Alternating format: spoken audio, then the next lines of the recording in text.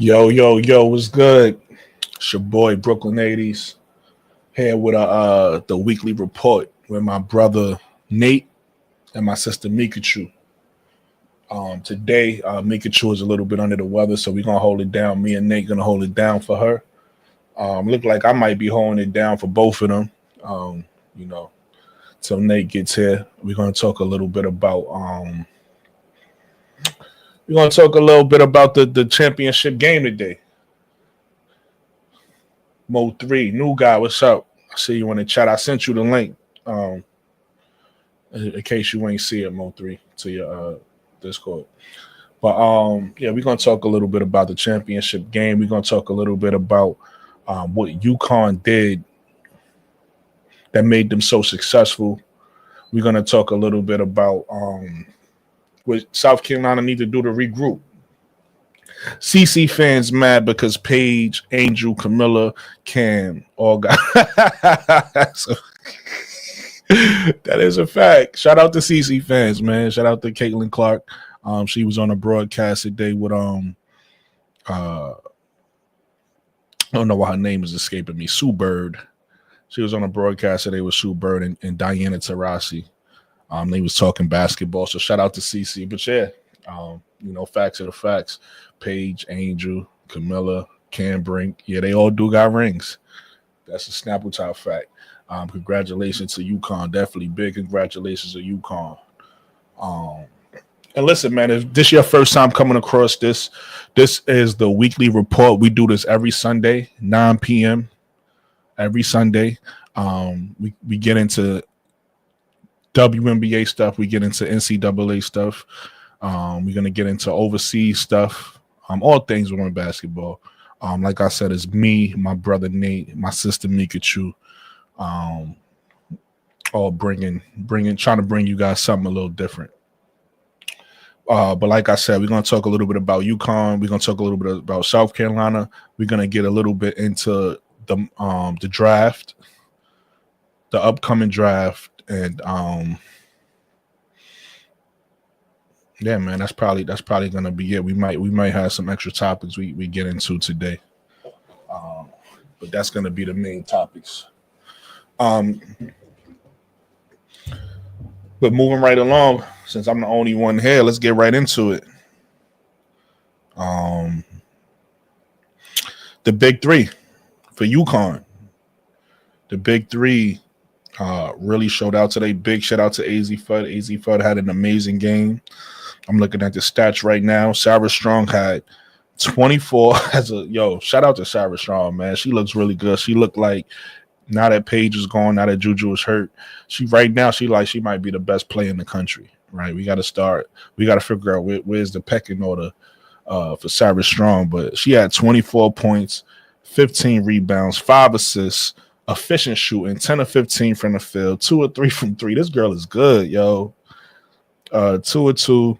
Women's basketball is in a good place. We keep talking about these players like that's it, right? People talked about Caitlin Clark, and shout out to Caitlin Clark because she's amazing for the game. But people talked about her like that's it, right? And then after Caitlin Clark comes Juju and that whole class. And now people keep talking about that class like that's it. But after Juju, now you got Sarah Strong.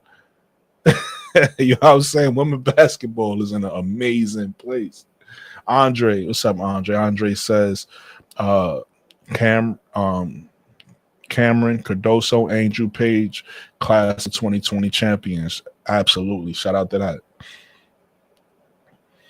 ADP, what's going on? So Sarah Strong, listen, had a very great game, 24, 15, 5 assists.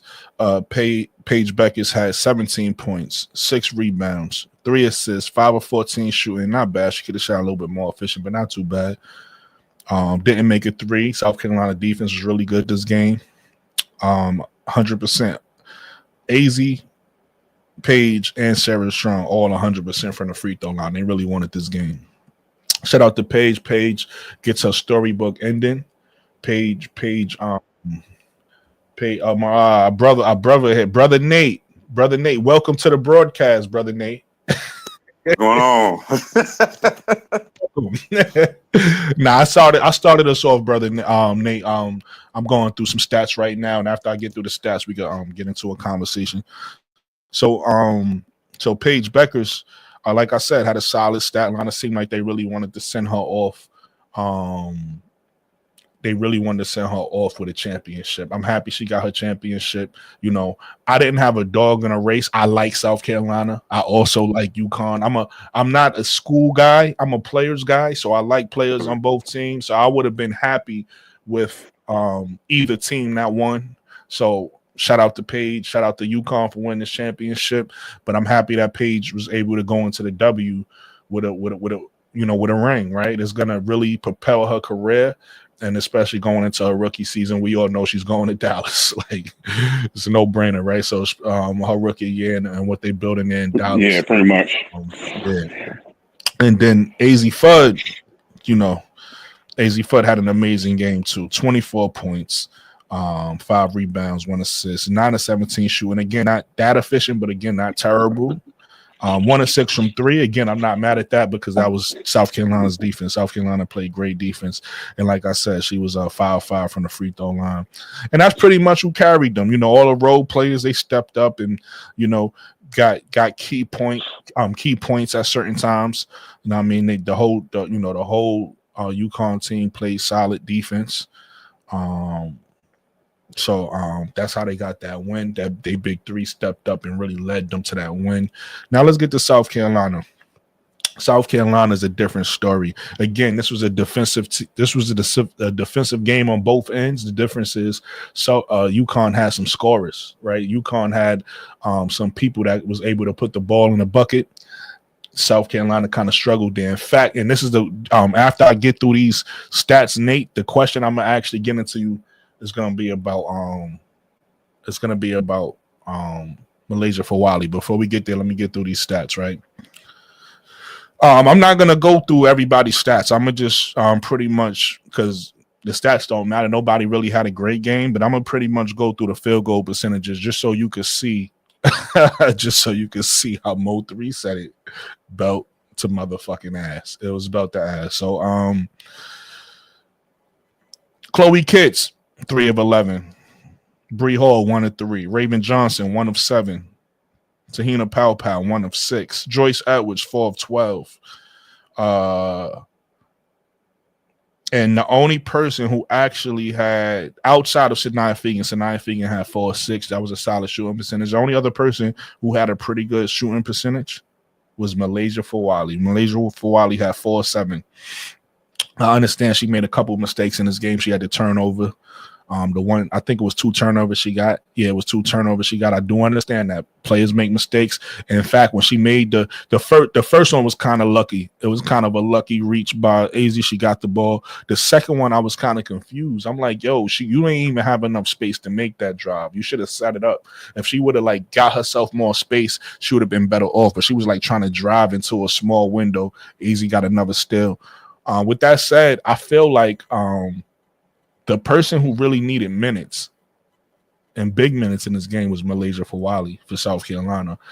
You play through those mistakes. This is one of the games that kind of proves what I be saying when I say, hey, I understand how y'all feel about these players. See, women's basketball, the funny thing is the thing that's great about women's basketball is the things that hurt women's basketball.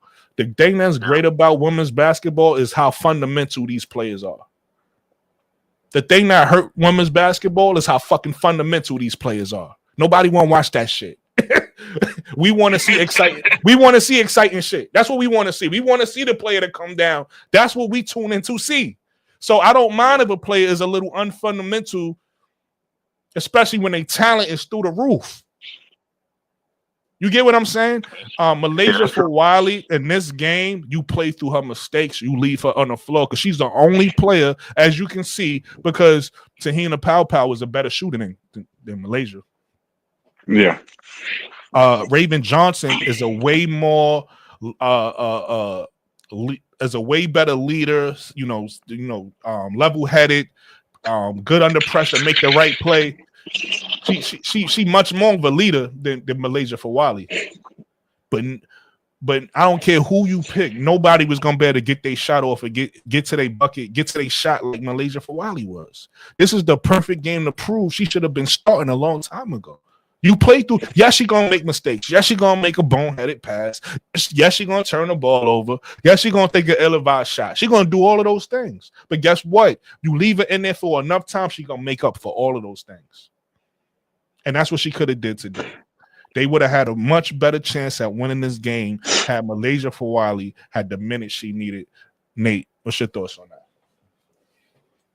Oh man, I mean, do you take that chance in the national championship game? I mean, because what she's been doing all year has gotten them here. So I understand what you're saying, but also that's also adjusting. But I mean, this national championship. Well, I think once you start getting down 10, 15. 8, 17, 22, 20, you have to do something differently. You want, hey, look, go out there and give me some buckets. And, at the same time, when she was scoring, they weren't stopping nobody. Like, the defense just caved. So, I think it was also a mix of the good defense and then bad defense. Like, they start getting sloppy. So, it wasn't just Malaysia that needed to be on the court. It was just, I think they was missing a couple of players, like Ashlyn Watkins, definitely. But I think even if they had Ashlyn, it would have been a closer game. But I think UConn still would have won. I think it was just UConn's like last year. Pow and Camilla was their key to winning last year. South Carolina, because they didn't have that 3. So so all they could have did was just double Camilla. But you had the combination of size and 3-point shooting efficiency from Pow. That's what opened it up. So this year they had, I don't think size wouldn't matter because UConn didn't really have no size, but they had speed and a lot of shooting. So it was just, speed kills, you know what I'm saying? So they just running up the court, down the court on them, and South Carolina couldn't get in their offense. So even if Malaysia had one off for like 20, it probably would have been, probably a better game, but it was just, they couldn't stop them. Like once the bleeding started, it didn't stop. Yeah, but that kind of, first of all, let me get to what New Guy says.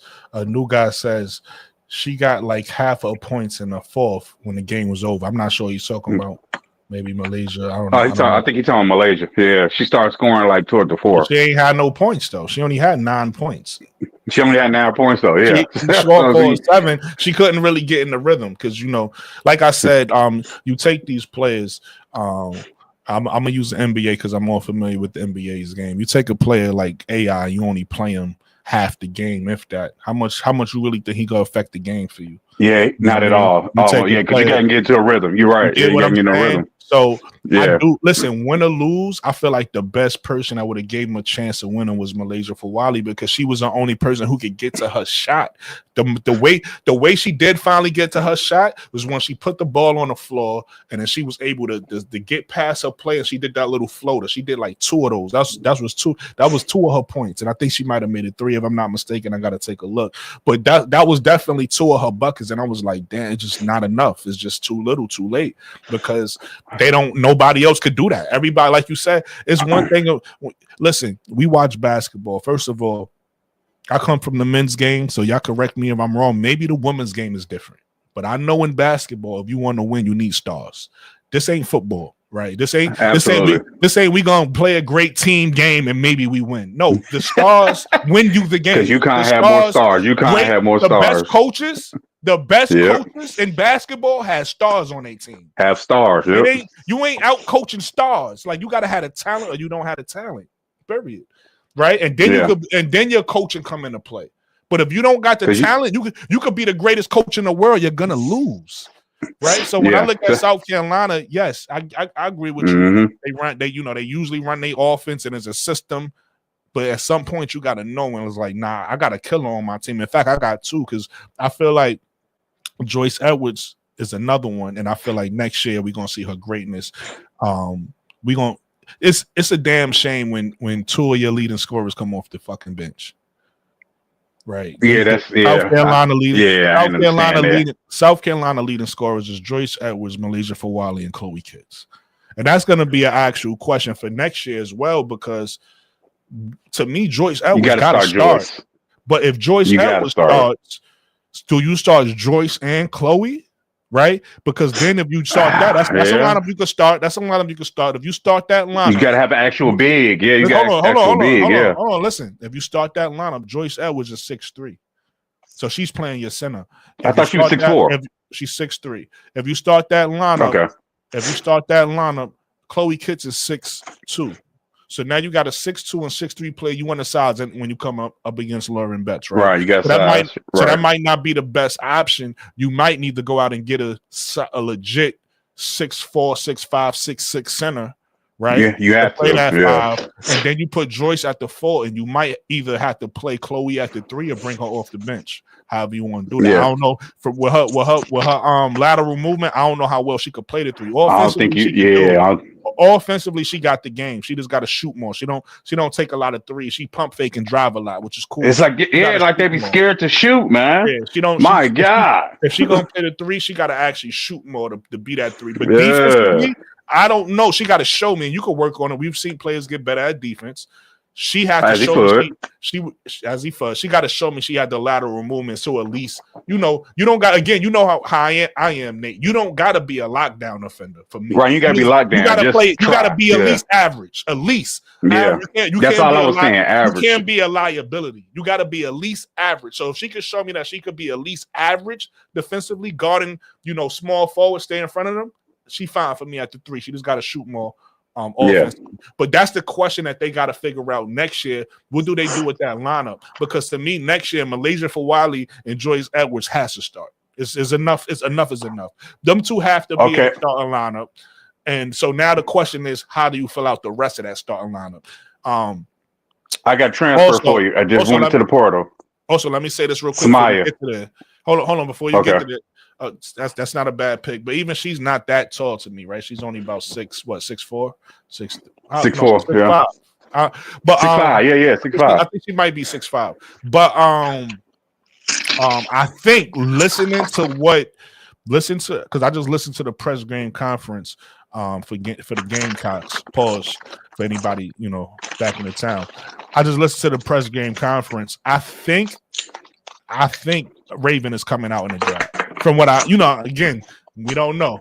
She could stay another year if she wants. I think she's coming out, and my advice to her would be to come out, because unless you plan to get better offensively, stay in another year to do the same shit you did for the past two right, years. You ain't doing the same. You can't do the same thing. It don't make sense. Yeah, like you didn't get no better this year offensively, no better at all. In fact, I was actually yelling at the TV this game because I was like, yes. Finally, shoot the fuck, because she started going to the rack. Like usually when she come down, she don't look at the basket at all. She come down at all. She make the pass and then run to the corner, and then if she get it, she'll shoot it. But initially, her first thought is the pass.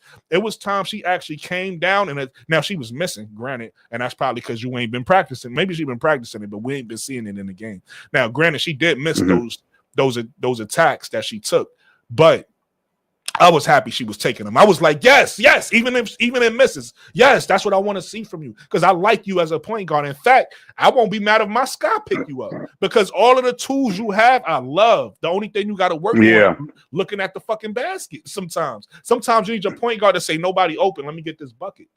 That's it. We don't need you to drop 30. Just get 10, 12. Yeah, just be some type of threat. Just be a threat. If they know you're not going to shoot it, everybody going to be waving you off. Exactly. Everybody. Because we already know defensively, she got all of the tools. We already know playmaking-wise, she got the tools. We know she's a great leader. We know she has every other tool you want in the point guard. She's just not aggressive. She's just not Let me get to some of these comments real quick, Nate. RC says, what up, RC basketball? He says, Uconn just took the belt off and beat they butts. Yeah, they beat them. That's a fact. After quarter one, yeah, pretty much, yeah. They should fuel Joyce Edwards to be. Yeah, I could tell Joyce Edwards is definitely fueled because of how she looked. Oh, yeah. She was not. If y'all get a chance, go watch that press game conference. She was not smiling at all. She ain't care what questions. In fact, one of the reporters was asked the lazy ass question because Bree Hall was up there. We all know she's going into the draft. He asked both of them about their thoughts about the WNBA. So of course Bree Hall answered, and Joyce Edwards was like, "Yo, I'm worried about next year, man. I ain't got time to be thinking." Right? What you talking about? She definitely. You could tell like this. She pissed. She want to play. She want to play right now. Joyce needs to start. Tessa definitely needs to start. I think Raven probably is stay in college. If she stay in college, she need to get better. My issue with her staying I don't see her reason to stay. Yeah, it I don't don't make see a sense. reason to stay. One, we over them old ass the old ass women who just staying and just mad old for no reason. We over that. So unless you plan on working on your game, if she comes back next year with a package offensively, a little floater, again, she don't have to drop 30. But if she have to show that she got a mentality that I'm a two-way player. Not just she Dejanay, right? She's just a defensive player. Like, no, we need you to be Dejanay, we need you to be a two-way player. It's it's basketball. Again, it's not football. Football, you can play one side of the ball. This basketball, you got to play both sides of the ball. Even again, like I said about the defense, I'm saying the same thing about the offense. You don't got to be a lights out offensive player, but you got to be average, right? You can't be a liability on the offensive end. You can't be that great defensively and coming on the offensive end, you a liability because you're afraid to shoot the ball. If you miss, you miss. Everybody miss. No perfect player. Steph Curry is the greatest player in history. He misses sometimes. Klay Thompson misses sometimes. So you could look at the basket. Hot Boy Coleon says, we call that a good team defender. I don't know what you talking about. If you're talking about Raven is a great team defender.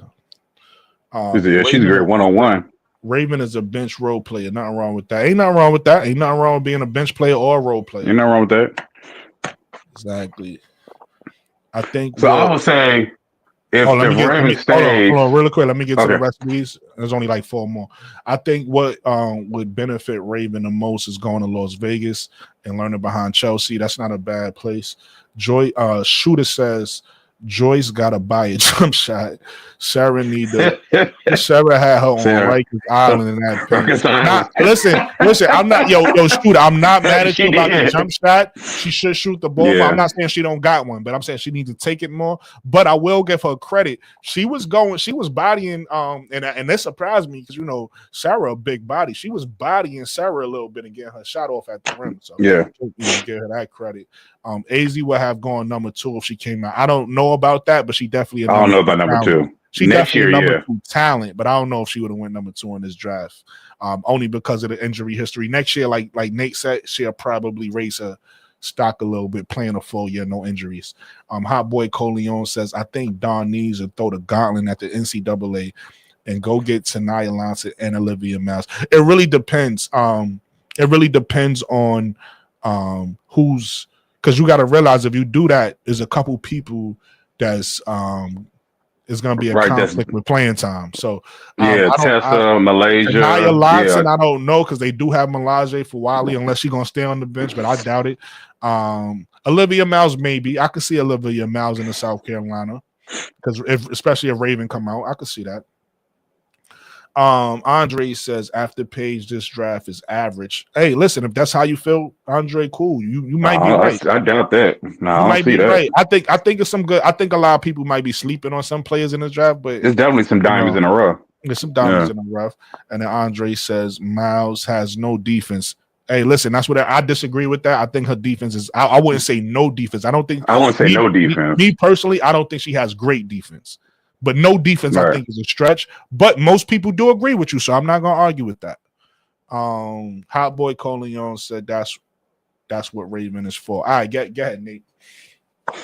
As far as if she stays one more year, the only way I see it benefiting her staying one more year is she hit the transfer portal because she's just gonna do the same. It seemed like to me she regressed from last year. I said that. Last year, she seemed like I said that months ago, so I'm happy you saying that. People thought I was crazy. Yeah. She regressed. She regressed, man. Yeah, she regressed. I'm like, well, this ain't the same Raven from last year. What happened? It's like she started taking even less shots. Like when she was shooting, she got in her head when she was missing and just stopped shooting. Like you said, you gotta be off. Even if you like, all right, I'm not hitting my jump shot, let me drive. Hey, let me hit this pick and roll and drive until you start like, all right, you get your confidence back, then start shooting again, baseline at least. Right. But just not to shoot at all, like what, 4 shots a game, 5? Come on, man, shoot the ball. So I think the only way it would benefit her is she was to hit the transfer portal and like go to Notre Dame. You know what I'm saying? And play alongside Hannah or something like that. Go to Guard U or LSU. So that's I don't really see it. I think Hannah needs to play the point. Now that Olivia's gone, I think they need to just focus she needs to be Hannah the point. at the point 100%. Yeah. But I agree with everything else you're saying. Yeah, absolutely. And as far as like a starting five, because I think I don't know what Raven says, make you think she probably will come out. Because I remember Dawn was saying early in the year that they was getting in their head about they draft stock. You know, because she was on the board at like first round, like late first round, and then she just started dropping. You want to know why you started dropping? Because you stopped shooting. They know you can defend, but they want you to shoot. Yeah. You see, DJ Carrington went second round, but she developed, but you got to shoot or drive. You know, you the point guard. I know she's pass first, pass second. Yeah, she's pass second and third. Like she, like you said, she don't even look at the basket. If I know I'm playing D on you, you're not even gonna look at the basket. I'm immediately doubling off. I'm immediately hedging. Like, all right, I know you finna hit this, try and hit Chloe, or you finna try and hit Sanaya Fagan, who didn't play. Which I'm so confused. I don't know. She probably got hurt or what. I don't know what was going on. But yeah, I see the starting five. Right, she needs to come out. I see the starting five next year for South Carolina being Malaysia, Tessa. I don't know, Joyce, Chloe. I don't know if Chloe could play the three, but she's been starting since her sophomore year. So I say Joyce, she get a jump shot. You know, they both hit the gym and just shoot 1,000 jump shots a day, and you get Samaya. And I think that's a legit contender right there. Because that's all I was asking. Like, if they can get Samaya and some more pieces out the portal, get a good recruiting class, then they'll be right back here next year. But if LSU get Olivia Miles, it's a wrap. And you got Florida, like you said, you need that big three. You need your stars, because if LSU they get Olivia Miles, they had Flau'jae, Olivia, and Michaela, and they got a nice starting freshman class coming in. But we don't know if they're gonna play like that. Kim Mulkey does play her freshman, like Flau'jae played her freshman year, but UConn had better stars and better defense. Like Paige, AZ, Sarah Strong, they got a superstar freshman, and he played his freshman. And that's why Sarah Strong didn't want to go to South Carolina. She had ties to South Carolina, but she knew she wasn't going to start. So she's like, well, I want to play. That's the best, best of my development. I want to start. And Gina was like, yeah, you're going to start. You come here day one, you're going to start. And you know what I'm saying? So they have been recruiting her since they saw her. I saw the story since they saw like 6th, 7th grade. But she really wanted to go to South Carolina. But Dawn was like, you got to earn it. And Gina was like, you can start right now. So everybody got their systems. It worked for some, not for all. So she was like, well, I'm going to go here then. So that's why I'm like, it depends if you want to get off their mantra of like, hey, freshman got to sit, because Chloe started her sophomore year and Malaysia's still coming off the bench and she's going to be a junior. So I'm confused on how, the coaches see them at practice as well. They talk to them.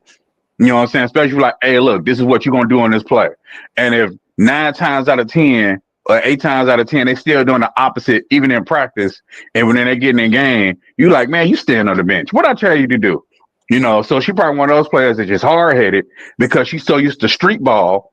It's hard to get them street ball people in a system like, hey, look, we're going to hit this hedge, we're going to hit this play, they're going to come out the key. You're like, oh, no, I can just hit them. I can take them off the dribble. That's not the play.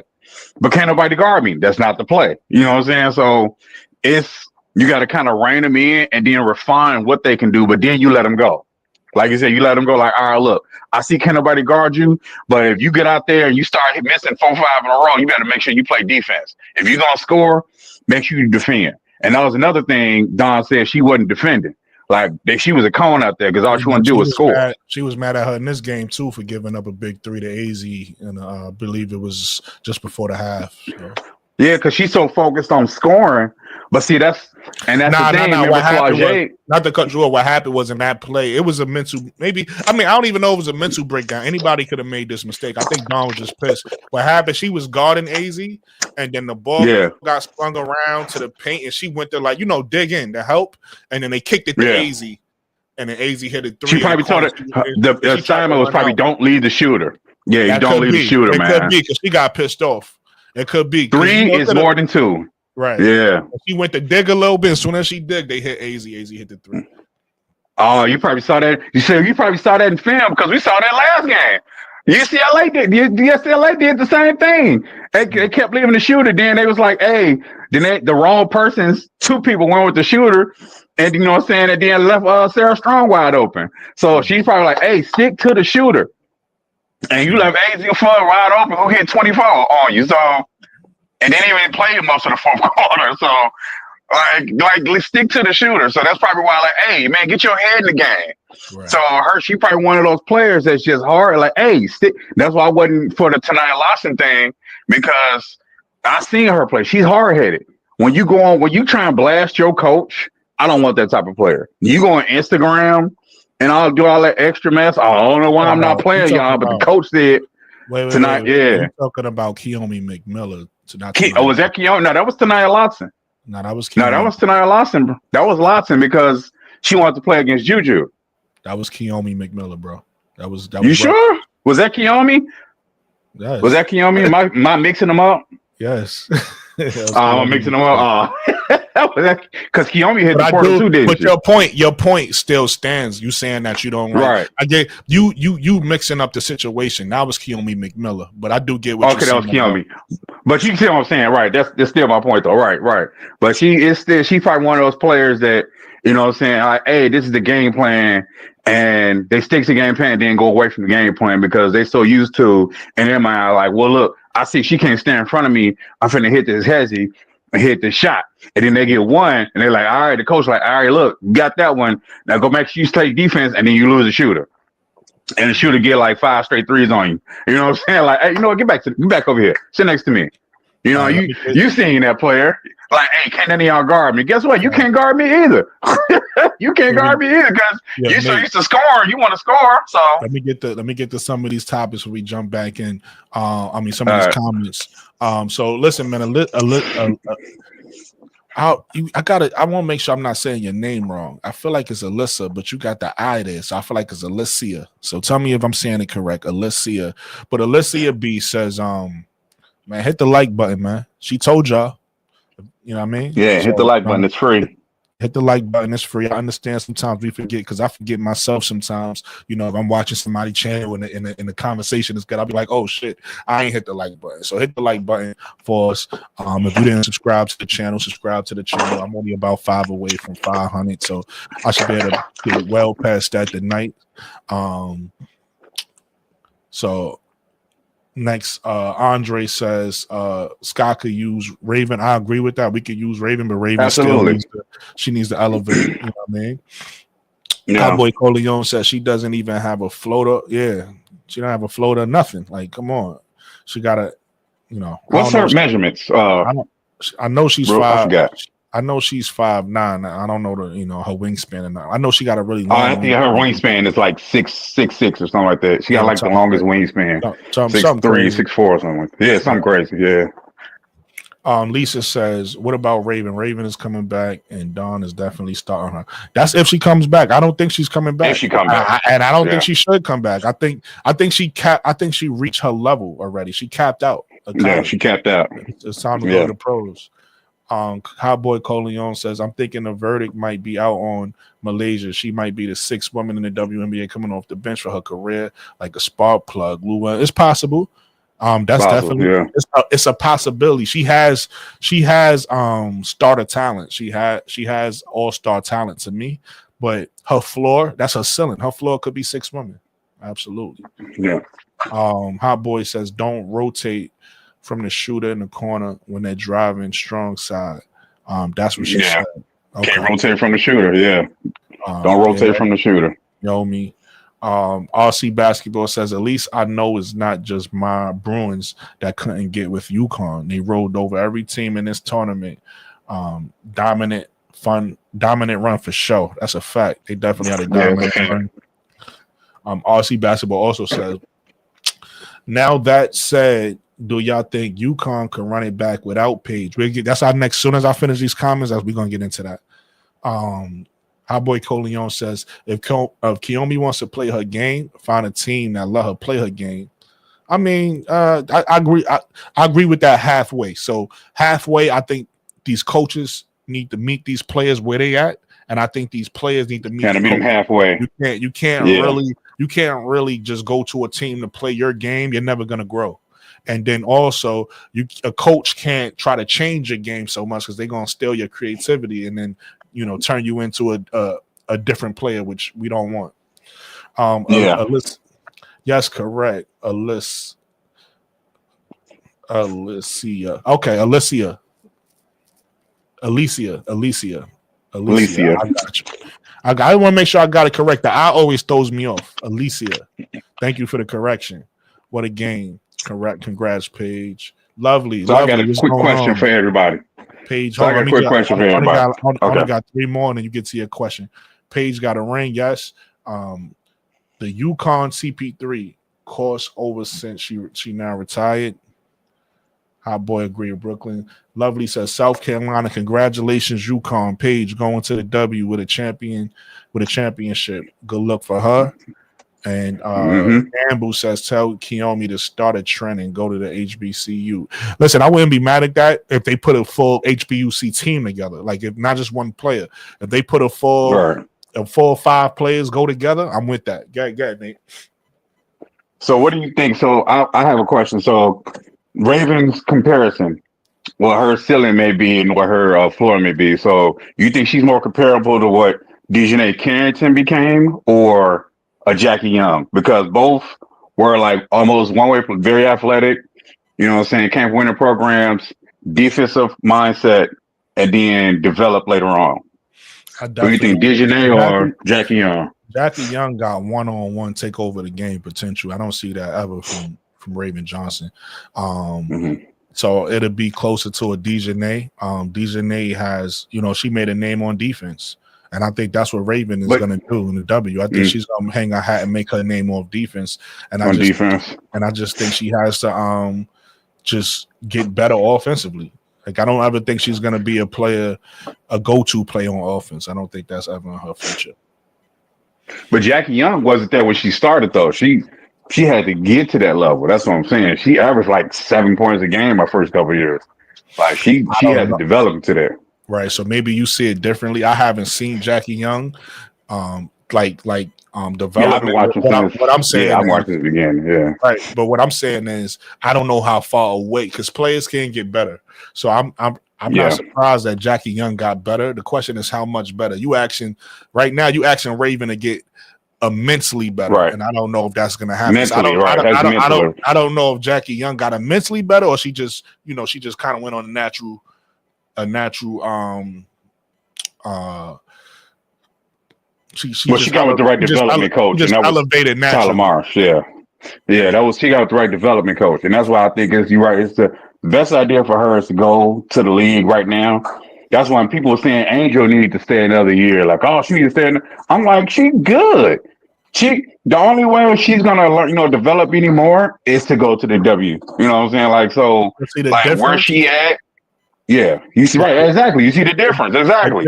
The difference with an Angel and a Raven is Angel may have looked raw, right? Because there's certain things like scoring wise. The reason why people were so low on Angel, the people who didn't believe in her, was because she didn't shoot the ball at her size. Certain skills they want those players to have. So Angel looked raw, but she did show glimpses of what she can be because she would have the season like her, the season before last, not the last season she played, but her championship season, she averaged fucking 25 and 15. Like those are numbers you can rely on, right? You could see that and say, okay, exactly. I could see the translation. Raven hasn't shown us nothing yet for us to say, oh, she's going to be able to shoot the ball like that in the pros, or she's going to do this in the pro. Defensively, she showed us the whole package. She's going to lock a lot of people down in the pros. We've seen it. I mean, Caitlin can absolutely, tell. Yeah. Caitlin could let everybody in the pros know, oh, this girl. Oh, y'all thought Caitlin. No. And we being honest, Caitlin is going to be like, y'all think Dejanay locked me up? Wait till Raven comes to the dub. That's what Caitlin can say.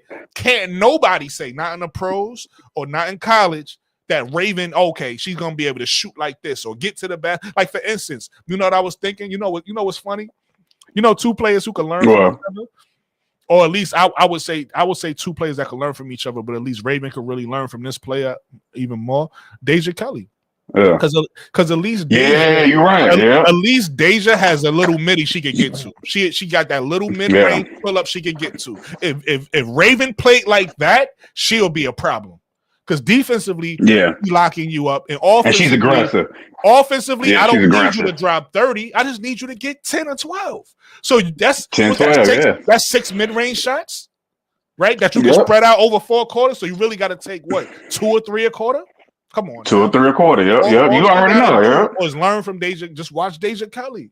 And Deja Kelly, and that's somebody that's an easy person she could get to. To me, Deja Kelly has to work on a floater, right? Because the problem with Deja Kelly is she's easy to lock up too, because she all she has is that mid-range dribble pull-up, right? She's not a fast guard. So once the defense say, okay, we're gonna take that mid-range away. This is what Duke did to Oregon in the tournament and how they eliminate them. They took her mid-range away, and she didn't have the speed to get past them to get to the basket, and then she didn't have a floater, a shot to get off before they got to her. All she has is the dribble, stop, pull up. So 2 things she needs is either a fade, because if she like the Kobe fade, if she dribbles to that midi and fades, there's nothing the defense could do. Or if she got like a CP3 floater, if she gets to the mid range and be able to float it up over the defense, is nothing the defense could do. That's really up to her accuracy at that point. The third thing would be something that you can't really develop. You either have it or you don't, and that's speed. So if they come trap her or they take away that midi, if she had the speed to get to the basket, she could do 2 things now. She could either finish, right? Obviously, or she could dump it. Or when they come to overhelp now, they're gonna be trailing. She could dump it to the big. The big got an easy layup. That's what Deja Kelly is missing in her game, right? Offensively, right? So if I take a look at Raven Johnson is missing all of that. She don't have the mid-range jump shot. She don't got the floater. She's athletic, so she might be faster than the Deja Kelly. So she was getting to the rim this game, so she has that in her bag, the ability to get to the rim. If you get to the rim and you a threat, you either gonna score it, get fouled, or you kick it to the bag. But again, these are things that somebody gonna get to her and work on her with these things. Absolutely. But yeah, because that's all development. She gets to the league, that's all development right there. And they tell her like, "Hey, get a look." Because she probably won't make a squad, but she can make it. Get drafted second, third round. I think, as I hear a lot of people saying that she probably won't get drafted. I think she'll definitely get drafted. She'll get drafted because the things she bring, you need, right? We talking about her weaknesses. This thing she need to work on to get better. But the things that she already has, every team needs it. The only thing, so in basketball, especially in a men's game, the women's game is a little different because everything is not predicated on shooting as much as the men's game. But if you could shoot the ball, you probably got a job in the league. So that's something that Raven is missing, right? The ability to shoot consistently, or the, you know what I mean? Because when she's off ball, I don't think she shoot that bad. She's on ball, she don't look at the basket. So she's missing that. The other things is if you can defend, you got a job in the league, right? So what Raven brings to the table, there's no way she don't get drafted. She just probably was. Hey, wouldn't it be messed up if the Fever draft Raven? Wouldn't that be something? The Fever draft Raven? Like, hey, get her so she don't be sticking me. That'd be petty, but also smart. But I think they can't keep none of their draft picks though anyway, right? Because they got a full roster already. You're right. I don't think they could keep them, but they do have. I think they have picks in the second and third round or something like that. But they're not keeping none of them. Yeah, they got a full roster already. So I doubt any draft picks make that roster. Duval, what's up, Duval? Let me get back to some of these comments in the chat real quick. Where did I leave off at? Bang, right here. Five says, fact, she the closest thing to a Dejanay. Lisa says, I can't believe y'all think Raven is going to declare for the W. Yeah, I mean, listen, Lisa, we okay if we wrong? No, but what I'm saying is because people do this a lot. Hey, Nate, if we wrong, we wrong. We we wrong. Like, okay, well, she did. The world ain't going in, so. I was wrong about Flauget. She thought about it though. But I was wrong. Okay, we get things wrong sometimes, people. But I do think she's going to declare. I think it's time. Fast says Raven is a second round pick. I could see that. Fast says, let's hope she even get picked. Now she's going to get picked. She's going to get she getting picked. Hot boy Coleon says, but she had the skill set in her rookie year to break people off the dribble, get to the rim, just needed to add that jump shot. I think you're talking about Raven. I agree. Yeah, because she got the speed and athleticism and the strength. She just need that. She just need that development in the W. She's not gonna get that in college. Facts. It's time to move on. Hot Boy Corleone says she's a second round pick. Andre says Angel proved them wrong. She definitely did. And season 2 gonna be even worse. Season 2 gonna be even worse because now Angel had time to assess what she's dealing with. Right? She's not going in there like a dead headlights. Like, okay, what's happening? She know, and especially playing Unrivaled, the players that we calling as the MVPs and all this. She got a chance to play against them, size them up. So yeah. Season 2. And you saw what she said. Met some dogs, turned some dogs into puppies. Yep. Like she's still talking trash. Like what? Talking trash, and it's about to be a problem. Fast says Kelly needs to add more to her game. Deja Kelly needs to add more to her game. She wants to get drafted. That's a fact. I think Deja Kelly is a person who might not get drafted. Like she does. I could see her getting drafted and not getting no playing time or coming off the bench. That's what I was saying. Deja Kelly. Yeah, or maybe not getting drafted is very possible. I think she gets drafted second, third round and probably doesn't make the team, plays overseas, and makes the team within a couple years as she works on her game. Facts. What's up, Duval? Duval says, salute to Brooklyn in the chat. Henry Hurley Jr. says, if Raven Johnson improves on her offense as equal as her defense, she's second. She is the second coming of Jackie Young. I mean, I agree. If she could get that, because her defense is elite. She has elite defense. Yeah. So if her offense get elite, if her offense become elite, then yeah, she will be. But I just don't think that can. I don't see it happening. But we'll see. Hot Boy Corleone says that would be smart to drive Raven as a practice player for Caitlin to go up against her every day in practice. Y'all disrespect that Raven. Henry T. The thing that Raven Johnson has. Y'all so dirty. 3 W championships. Hot Boy Corleone says Raven can tell her what it's like to win the championship. Right, exactly. Hot Boy Corleone says, but I don't judge them harshly until after the rookie contract 4 years is up. So okay. All right. That's it, Nate. What you got, Nate? Yeah, man. I was wondering when you saying about that missing piece. I was thinking that missing piece, man. But yeah, Raven. Actually, I think this is actually a pretty deep draft. I know people like, after Page. I mean, like you said, that's fine. But we've seen, look at Angel. Just so the chat know, when Nate says missing piece, he's talking about Chicago. I'm talking about the sky. Yeah, I said that I think Chicago is one piece away from really having. And I agree. Yeah, and I agree. Right, from having a legit championship team. I just wanted to bring the chat up so they could know what we talking about, because some of them might not know what you meant by missing piece. But yeah. Right. But yeah, so when people say like, didn't they say that last year after Caitlin? Man, and look at the draft. If they do a redraft, Angel is number 2. Maybe, you know what I'm saying? Most draft number 2 or 3. You know what I'm saying? Easy. So, and she was number 7. And they totally misjudged her. Like, well, she can't shoot. Well, guess what? She's going to dominate the game defensively and offensively by grabbing all offensive rebounds. So, and then you got to come out. So you can't just go by like, what you see in college. You got to remember that they're going to develop with pro coaches. You know what I'm saying? Pro developers. So what the college game is different than what the program. Like, the salary, man, skip the salary. It's about your game. You know, like, she's not going to go because of the CBA. She knows, the best way for her to develop her game, talking about Raven, is to go to the W. So I feel it's definitely some diamonds in the rough this draft. Now I think the Sky can definitely get a couple. I'm thinking 10 and 16.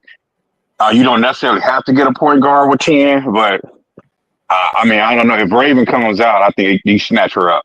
You snatch her up immediately, and you have Courtney show her like, hey, you hit this shot. You know what I'm saying? Your shot ain't falling, you drive.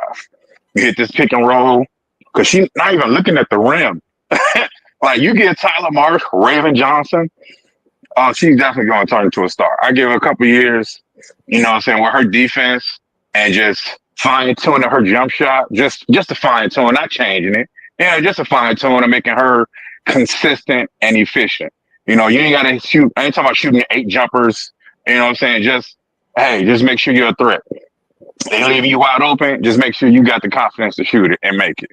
You know, I ain't saying make her she turn to a superstar, but just turning her into a very good W player.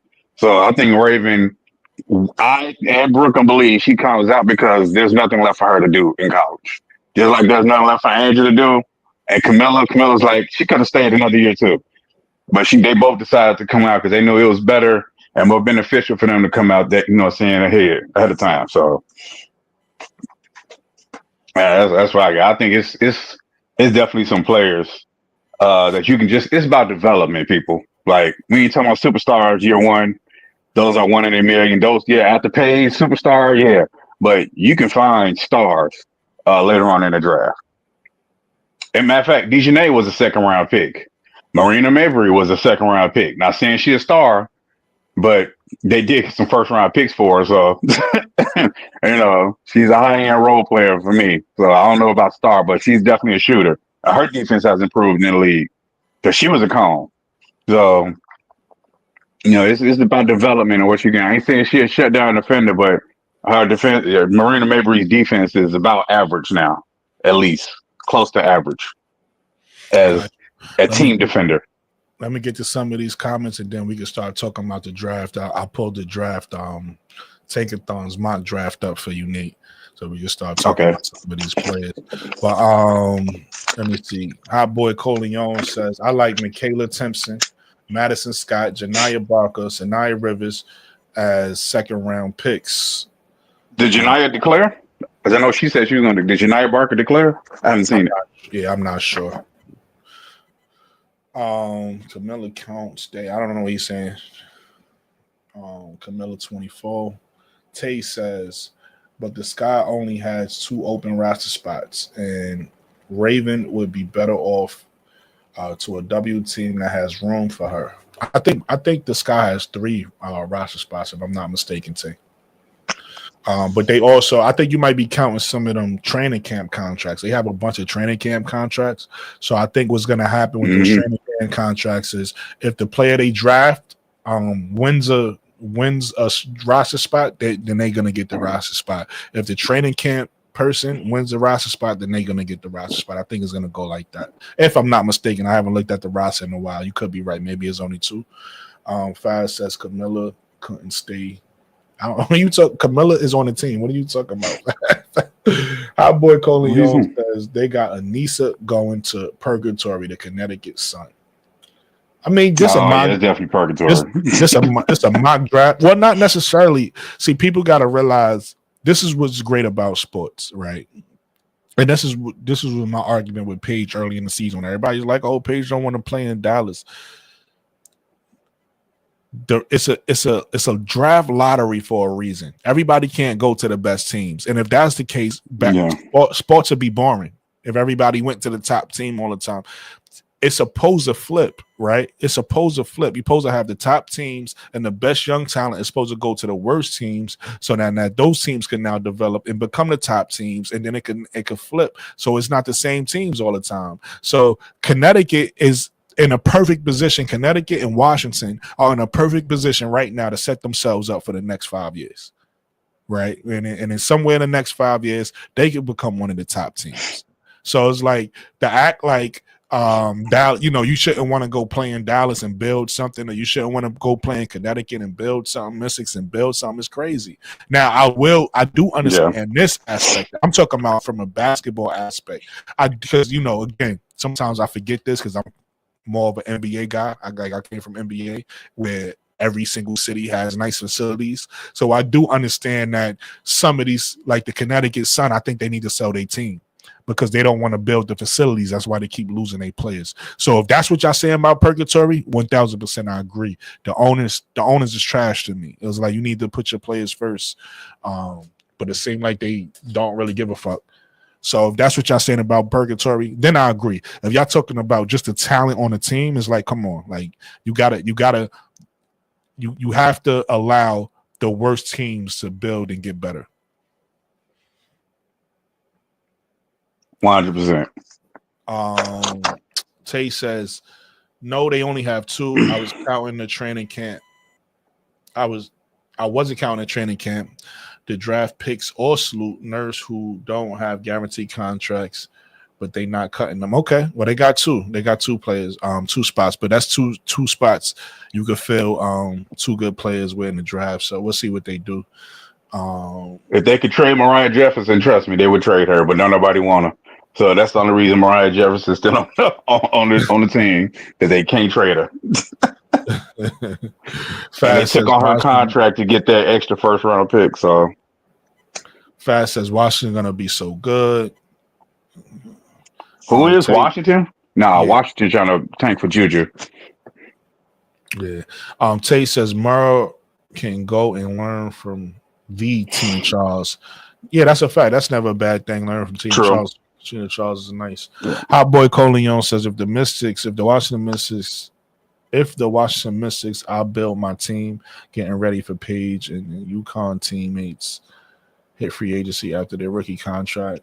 I don't know. That's a bad GM, Coleon. You basically saying you're building your team. It sounds like, correct me if I'm wrong, Coleon. It sounds like he's saying he's gonna build his team for when Page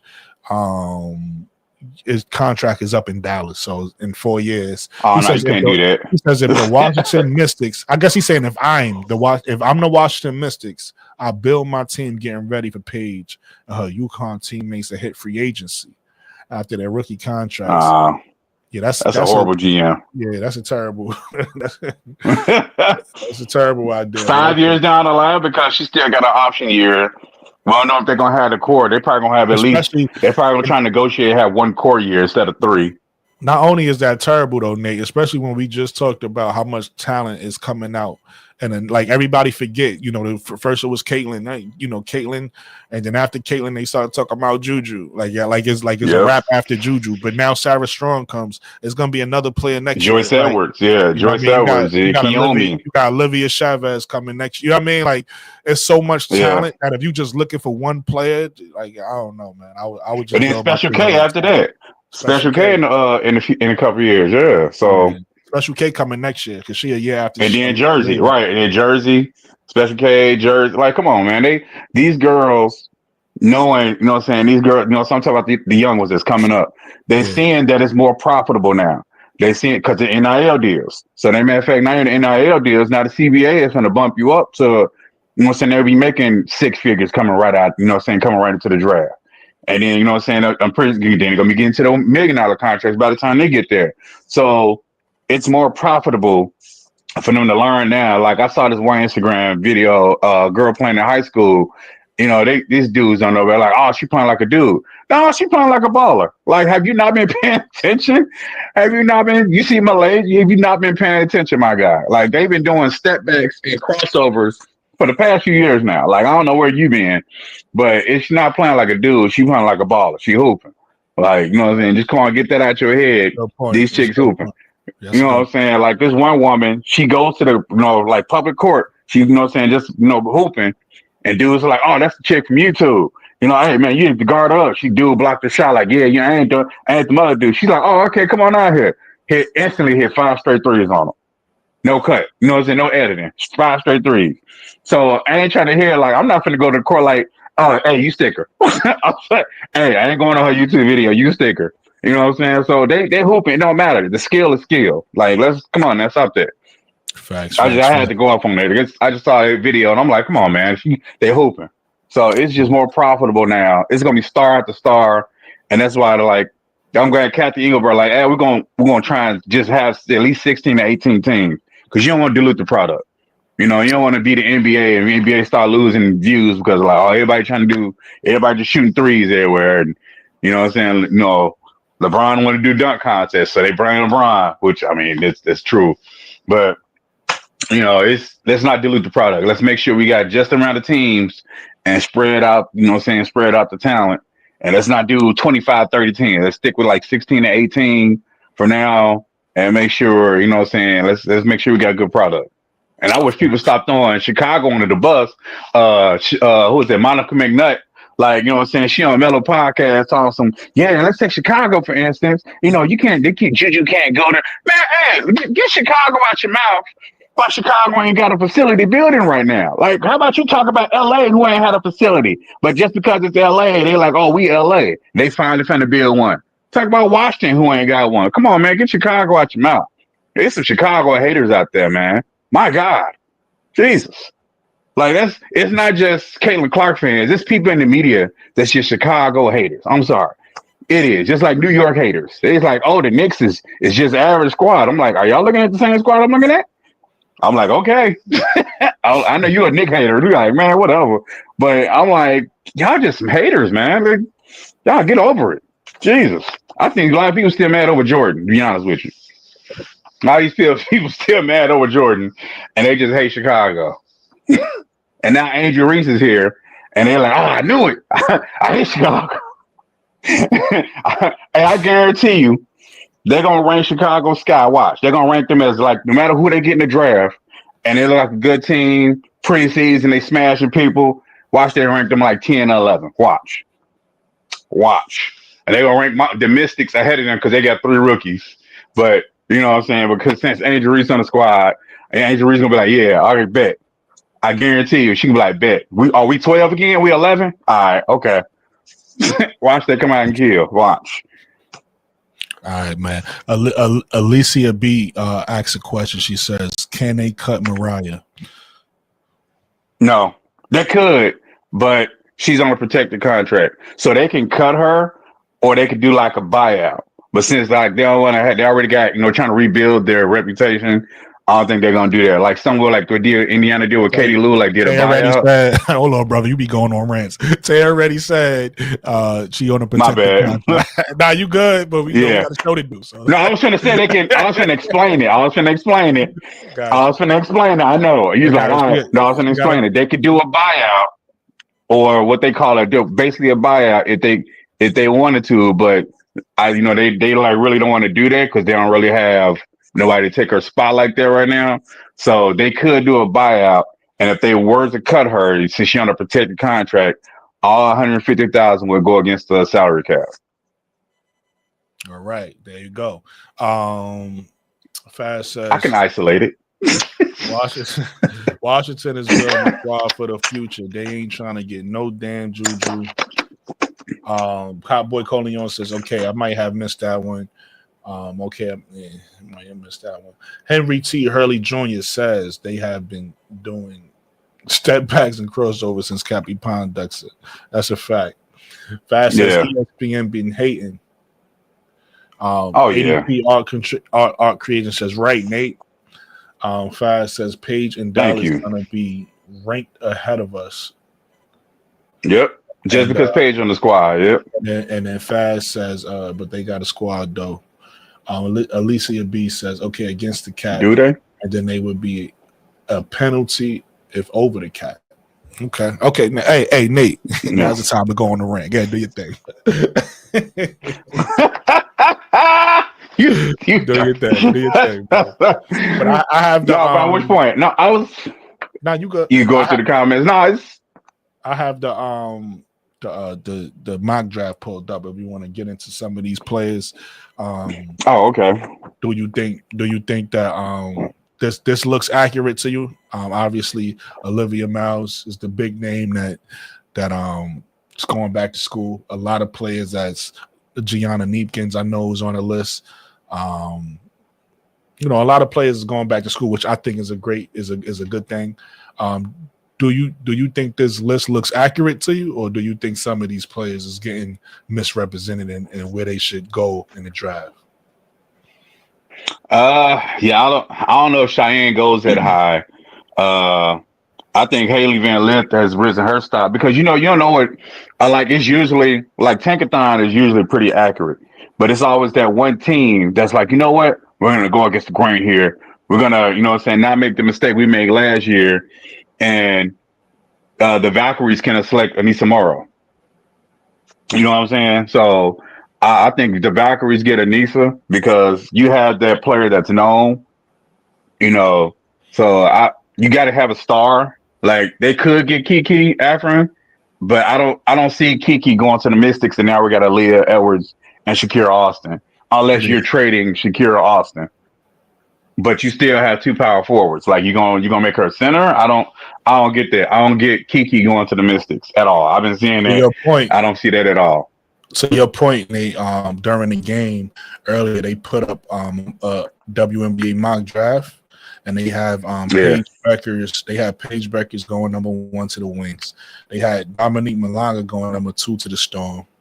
They have Kiki Arifin going number 3 to the Mystics. They got Sonia Cintron going number 4 to the Mystics, and then they had Anissa Merrill going number 5 to the Valkyrie. So they agree with you. Okay. Wait, who's was that ESPN's? I don't know because I'm assuming it was ESPN's because it's an ESPN broadcast, but they didn't say. Okay. They just said WNBA mock draft. So I'm assuming it's an ESPN's mock draft because it's obviously an ESPN broadcast. But this is the order they have the players going in on ESPN. So I don't see Kiki going to the Mystics. They already got a power forward. I know they're going based off talent, but you got to go based off need as well. And my thing is, will Mystics even keep all 3 picks? You know what I'm saying? Will they draft a player and then trade that pick? I can see that too. You know what I'm saying? I can see them like drafting and then trading that pick later on. Like, this pick has been traded to Minnesota or and you know what I'm saying, or something like that, or the Wings. The Wings probably traded again or whatever. They got Sedona Prince in the first round on here. Wow. I could see that. Okay.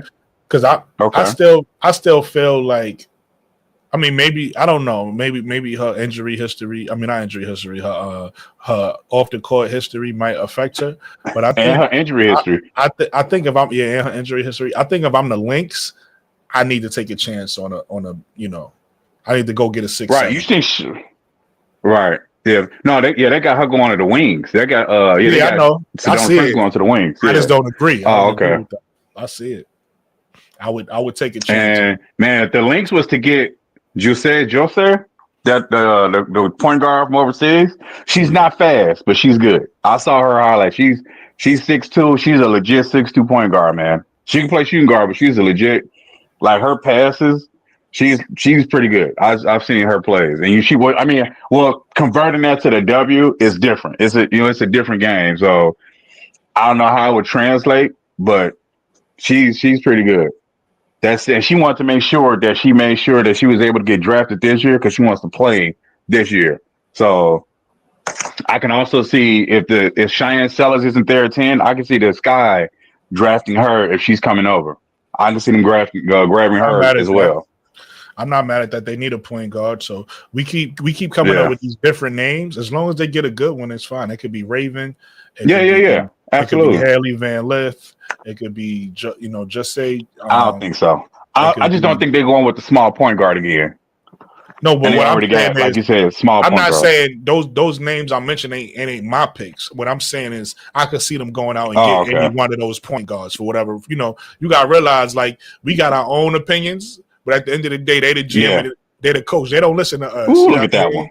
They that was a good one. Yeah. You know what I'm saying? Like, they gonna make but my point is, it's a lot of point guards out there. As long as they get a good one, I'm happy. And she played with Dominique Malanga too. Yeah, somebody to learn from Vandersloot, because we all know Vandersloot starting. Yeah, nobody they picking. Oh, absolutely. Yeah. Only way somebody gonna start over Vandersloot is if they notice somewhere in the middle of the season, Vandersloot defense is an issue, and this particular player, whoever they get, is able to play a solid, point guard game on the offensive end and not a liability on the defensive end. I could see them taking maybe taking over Sloop position, but outside of that, they talk to Sloop like, "Hey, this is what we're going." They probably start Sloop, or within the first few minutes, and immediately put the other, the other player in. Like to your point, Nate. So I see somebody in the chat put Serena Sundell. So, like, let's say we get a Serena Sundell, let's say we get a Cheyenne Sellers, or let's say we get this girl from overseas you just mentioned, Nate. They all 6 foot players, right? They all 6 foot. Yeah. So if they could come in and automatically make a huge impact on the defensive end, and then play solid offense, I could see them saying, "All right, Sloot, we're gonna bring you off the bench for this young player because they have they have these things that we need." But outside of that, and I can really see that. I really see that, and then because Sloop came to Chicago, she left New York because they benched her. But I can see that especially if they're winning, so like especially like if this player contributes to winning, they're like, "Hey, Sloop, hey, we know we bring you back, but as a veteran, you gotta be like, all right, yeah, you're right, yeah," because especially if they outplaying you in practice and they get on the floor and you know what I'm saying, you scoring, you doing your assists. And like say they grab a Cheyenne Sellers and Tyler Marsh has been working with her, and you defending, and all of a sudden they had like 2-3 good games in a row. They hitting, she hitting like 4 or 5 threes, or not even threes, or just going to the basket, driving, just good efficiency and impact and winning. You know what I'm saying? Like they plus minus is like a 23 or something, and it's affecting winning. That's the thing. Like, and they start first. They're gonna first do the minutes. They're like, hey, let's get her some more minutes, and then I see her sitting on the bench a lot. And start playing with the starters more and more and more, and we're winning because she's on the court. And then you take her off, and if you see a big drop off, you're gonna have to start that player. If it's a big drop off when you put Sloop back out there, and her defense is suffering, like her age starts showing, you're like, all right, we're gonna have to have a talk, y'all. But if she's still being efficient, they're probably just gonna play them together, or probably just give her more minutes and have Sloop play with her. Because Sloop came back to start. I believe that officially wholeheartedly, because when New York benched her in the playoffs, and she was hurt too. Like she had her mother die. Like it was a whole thing. Like, and then for them to bench her, they're like, hey, we're gonna put you on the bench.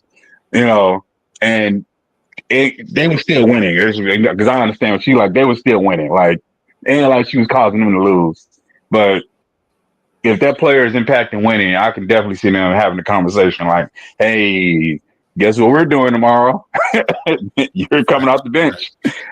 So Facts. Let me get it's all about the W's, man. Facts. Let me get to some more of these comments real quick as they coming in. We appreciate you guys. We appreciate you guys, man. Commenting. Anybody who came in, make sure y'all hit the like button. Our Cash Apps is also on the bottom. Queen Mikachu is not with us right now. She's actually under the weather. She's sick. So prayers to Mikachu. She'll be back with us soon. But her Cash App is right there on the AKA bottom. Foxy Brown.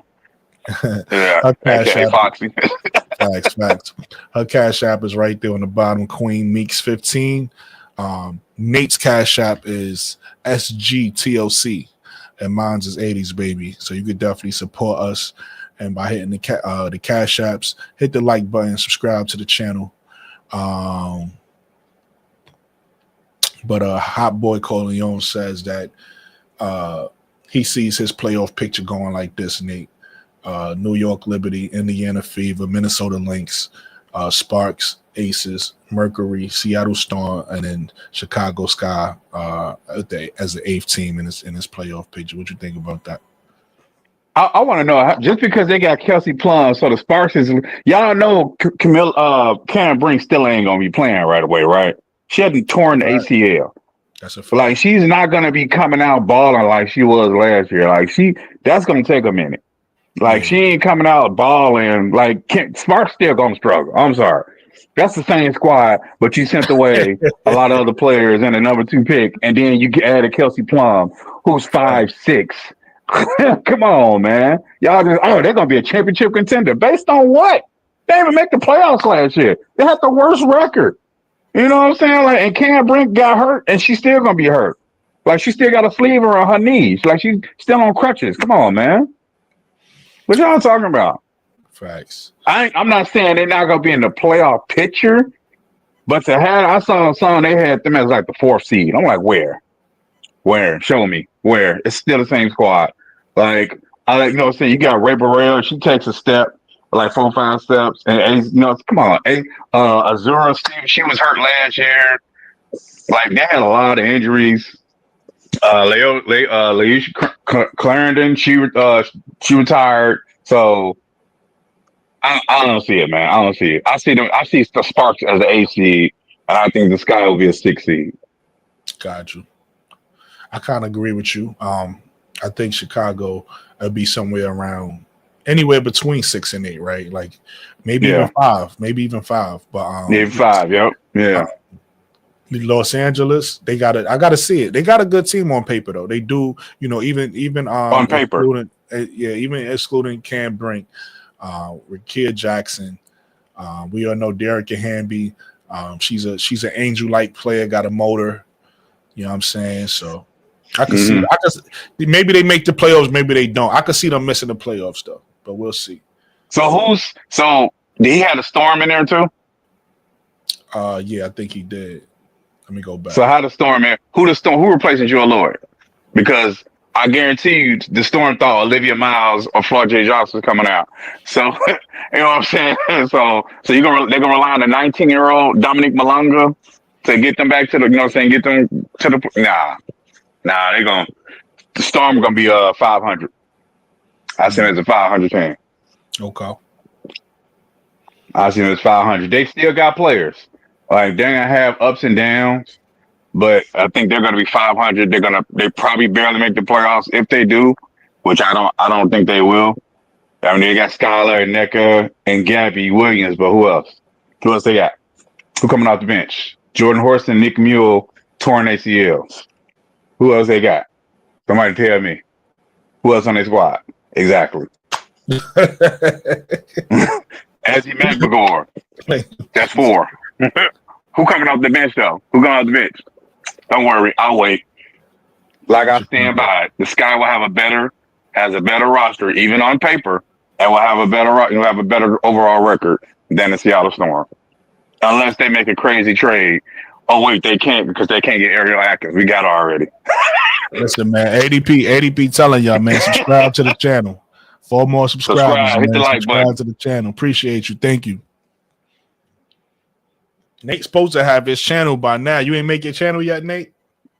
Oh man, listen. I got promoted and got swamped. Congratulations. No.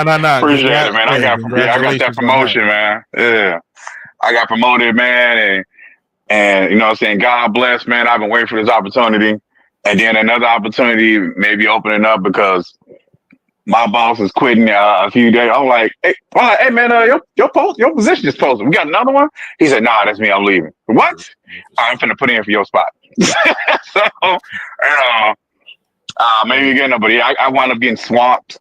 After taking over. You're gonna have your paid soon. Listen, Skull Brain Nation says his starting lineup for Chicago is gonna be Angel, Camilla, Michaela, Ariel Atkins, and Vandersloot.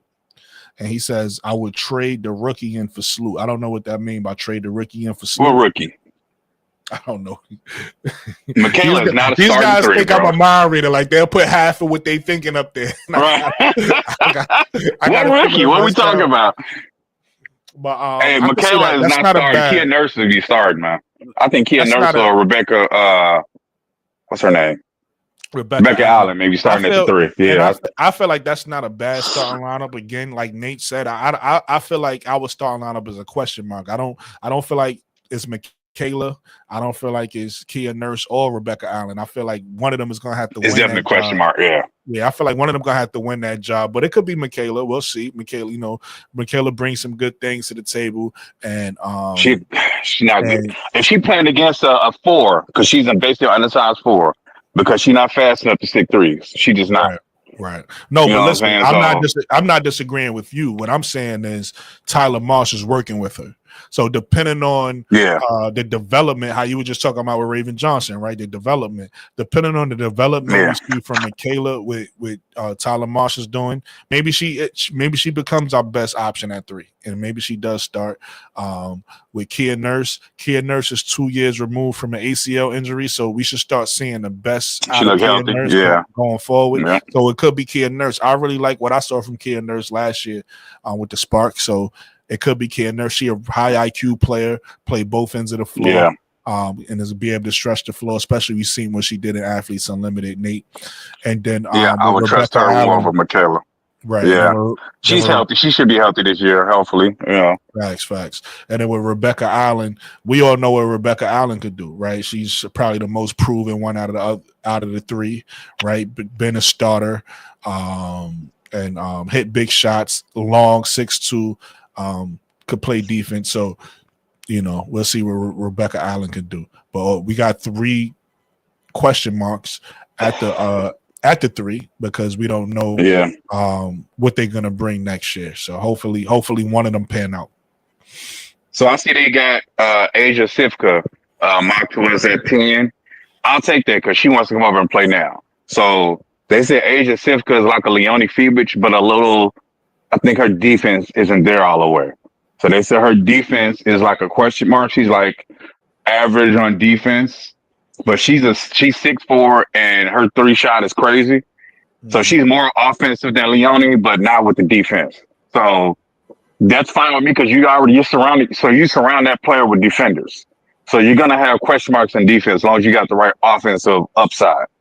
So if you got plenty of shooters around, saying your bigs, 1 through 3 is shooters, then you're good. Like, so Vandersloot will shoot. She can shoot. She'll shoot it. She'll, or she got that pick and roll on point. So, and she wants to make sure she get Angel's shot. She want her to shoot. So you got actual shooters, Sloot, Errol Atkins, and if Asia Sivka proves she can shoot, you got to prove it first. But if she proves like, hey, I'm a shooter and I can add and pass a little bit, then I can see, like, hey, we're going to go ahead and put her at the 3. Because what you start at the season, remember, Diamond DeShields started at the start of the season. She was starting. And so was Dan Evans. We see how that worked out. It didn't work out at all. So what the season starts out as, and then wound up becoming as far as like, all right, this lineup isn't working and this one is, so let's go ahead and switch it up. It'll work out. So maybe they find their 3 in the draft, maybe they don't.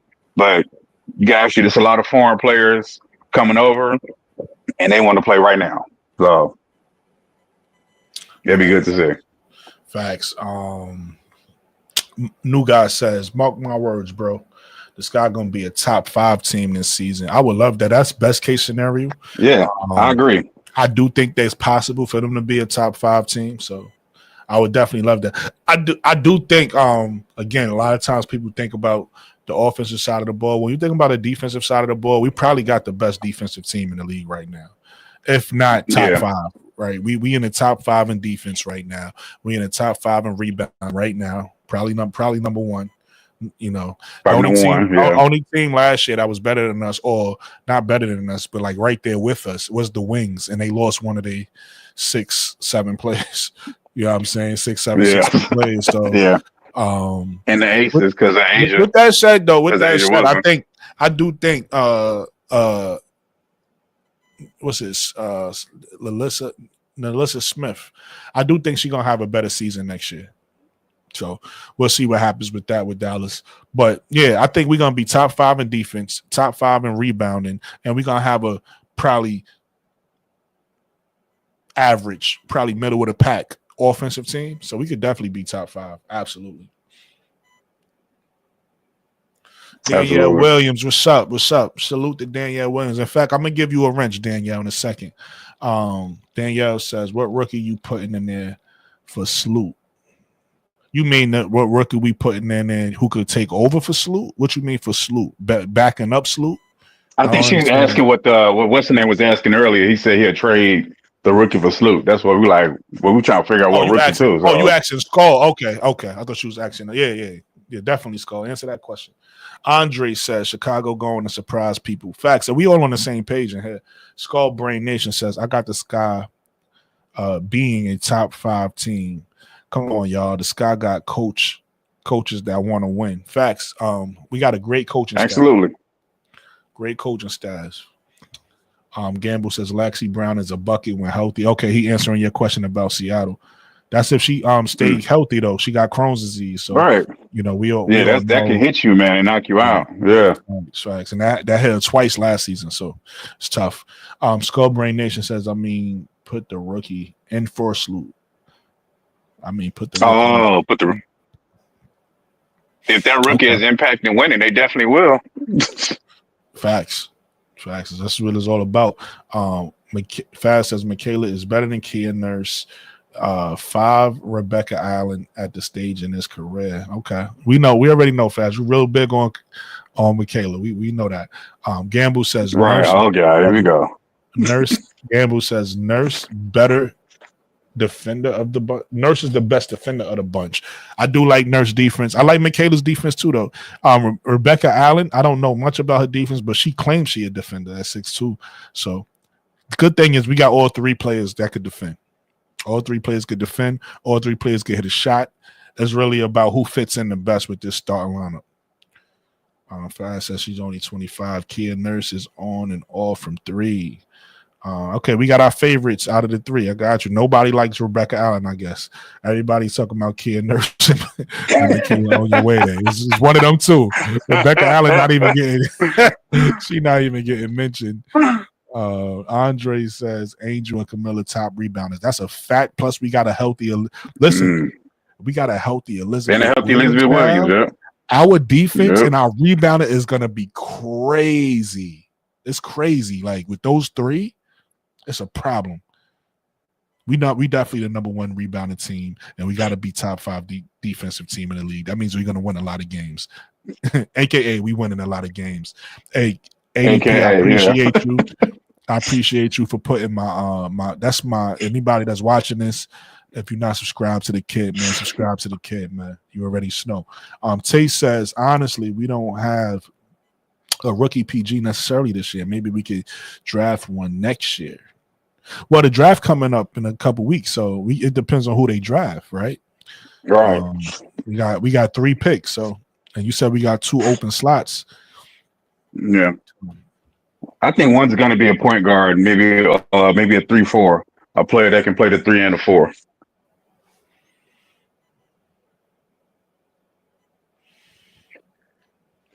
That's what I think they're going to probably aim for in the draft. See who, because you're looking at their draft board. Okay, this player might fall. This player just entered. Like, okay, we can grab her, and they looking at their board because you got like option 1, 2, and 3. So what I don't agree with, people saying, "Oh, they're going to grab Georgia Amore." No, they're not. they don't want another short point guard. Well, she's a pure point guard. I understand that, but they want a bigger lineup. You got to have a bigger line. They already got small point guards. You got to change it up. You can't have small point guard and then smaller. Like Vanderstut's 5'7". You can't have 5'5" come behind the 5'6". That's dumb. That's not good. That's not good coaching. That's not good GMing. Like I tell my GM, hey, give me a big point guard if you can. Let's get a big point guard. Then we got to trade all 3 picks and go up another slot. Well, about 2 slots and get that right point guard. Not all 3, but I mean, yeah, if you're not going to keep those picks, then like, hey, let's trade 16 and 10 and go up 2 spots if we can, or go up a spot. Make sure we get sellers if that's what you want. Like, hey, I can develop her into a star. All right, let's go get her. But let's just make sure we get a point guard that can see over the person that's in front of them, because you can't. You're gonna be going against freaking Caitlin Clark 5 times. You can't have a 5'5" point guard, 5'7" coming out there and she can't even see over the person in front of her. So that's not smart, guys. That's not. So I'm going after sellers. Who's that? The Joestar. I think that's how you pronounce her name. The 6'2" point guard. Maybe a Sundell in the 2nd round. But I'm not going after no Haley Van Lent for Georgia Amore. No, not for the 10th pick. Facts. You say you was right. I just counted it up. We do have 2 slots left. I'm signing Courtney Vandersloot. I think gave us the extra roster spot. Courtney and Ara took a roster because we had 3. But now it's 2 spots left for them to fill. So they'll probably go get a point guard. And then they'll probably get either a backup 4, like a lot of people want, or maybe even another 3. Somebody like a Bree Hall, somebody like a Leah Nas, somebody like a Sarah Ashley Barker, maybe somebody like that. Or Destiny Adams. She's like a guard Adams. Forward. She's 3. I saw her 3. I saw her stats, man. She's Her threes, I saw her scouting tape. Three is she got a good shot. It's just not consistent. She didn't take a lot, you know. Yeah. But I you wouldn't replace, really. To me, she's more of a 4 than a 3, so I would rely on yeah, her more of a 4. yeah, of course, yeah. And But she then can come a stretch forward with some good development. no, that's a fact. And then like Nate said, point guard wise, it'll be one of them 6'2", one of them bigger point guards, I feel.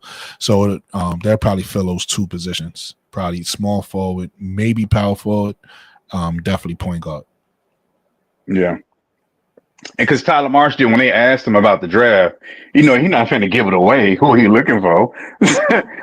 Like that's like giving away your game plan for the game. Oh, what y'all plan on doing for the game?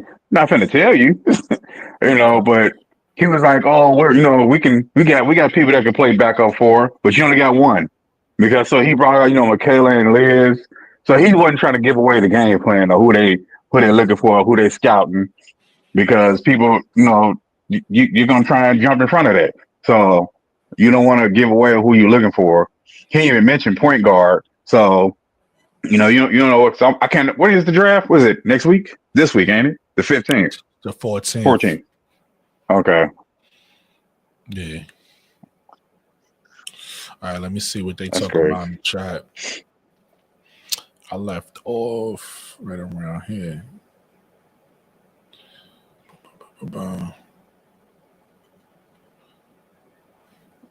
They going off in the chat. I ain't even look. I know that Jeff looking like a genius right now trading that third pick for Ariel Atkins, because I guarantee you the Storm wish they could trade for it right now for that number 2. And then they got that because taking on that Mariah Jeff's contract hurts, but they got an extra draft pick, a pick swap for next year. And man, it's like he can see into the future because they gonna suck. Jonathan says Scott should go after Serena Sundell. Andre says don't want a more. New guys like Destiny. Fast Yes, sir. Olivia wants to come to Chicago next year. Mm-hmm. And that's what I was saying. If you got the third pick, I think I asked you already. Yeah, if you Olivia or AZ. And then Tyler Mount and Andre says Tyler Mount's put together a good staff. Facts. What you were saying, Nick? I think I asked you already. If you got that third pick, second or third, I think it's probably Connecticut since they had a good record last year, and it'll be 5.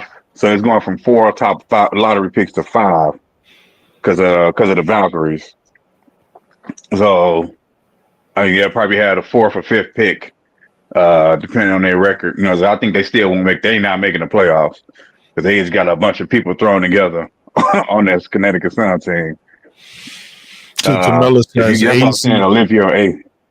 Tika Miller says AZ and Olivia wants to come to Chicago. We only could get one. Give us AZ. Yeah, man, I'll take AZ. I'll take AZ because I think they get their point guard this year. I think they might get either Cheyenne Sellers or the girl from overseas as point guard. So you ain't better if you got your point guard this year and they're looking good, then you go get AZ. Because you be Lauren Betts, Flage, Sanaya Lawson. We got to learn from this year, though. We sitting here and we talked about the draft all year, and we always wrong because players ain't come out. So I'm going to hold off on talking about next year until we get closer to next year because we're going to sit here like, yo, we need to do this, that, and third. But they ran out of eligibility, though. So the eligibility ends next year. That's what I'm talking about. So Lauren Betts coming out. Because they'll be eligible. They run out of eligibility. What happens if Jeff trade the pick for a veteran? Yeah, I don't think he will because he could have traded it when the Ariel Atkins trade. No. I'm not saying anything you're saying is wrong. I'm just saying what we do. We sit here and we start building up all these scenarios, and then they do something totally left. Is what I'm saying. Yeah.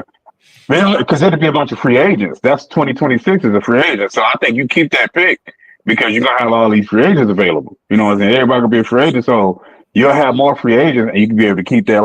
We got 1 draft pick. Well, actually, they still have 2 because they got a pick swap in Minnesota.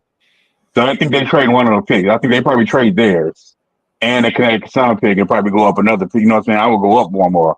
I would try and trade up, So Like, hey, I'm gonna give you both these picks. Let me go up on the spot. Because that's the only pick. I know people are upset at the 2027, but why? They don't plan on being bad. Why would you want to still be bad 2 years from now? Angel, they want to win. You want to make sure you build your team to win. You don't want to purposely suck for 2 years. Oh, that's a deep class. Okay, we're trying to win. Why would you want to still be bad 2 years from now? I don't understand that. Key. Yeah, I'm talking about you, Key, because you still mad about that 2027 pick swap. Who cares? They're not gonna be bad. They're gonna be good this year. So that's why you want them to suck for the next 2 years. And Quinn, she's like, oh, that 2027 pick swap. Man, they're not gonna suck. Okay? Why would you want your team to suck for 2 years? Like freaking Bulls fans. I don't get it. So T. Carmella says, yeah, the recent draft has Cheyenne Sellers coming to Chicago at 10. I think she'll be there. So I don't know what they're talking about. Okay, a lot of people think Cheyenne Sellers going a lot higher than 10. We'll see. But if she is there, they said she ready to draft stop. I don't see it though. If she is there at 10, cool. Y'all want to, I don't want to still, but if y'all want to, hope y'all get her. Jonathan Gonzalez says, AZ Fudd staying one more season. That's a fact. T. Carmella says, I think Caitlin Chen would be great understudy for Sloot. I mean, I'm not that high on Caitlin Chen. She all right. Cool. Caitlin Chen? No, I'm good. Yeah, all right. She all right. She all right. Need to pick for next season top. Yeah, Lillian, blah, blah. I don't think he's trading it. Drift does. Great Caitlin Chen. The K. I mean, she's a good shooter. She's a solid point guard. You know, I just feel like it's better options. Not no knock to Caitlin Chen.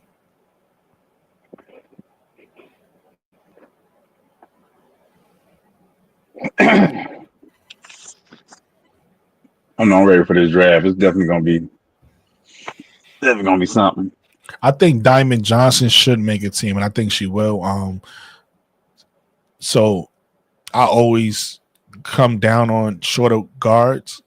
But some of them, depending on the person and depending on the heart, some of them is like different. They, you know, and Diamond Johnson is one of them. Diamond Johnson, her 5'6" ain't 5'6". She's a dog. So I think she will make a team. But we'll have to see. Is limited roster spots. Is one team coming this year, 2 teams the year after. So, you know, we'll see what happens as far as roster spots goes. But I think she should make a team. She got the talent to. I should say that. She got the talent to make a team. T. Carmella says, what do you think are better options at point guard position in the draft that Chicago could draft? You saying a better option than Caitlin Chen? T. Carmella?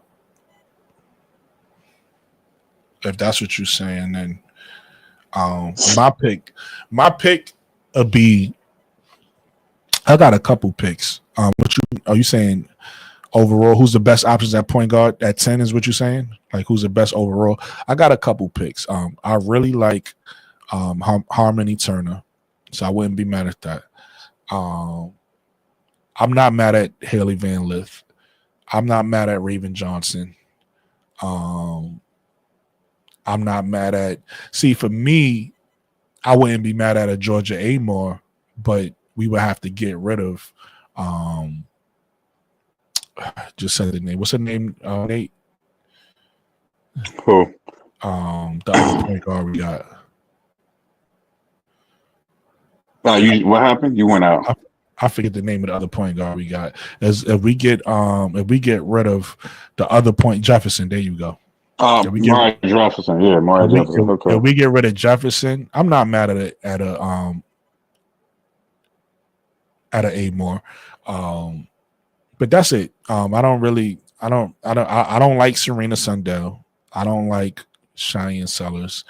I don't like maybe one of these overseas players. I don't know much about them to like them and not like them, so I don't have an opinion on a Just Day or whoever. I have to see more. I have to see their game for me to have an opinion. So if they get them, I'm gonna just trust that they nice. Some of these overseas players are nice. She's pretty decent. That's what I'm saying. Some of these players are nice. My issue is everybody's so focused on 6'2", 6 foot, 6'2", 6'2", and these girls don't got no damn game. They just fucking 6 feet for nothing. Yeah, that's what I want to see first. I want to look at it first. If they was really so good at 6'2", they'd be dominating. Case in point, and this is show you how I don't got no bias. I'm an Angel Reese fan, but I'm about to give Caitlin Clark some credit. At 6 feet, what makes Caitlin so dangerous is she be violating these girls. Like the girls that's 5'6" that try to guard her, the girls that's 5'6", 5'7", all these girls, and I'm talking about since college. I ain't talking about just this past rookie season. Anytime she ran up against a girl, this is why Haley Van Lith struggled against Caitlin, because Caitlin would destroy her. You get what I'm saying? That's what makes somebody like Raven Johnson so good, because Raven Johnson is 5'9". She's not even as tall as Caitlin, and Caitlin couldn't destroy her. You get what I'm saying? Yeah. So it's like if you really that good, when you have these skill sets, you're supposed to come up against players and they're not supposed to have a chance against you. Well, when I look at Cheyenne Sellers play, she ain't really destroying nobody. When I look at Serena Sundell, that she ain't destroying nobody, and they at the point guard position with amazing height. They should be dominant every single day, right? Okay, that's and what both you're of saying. them, and then both. When I watch them play, what they both do is they both do the same thing, and this is not dominant to me, right? If this was part of the game, I'm cool with it. But this is like their whole skill set for the most part. They'll shoot the ball here and there. They'll come and shoot the ball 1 or 2 times a game or whatever the case may be. Then Cheyenne Sellers' percentage was better than Sundell's. Give her that credit. But what they want to do is drive you into the post a lot, post you up, and then drive to the rim. That's a big girl's game. That's not a point guard's game. So it's like if that's what you want to do all day, you can do that on a team that spread out. If you want to play a 5-out offense, kind of how the Phoenix Suns want to play, kind of the new offense a lot of these teams want to play, then great. I think they'll have amazing careers. But if you're going to play on a team that has a dominant post player and you think you're going to take your little 6'2" ass in there and be posting up and driving, it just don't make sense to me. The math is not mathing. So just because of play, I think a lot of fans be like so enamored that, oh, this person is 6'2", we need to get him. She's 6 foot, we need to get him. But you're not dominating, so you're not that good. Because if you was really that good, you a mismatch every night. You a mismatch every night. Yeah. So that's why I would prefer the smaller guard that has game over the tall guard that don't have a lot of game. Because really, if one of these 6'2", I'm gonna really keep it official. And some people might disagree with me here because I know we like and we dislike certain players. But if a Cheyenne Sellers or somebody like that, a Serena Sundell, had a Haley Van Lith game, or they had a Georgia Amore game, that'd be number 1 picks. Like that'd be. You get what I'm saying? So these players are small and we judging them for their height, but their game is crazy. You can't tell me Haley Van Lith can't get a bucket and out there finding her teammates and getting to the rack. Like that's how a point guard supposed to play. So if you 6'2" and you ain't got that game, then what are you really 6'2" for?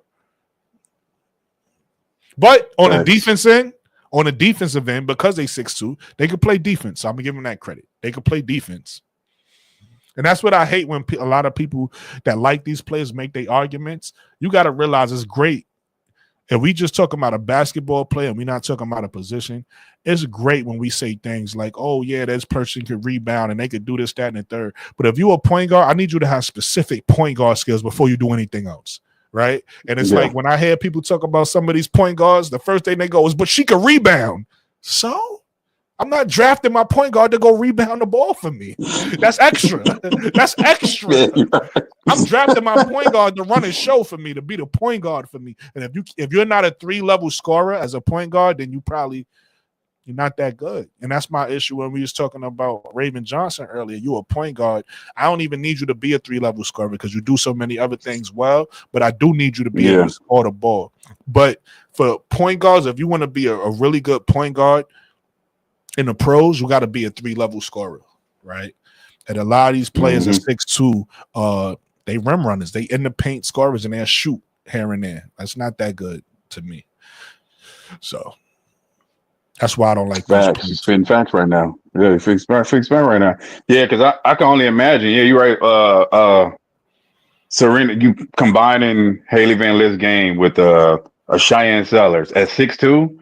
That aggressive shot making, the pick and roll, that 3-point shot. Yeah, number 1 pick. Well, I said number 2 because that's still just because the machine behind Paige. No. I'm saying talent wise, not saying they actually. Oh, it's number 1 talent. But you want to know, number 1 talent. But you want to know who has that, and it's the closest thing to it is Hermione Turner. She's 5'10", so she's not the small guard, right? She's 5'10". Plus, she's a 3-level scorer. Plus, she plays defense. So Hermione Turner is probably the player. I know she put the knock on her school. She played at Harvard. That's a knock on her. It is. She didn't play in the conference that people could say we've seen you against this team and that team and that team. That's this a knock type of on talent. her. Yeah. But I put it. I would say she just made an impression on me. She made an impression on me in her game in the tournament in round 1. In fact, I kind of wanted to talk about that, so we could transition into that now. Nate, I don't know how much of the tournament you watch, but if you could remember anything, like for instance, the double overtime game from Alabama and Maryland, just different things that stood out to you. That's what I'm saying. Just different things. We could sit back because it's the last day anyway. We could sit back and kind of give our thoughts on the tournament, even the whole college season. If you want to remember, if you remember a game that happened this college season that you thought is notable, somebody stood out. In fact, perfect segue. We're gonna talk about this. Nate, we're gonna talk about our thoughts on the tournament, and then we gotta get into Notre Dame. We gotta talk about what happened with Notre Dame this season, right? So before we get into Notre Dame, I'm gonna say Hermione Turner definitely made an impression on me. In fact, let me pull up some stats from her if I can. In the game that she lost, she was out there working hard, yo. She was working hard and didn't have a lot of help. And that made me, I don't know, it was something about watching, because I heard about Hermione Turner all year. And I've been looking at her stats all year, and her stats are up there. Her stats, like as far as I like advanced stats. So her player efficiency rating was really good all year. She was one of the top in player efficiency rating. One of the top scorers all year. And but I never seen her play live until the tournament. And when I saw her play live, I said, "Oh, okay, this girl really got game." And what I didn't know about her, what the tournament taught me about Hermione Turner is, again, sometimes we fall in love with the offense. She's not just an offensive player. She got like 3 charges in that game. Yeah. You know what I'm saying? So Hermione she's Turner, 3-on-3 in the Olympics. So I saw her going off at the Olympics and how high she was. So that when I see that 3x3, yeah, she definitely played 3x3. So I was like, oh, okay. I saw because I was trying to find the highlights, and then I saw the 3x3. I was like, oh, okay, all right. So she can definitely get her own shot, and she definitely plays defense. Yeah, you right about that. She got the floater. There's a mid-range. Mm-hmm. She got the 3. Oh, is that it right there? And she can get to the basket. Oh, yeah. 3-level scorer. She's a 3-level scorer. Look, I just say she just showed you everything back to back to back. Floater, 3, get to the basket. Able to play defense, able to find a teammate. She's not just a scorer, people. She finds her teammates too. But if she look at that, look how hard she got to work. Yeah. Because respectfully, another thing I noticed watching her in the tournament, the rest of her teammates is trash.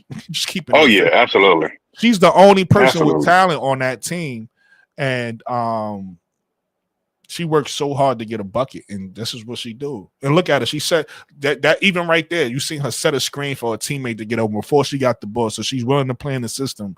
Like, look at her playing defense, getting steals. This is what I'm trying to tell y'all. Hermione Turner should be our point guard, yo. She should be our point guard. Can you imagine pairing her up with Angel? Can you imagine pairing this up with Angel? She don't look 5'10" though. She looks smaller than that. She look like she's like 5'7", 5'8". Nah, she 5'10", bro. 5'10". She like a feisty 5'8" though. Man. She 5'10". She is a first round talent. It's just the school she played for. The school she went to. If she would have been on any other school, we'll be talking about her in the lottery, bro. Like, she probably the best point guard. She probably the best point guard in this draft. So that's why I'm saying we should grab her up while we can. We should grab her up. I wouldn't be mad at that. I wouldn't be mad if they say with the number 10 pick, Harmony Turner. I'll be like, oh, okay, all right, let's go then. So even if it don't work out, so what? Like, we got another. You know what I mean? Like, let's just say you gotta take that swing. Yeah. Sometimes, but I don't know. Watching her, she translatable to me. She look like she gonna translate. Yeah. Dude, that energy, that aggressiveness, yeah, absolutely. She has everything. You see it in these clips, Nate. She got the floater. She got the 3. She got handle, right? The only thing you don't see in this clip, obviously, because it's highlights, is not about her assists, it's about how much she scored. You don't see her finding a teammate. But if you watch that Well, game, she ain't got no other teammates to find. but that's the funny thing, bro. No, you're absolutely right. When I watched that game versus Michigan State, she was still finding. Son, they were sending 2 and 3 people at her, bro. She was able to find her teammates through the double teams and triple teams. Yeah, I was like, That's yo, crazy. that game was so wild for me to watch because I was like, yo, she's doing so much by herself, and none of her teammates was really helping her out. It was so crazy. My God. Yeah, she's feisty, man. Like, her speed is ridiculous. Just looking at her speed and how she gets around the hedges, like you said, the double team, the triple teams, they know because it's just her. Like, hey, just shut her down. And she still, well, matter of fact, speaking of games, the tournament game, she went off for 45 points. And it's just her. And they still couldn't do nothing with her. Double team, triple teams. She set, they setting picks and then another pick, double pick, and she's still getting a shot. Snatch back, not even the step back, snatch back, snatching the back, hitting the 3. Snatch back, fake snatch back, come back, hit another one. I was like, ooh, okay. So I was definitely glad they made it to the tournament and she was able to show a little something, even though they lost. But they won the first one and lost in the round of 62. So I mean the 32. Yeah, So I was like, okay. They won the first one. They won the wild card stage.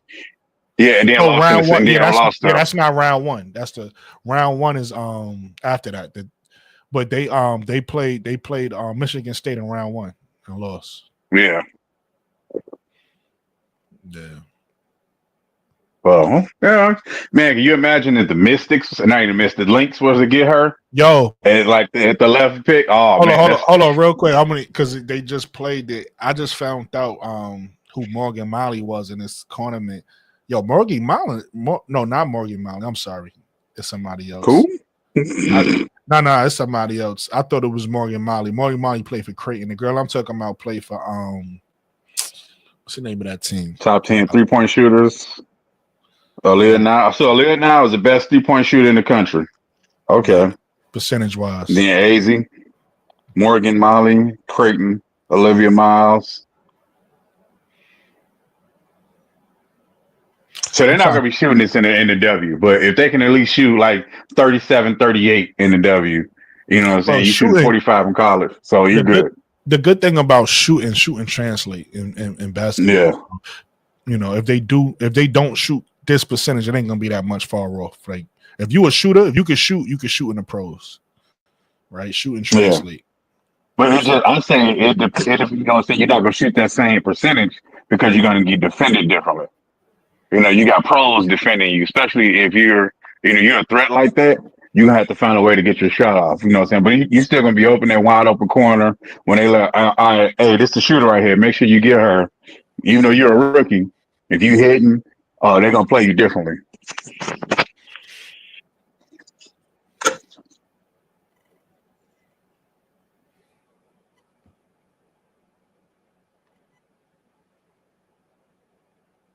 Yeah, but I wasn't talking about the wild card round.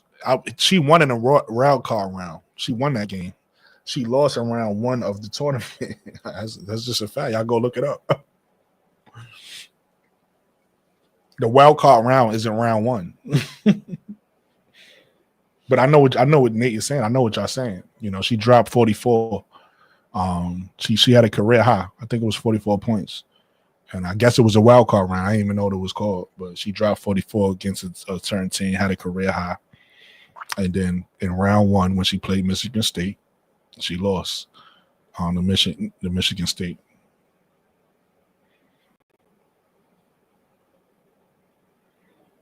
Yeah, so at first Maddie Westfield was my pick for 16. You know what I'm saying? But then I saw Destiny Adams play. I was like, I'll take her.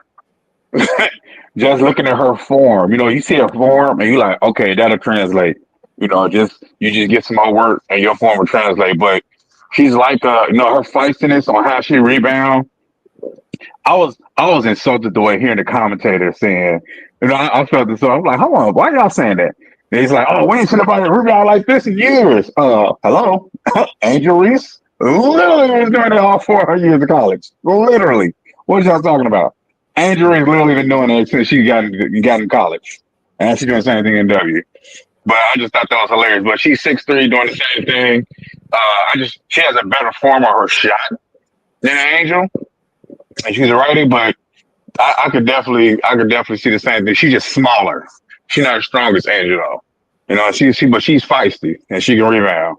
But I was definitely like, no, and she can defend. That's why I was like, I'll take her because of her fight. You know, since she can rebound and she can defend. So I'm not really worried about the scoring, but defending and rebounding because that wins championships. Right. So this is the first round of the tournament. The wild card round, what y'all talking about, is not considered the first round. And this is Michigan State and Harvard. This is a game I was talking about in the first round of the tournament.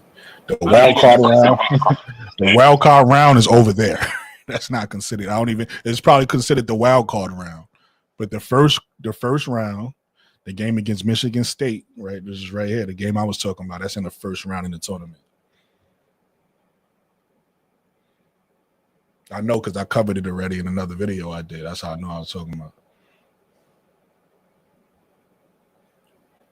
Well, this thing won't get bigger, pause.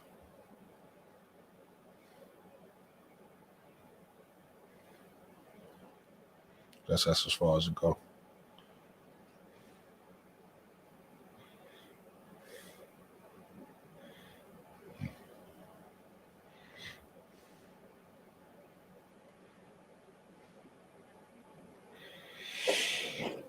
So we got a week into the draft. Okay. About a week into 8 days to the draft.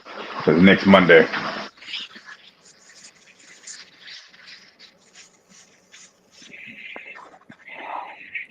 Gamble, did y'all all see the interview with Caitlin DT? Wanted to throw shade so bad I could see. Yeah, I saw that. I don't know if she was throwing shade. I think it was more so for the media and stuff like that. They was trying to play nice. Because you already know Caitlin Clark got fans, so they killed DT last year with the whole she's not gonna be ready and reality gonna hit. So they was just all playing nice on the broadcast and all that. I mean, but she was right. Reality did What I hit. took of it, She was right though. what I took away from it though is respectfully, man, they gonna kill me, Nick. yo, Caitlin Clark is a great player. Let me start off with saying that. But she is so boring off the court, man. I was like, this is boring. Like, where's Angel? Where's Angel? That's why they can't keep that Angel Reese name out their mouth. That's why. Caitlin Clark is exactly boring. She's a boring person, bro. But like, she can shoot logo threes, and she's a solid passer. So shout out to Caitlin. Got to say that because if you say anything, you hate it. So I'm trying to give as much love as I can. You know what I mean. It don't matter, man. Why saying you gotta praise her like she a god, man. Why saying the interview was boring? It was a boring interview, but yeah, because she's boring. She's a good shooter. But they criticize everything Angel Reese say though. Angel can't say boo, and they like, oh, Angel said boo. I was actually gonna do a video on it. Like sometimes you do videos. I was gonna do a video, but I'm like, I don't feel like doing no video on this shit. Shit is boring. I mean, that's true. It is boring. They definitely boring. In fact, I think that's the video I played with Hermione dropped the 40 because they don't have the video against her versus Michigan State, which they wouldn't because she didn't really do too much in that video. I mean, you know what I mean? Yeah.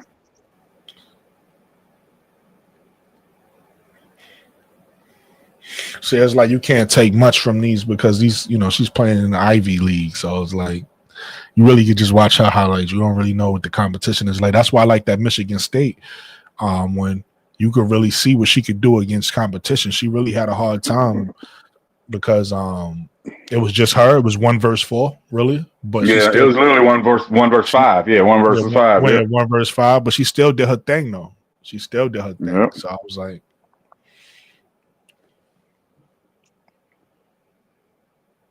yeah, that was crazy. All right, so let's talk about it. Y'all. So let's talk about it. Hold on. Let's see what Mo 3 talking about. Yo, Brooklyn, you ain't never tell a lie, bro. Caitlin is so boring. I see her on Saturday night. I see her on Saturday Night Live, boring in the State Farm commercials. Boring. She looked like I don't know. She said she looked like I don't know. F like plastic. Gamble says Quetus was frustrated, took him to chat about ratings in the tournament.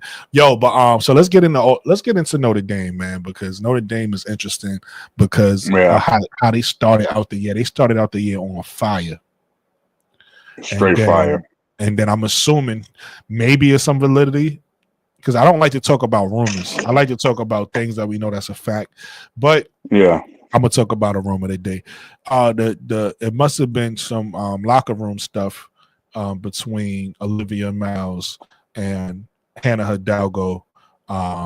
Maybe on court stuff and off the court stuff. The off the court stuff obviously is Hannah Hidalgo's beliefs, and obviously she a Christian, and you know we all know what goes with that. And then Olivia Miles' lifestyle, I believe she's into women.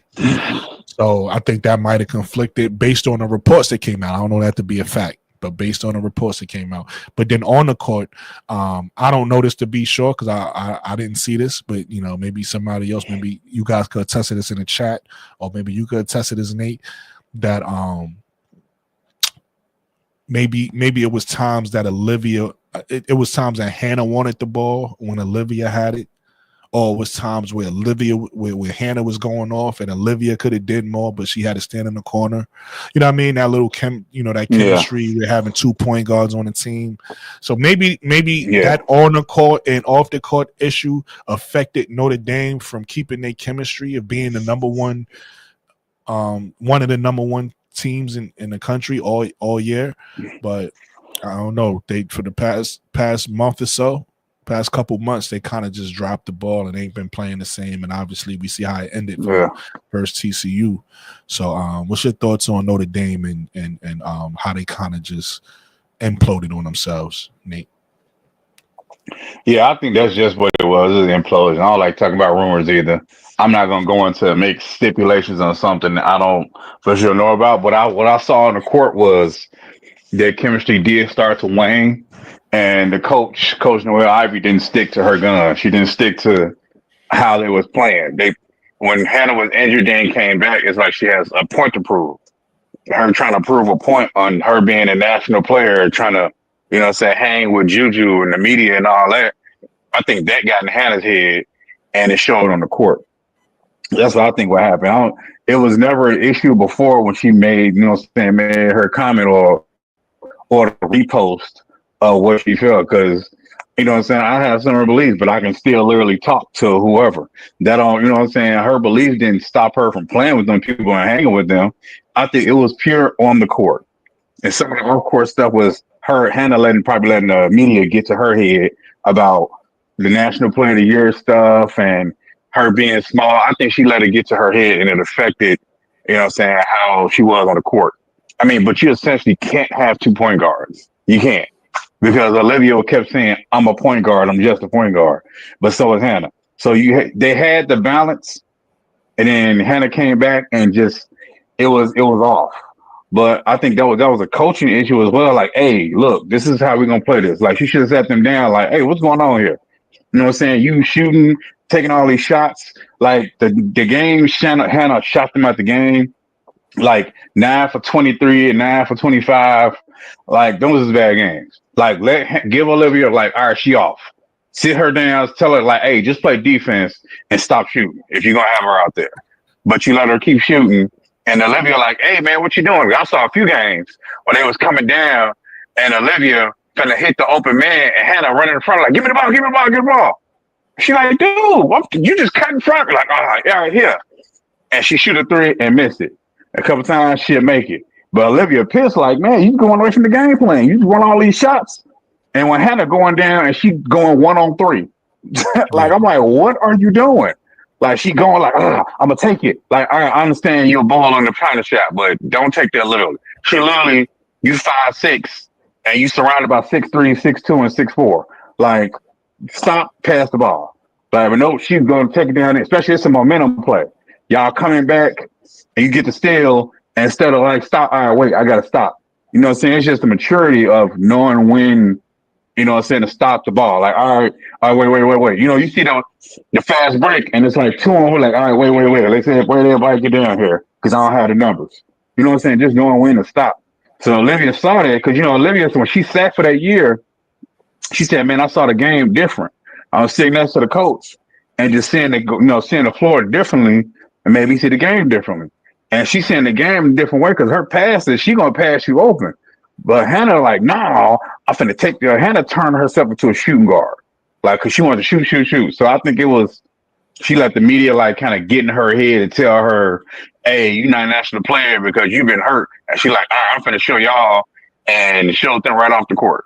So I think that was like, it wasn't a give take, and she just took. And the coach didn't like sit her down because she Hannah and the team is her. So, you know, they had to announce that Hannah was coming back. You know, it was an issue. So. So we got Mo 3 in the building. What's going on, Mo 3? Uh-oh. Here we go. What's going on, Mo 3? Before Mo 3 go, let me get to this comment really quick. T. Camilla says DT and Super definitely was throwing shade at Cheryl Swoops on a locker room comment. I did see that, and T. Camilla, I commend you because I didn't put 2 and 2 together till you said it. They was throwing shade because they said to T. Camilla's comment, they was like obviously Caitlin Clark was on the show, and they was saying around the time when Caitlin Clark came to play Deanna Taurasi for the first time. Deanna Taurasi said, I kept hearing all I was hearing was nothing but y'all locker room issues. But she said when y'all came to play, I was like, this is the most together team I've seen. So I didn't even put together that was actually a shot at Swoops because she the one who said they had locker room issues. So that's a good connection right there, T. Carmella. Facts. What's going on? Nate dropped off. That was happened with Nate. That was some facts, man. But even I saw that interview, and I didn't even get to that part because I couldn't even watch it, man. Like Caitlin was so damn boring. I'm like, man. I'm like, stop, kid. No cap, kid. I'm not. I ain't capping, kid. That's what happened. I was watching this shit.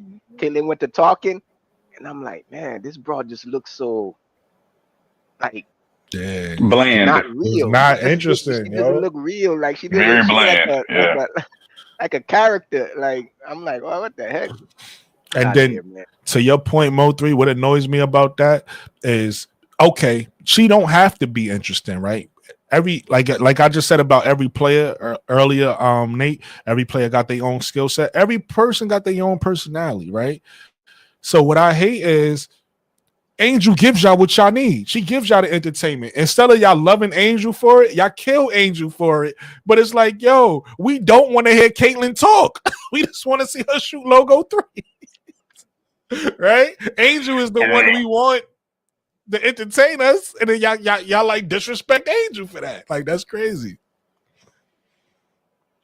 Yeah, man. But what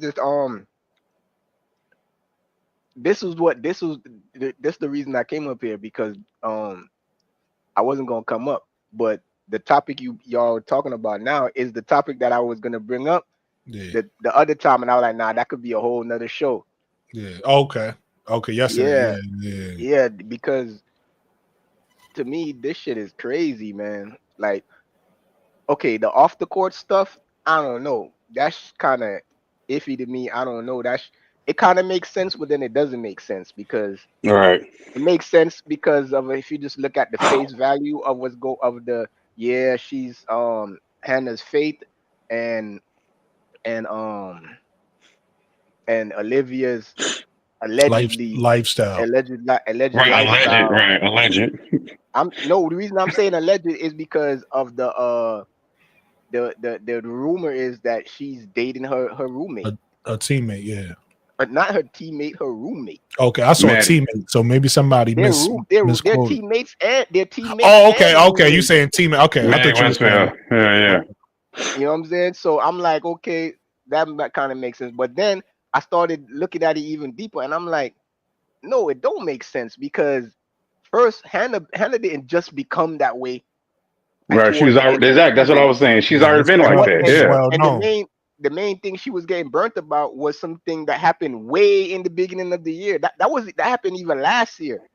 Yeah. That was like November or That's why I December didn't want to type stuff. talk about it You know what I'm on three, saying? because I So feel like that couldn't be. And then another major thing is, if that is the issue, it's not a Hannah issue. It's a Notre Dame issue, because Notre Dame is a Catholic school. So Yep. the majority of people that's there are either Christian, Catholic, or some type of Christian. right.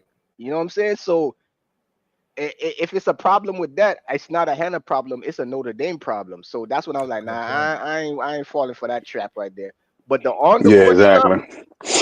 court stuff, Exactly. I do feel like, yeah, there was a problem there, because when Hannah, and it all started when Hannah got injured, and when she got injured, and people were talking all this stuff about some she's not she's not gonna win the National national player. player of the year, and felt like she wanted to go show people, you know what I'm saying? And you know what I'm saying, she just, like, you could just tell in the style of her play that she just started jacking up shots and doing, like, playing out of character. She was playing to win. She wanted to win the scoring.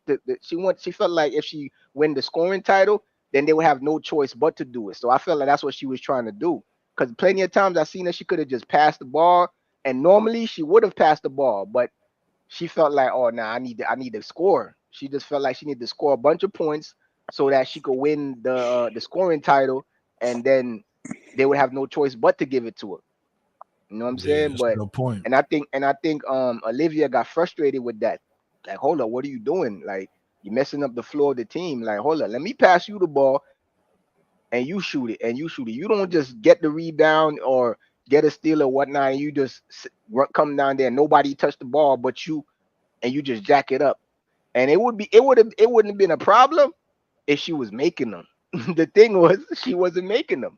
Yeah, You know what I'm struggle. saying? Yeah. Nate a magician. Nate neat. Tika Miller Tika Miller says, when CC told DT, thank you for giving us our first win against a 500 team, DT said, you're welcome. That confirms for me that Phoenix wasn't playing the Fever as hard as they was playing against the Sky. Yeah. Facts. Facts. You know what I mean? That's Man, all I was trying to comment. They got wound up getting kicked. I'm like, what just happened? Look. I guess you just blew Tika a Miller, you Mo late. 3. I think you just blew T. Camilla mind. She's That's trying to what I'm saying. confirm She with late. you. She didn't know that. That's a rumor. That's an old rumor too. That's not even like some Yeah, that's new an old stuff. rumor. Yeah, Hey, yeah, listen, man. because Hey, Maddie listen. said she not a Liz, so Hey, that's why I was look. like, so Hey, wait, which Nate. one is it? Hey, Nate. Listen, man. Here on WNBA Weekly, we got our two insiders. Nate and Mo 3 here to bring you guys the news. You know what I mean? All the gossip. these are inside. Yeah, these are insiders right here. You ain't know. We be on all the forums, man, all of them.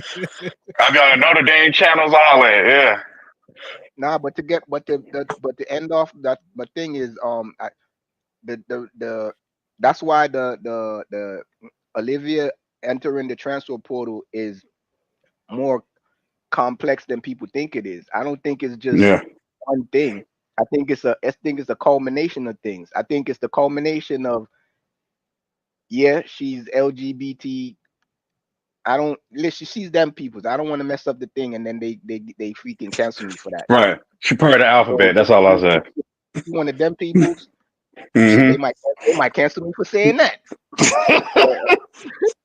But she one of them, and the school is a Catholic school, so at least I would say like a high percent, 80% of them is either they either say they're that, or they actually are that. You know what I'm saying? Some type of Christian, because that's a Catholic school for like a long, like Yeah, forever. You know that what was I'm a saying? great Yeah. point. I ain't even thinking about that. That's a great point. You know what I'm saying? Listen, we got And then two is Maddie Westbelt, his alleged girlfriend, is not eligible to play anymore. So she's gone. So there's not a reason, because she was probably stomaching it. She like, yeah, she probably been wanting to transfer, but she's like, you know what? My girl is here. I'm a rough it out with her. I'm gonna tough it out with her. But now she's gone. So like her alleged girlfriend is gone. The school that she's at is doesn't approve of her lifestyle, and then the inner turmoil with her and Hidalgo and possibly the coach, which most likely the coach, because the coach was like had something against her because she kept benching her. You know what I'm saying? I Well, guess I don't know. she chose Hannah over Yeah, I'm her. saying that could be possible, but I know for a fact, and maybe it went sour at some point, but I know for a fact Olivia and Neil had a good relationship because Olivia spoke about Yeah. Neil a lot in her interviews, and then also with the school thing. That's a good point. I didn't think about that, but I don't think that Olivia had an issue with the school because one, she wanted to stay there for as long as she did, even through injury, Yeah. and then two, even in her last conference, she did say some good things about the staff. I think it was more of a basketball thing why she probably Yeah, I wanted to think it's leave basketball. with her and Yeah. Hannah. They both probably was like, you know what, I'm gonna let you know you're younger. We don't know who the recruiting class coming in. Maybe it's some other people coming in. Olivia said, you know what, I'm not gonna step in your way. Y'all getting take over. I'm gonna go over here to this other school, wherever she's gonna go, and move on. And then also, I think if I'm not mistaken, y'all correct me. I think another big thing she said was NIL deals. So I think she want to raise her stock also with NIL. Mm-hmm. But before we move on to anything else, I just want to welcome Danielle to the chat, to the panel. She's new. She just started. She just found my page not too long ago. I think anyway. She just found my page not too long ago. So I invited her up to the panel. So Danielle, what's going on?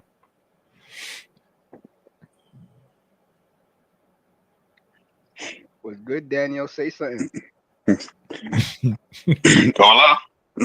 If you talking, we can't hear you. Just to let you know, Daniel. I don't know if you're muted or not, but we can't hear you. Okay, my bad. I was figuring how to work it out. You good? You good? I was What's stuck on your the comment section. What's your thoughts on Notre Dame this year and how they basically was the number one team for most of the year and then imploded at the end of the year? What's your thoughts on that team? Well, something happened in the locker room for sure. Mm. That's what I think. Something in the locker room. Yeah. I don't think the benching was like she had something against Olivia. It was just defense purposes. I think that's why she got benched. Yeah.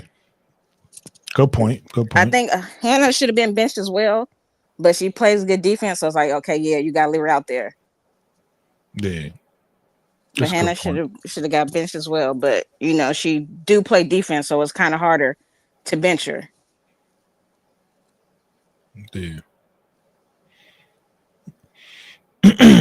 You know how to see the chat too, right? When you up here, right, Danielle? Because a lot of people don't know how to do that when they come to the Yeah, I'm looking at the chat. Yeah, that's where I got stuck at. I was trying to flip back over to the stage.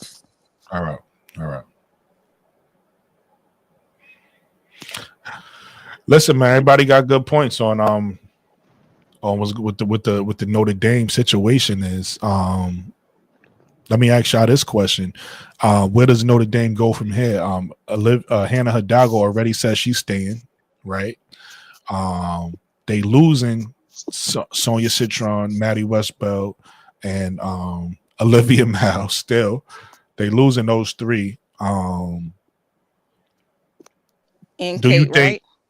Right? And they losing Leah to King too. Oh, Leah to King, Kate Cavalli. I think she left in the portal, right?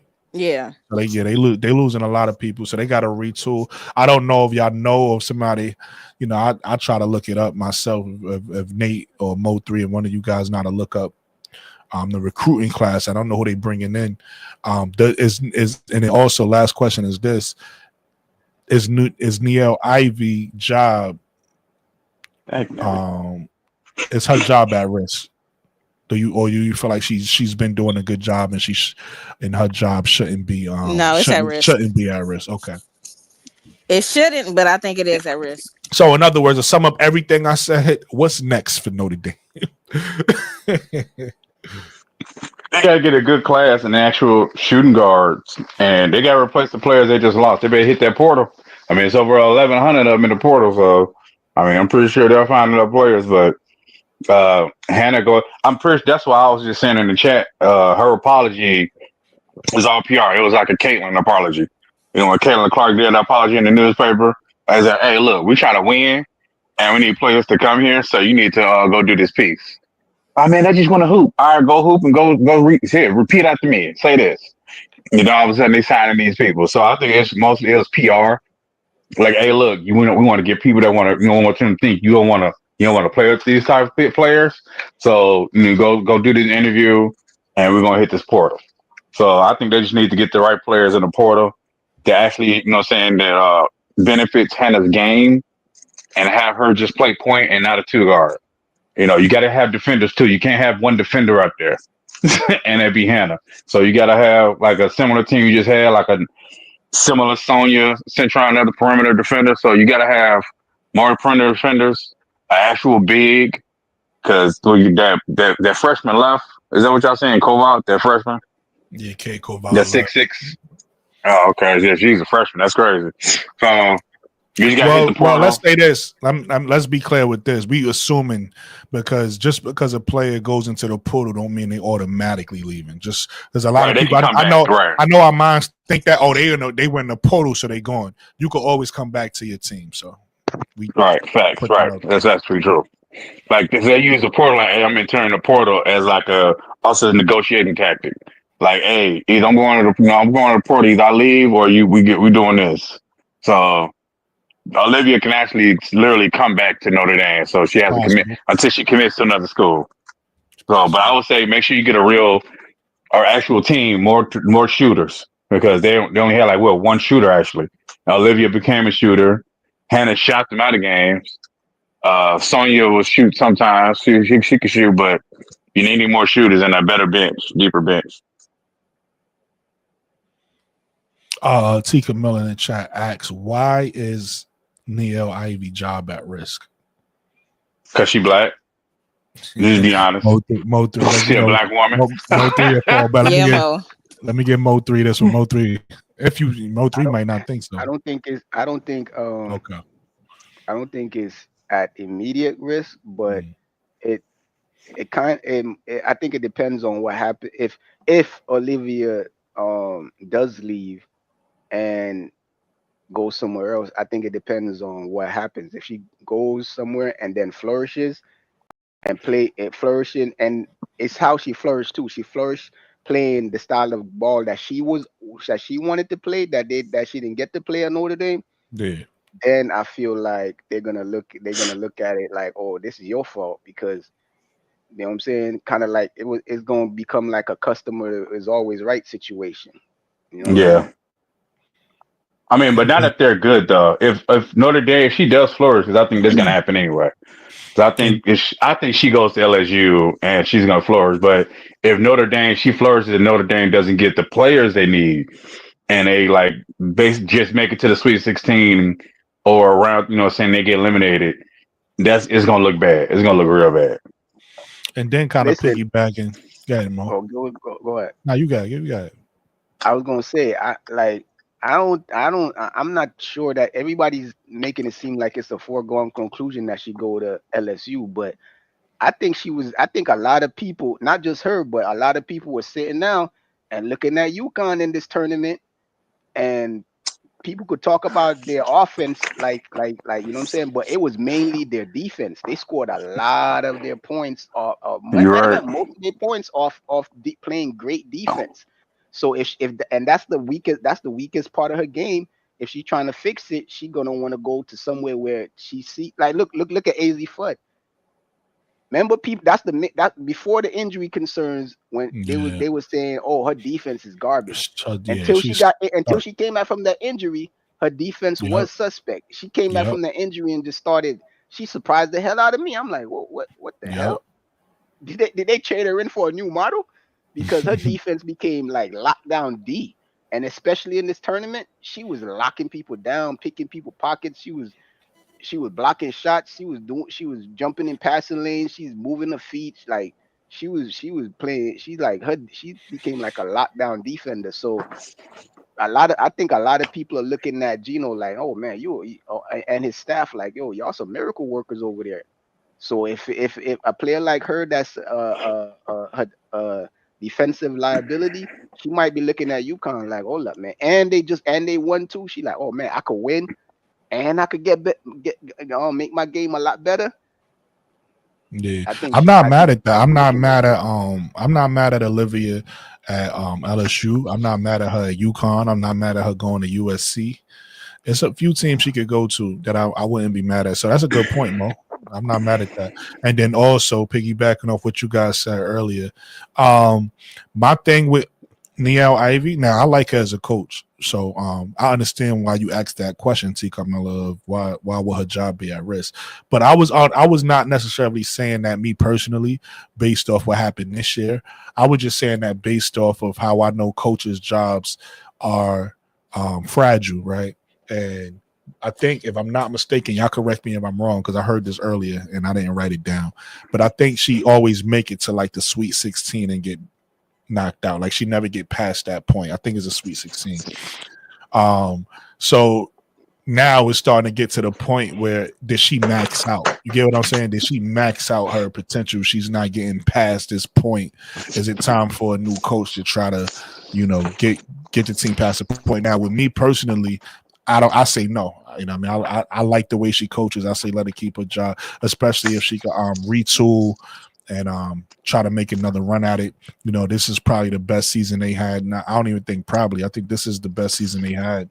So if she could add on to this and build off of this, I think she's fine. But she's still a coach, and we know, not all coaches is like Gino, where they got they safe in their job. So True.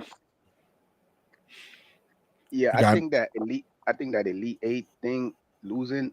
It's only what she only been there like 3 times, if I'm not mistaken. Got you. And I don't think that's enough, because just getting to the Sweet 16 is a big win. You know what I'm saying? Because once you start getting to the rounds that have their own distinct names, there's no name for the round of 32. They just call it the round of 32. There's no round for the 64 or the 68. They just say 68, 32, and then when you get to the Sweet 60 is the Sweet 16, the Elite 8, the Final 4. You know what I'm saying? When you get to those things that have actual names, that you get those actually mean something. And as Gino pointed out, I didn't even as a UConn fan, I didn't even realize that. Like he had a losing record in the Final Four until this year. This year he tied it. He 12-12 now in the Final Four. So he's like, yeah, that don't even mean nothing to me, because people don't even know that. Like, yeah, I got these championships, but I got a losing record in the Final Four. You know what I'm saying? So that was crazy. So I don't really think those things have that much of an impact on if you get hired or fired. Well, if you get hired, yes. If you get fired, no. Well, They still look at it as a good thing, but you can't go if you lose 10 times in a row. Now they like, hold up, now we gotta make a change. But you know what I'm saying? But it's only been 3 times, and then 2 of the times, it was injuries. She lost because of injuries, so I don't think they even count those against her. You know what I'm saying? I agree with you. This is the only year where she had a full squad that they so they let you know what I'm saying, she gonna get a break. That's why I said it depends on what happens the next season. Yeah, I agree with you. I think the only thing I disagree with, only thing I think we gotta I think you I agree with what you're saying, but I wouldn't compare nobody to, like I said, it's certain coaches that it doesn't matter what their record is. Like, you know what I mean? So you in women's game it'd be a Gino, right? In the male's game it'd be like somebody like a Popovich. Popovich not losing his job. Obviously, he going through his health issues right now. So prayers up for Popovich and everything like that. But what I'm saying is it's certain names in the coaching and coaching that they job is probably safe. Everybody else can't compare to that, is the point I was making. So, but I do agree with you. No, the point I was trying to make with that one was that even though he's such a winning coach, he still had a losing record in the thing. That's what I was trying to say. I understood that. People just think that he's just a winner, and I'm like, even the best winner can be a loser at something. That's the point I was trying to bring up. Not that, oh yeah, if that was the case, he would have been got fired. All them damn losses. No, that's 'Cause not what I think you it was misunderstood like my 5 point. years in a row he lost. Mo 3, I understood what you were saying. What I was saying Oh, was you can't compare certain coaches to coaches like Gino. I understood the Yeah. overall point you was making about, even a coach like Gino has a losing record and that, you know what I mean, but won championships, so nobody care about that. I'm just saying it's certain coaches throughout coaching that jobs is safe, and that's not typical. I'm saying they not the exception. They, you know what I mean, they not the rule, they exception. Most coaching jobs ain't safe. That's all I was saying. Like somebody like Gino, he could probably lose 20 times, and because of what he did, his job is safe. Everybody else don't got that luxury. You get what I'm saying? Like that's a rarity. But definitely understood your overall point, and I agree with it. I don't think that Neo Ivy job should be at risk, especially with what you just broke down about how 2 of the times was injuries, and now she finally got a healthy squad. So I definitely agree with that. Danielle was saying that she thinks that Duke could be a good spot for Olivia Miles. I agree with that fit wise. I don't necessarily agree with that if she's trying to win. Because she wants the NIL deal still. Not to say that SEC. Not to say that Duke can't win, but you kind of want to go with the teams that you know is usually get there, right? So Duke, or if she goes to Duke, she really believes in Duke. She really believes that if she goes to Duke and her fit, she can make it, to the Final Four or whatever. Which Duke has a good team. I like Duke's coach. I like Duke's team, but I don't know with the other teams there. I don't know if they're gonna be able to beat out the other teams to make it to the Final Four next year. We'll see. But I do like the fit though, basketball wise. Danielle, what's your why do you like the fit, Danielle, for her on Duke? Because I think she'll give them that offensive spark that they need. Mm-hmm. I think she'll help bring them over the hump, offensive wise. Just speed them up a little bit. Yeah, they got a solid defensive team. Or if not her, they need to get some shooters. They need something because they have it defensively, but offense, I don't know. Yeah, they're a low scoring team. They play slow. They play, you know what I mean? They're not gonna score that much. So I feel you. They definitely need to get a little offensive punch. Definitely. What's your favorite team, Daniel, if you don't mind me asking? Oh, I like LSU. Oh, okay. Big LSU. What's your thoughts on Big Four deciding to stay in school? I thought she was gonna go because I think she's gonna be in the same position in both years, this year, next year. Yeah, it's a lottery pick, top 5. Yeah.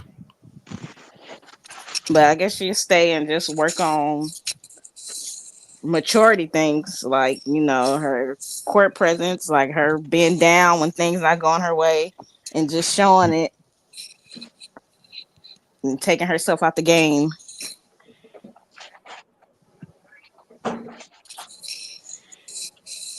What I hear is on Twitter, I'm seeing they asking for $1 million for her. Who's asking for $1 million? Well, this is just a rumor. I'm seeing it on Twitter. They're saying her mom is asking for $1 million. What? And I don't understand. You saying NIL? Like, what you mean asking for $1 million for? Yeah, like guaranteed. They said she asking different schools for $1 million. That's crazy. Who, Flaugier? Supposedly, yeah. I mean, Alicia Chavez just got 1.5, so that's why I kind of don't believe it because I think it would be more. Yeah, it'll be way more than that. I don't believe that either. That don't make no sense because she's been LSU through and through, so I don't see the point of you know what I'm saying, of hitting the portal. Yeah, but hold on. So I thought Flaugier is staying. She didn't hit the portal. Yeah, that's what I thought too. No, she's not. She's not in the portal. How is she asking other schools if she ain't going nowhere? I'm guessing that's just they saying. It's just rumors. People just making stuff up. She was coming out of high school. That everybody was going for her. They was bidding for her. Yes, I'm saying the number to me don't make sense. Went anywhere, huh? Yeah, that number definitely don't make sense because she's already a multimillionaire. So And LSU is one of the schools with the money, so that's why I think Olive is going there because LSU is one of the schools with the big money. So I don't understand. I don't know why would she Live, leave yo, LSU. live That makes highlights. no sense. Live highlights of how you shaking your head, boy. These passes. Yeah, yeah, Female Magic Johnson. for real. And that's what was crazy is that she didn't have the ball in her hands more. And so that's why I agree with Mo three. I never thought I'd say that. I agree with what he's saying is that it was a lot of basketball too because she kept taking the ball out of her hands. And the Liv has said she's a point guard. So you keep taking the ball out of the point guard's hands. I think it's more of a basketball move. And it was a lot of different issues going on, but I don't think it was what they saying. I think it was more basketball. And she was like, "Why am I on the bench 5 minutes in the fourth quarter and we're trailing right now? You need your point guard out there." So that didn't make no sense at all. So I think it was more it was more basketball than anything.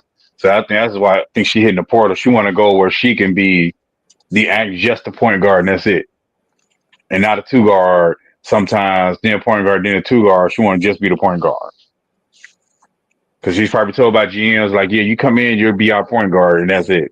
So you probably need to just focus on being the point guard, and she can't do that while Hannah's there because Hannah's got another two years. So so she's like, "Well, I might as well let me go find another school. This is my last year, put my stock up more, and show what I can really do as just a point guard." Okay, Danielle says Notre Dame has only one recruit coming in, Leah Macy. You know a little bit about Leah Macy, Danielle, that you got like position, height, like what she does. I don't know anything about Leah.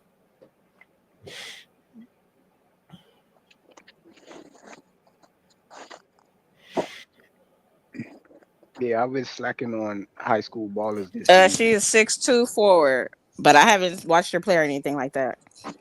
Got you, but they gonna need it. Like I said, they losing a lot of players. So A if lot she's of good, players. they're gonna need it. That's another thing too. I don't know, man. I know people gonna think I'm biased because I'm a Uconn fan, but I just feel like it's the best place for her to go. Nah, it's not. Nah, It that's not a just bad. it just makes That's sense a good point. because Paige is leaving, Caitlin Chen is leaving. They're only gonna be left with KK Arnold.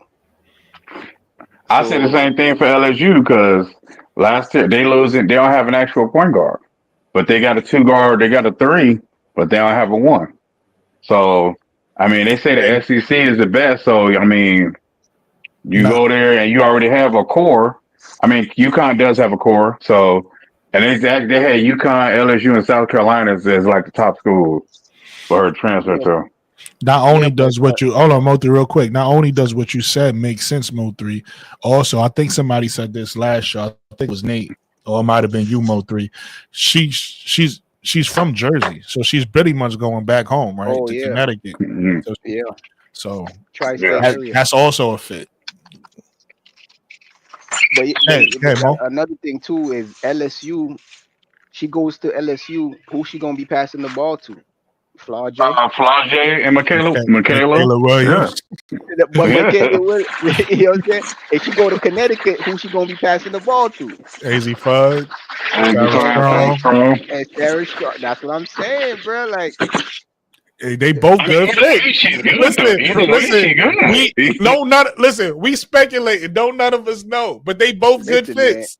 They both. I'm saying if she goes to UConn, her passing is gonna lead the nation in passing by a mile. It's not even gonna be close. In assists, not even gonna be close, man. All them shooters they got over there, plus Fudd. Well, Fudd is one of the shooters, and Sarah Strong.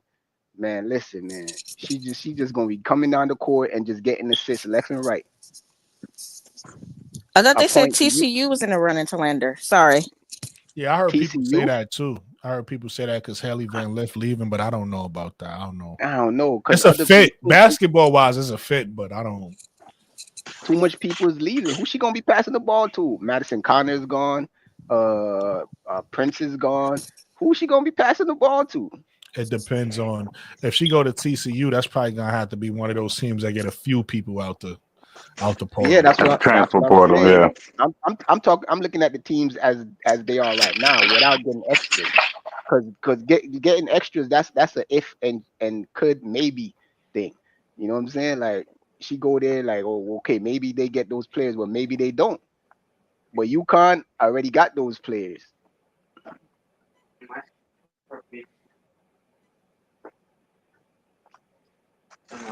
Let me get to some of these comments. Henry Hurley says there was trust issues with the Indiana Fever at the beginning of the year. They literally bought an outside person to create a team building exercise during the Olympic break. I didn't know that. That's funny. Yeah, that was one of the things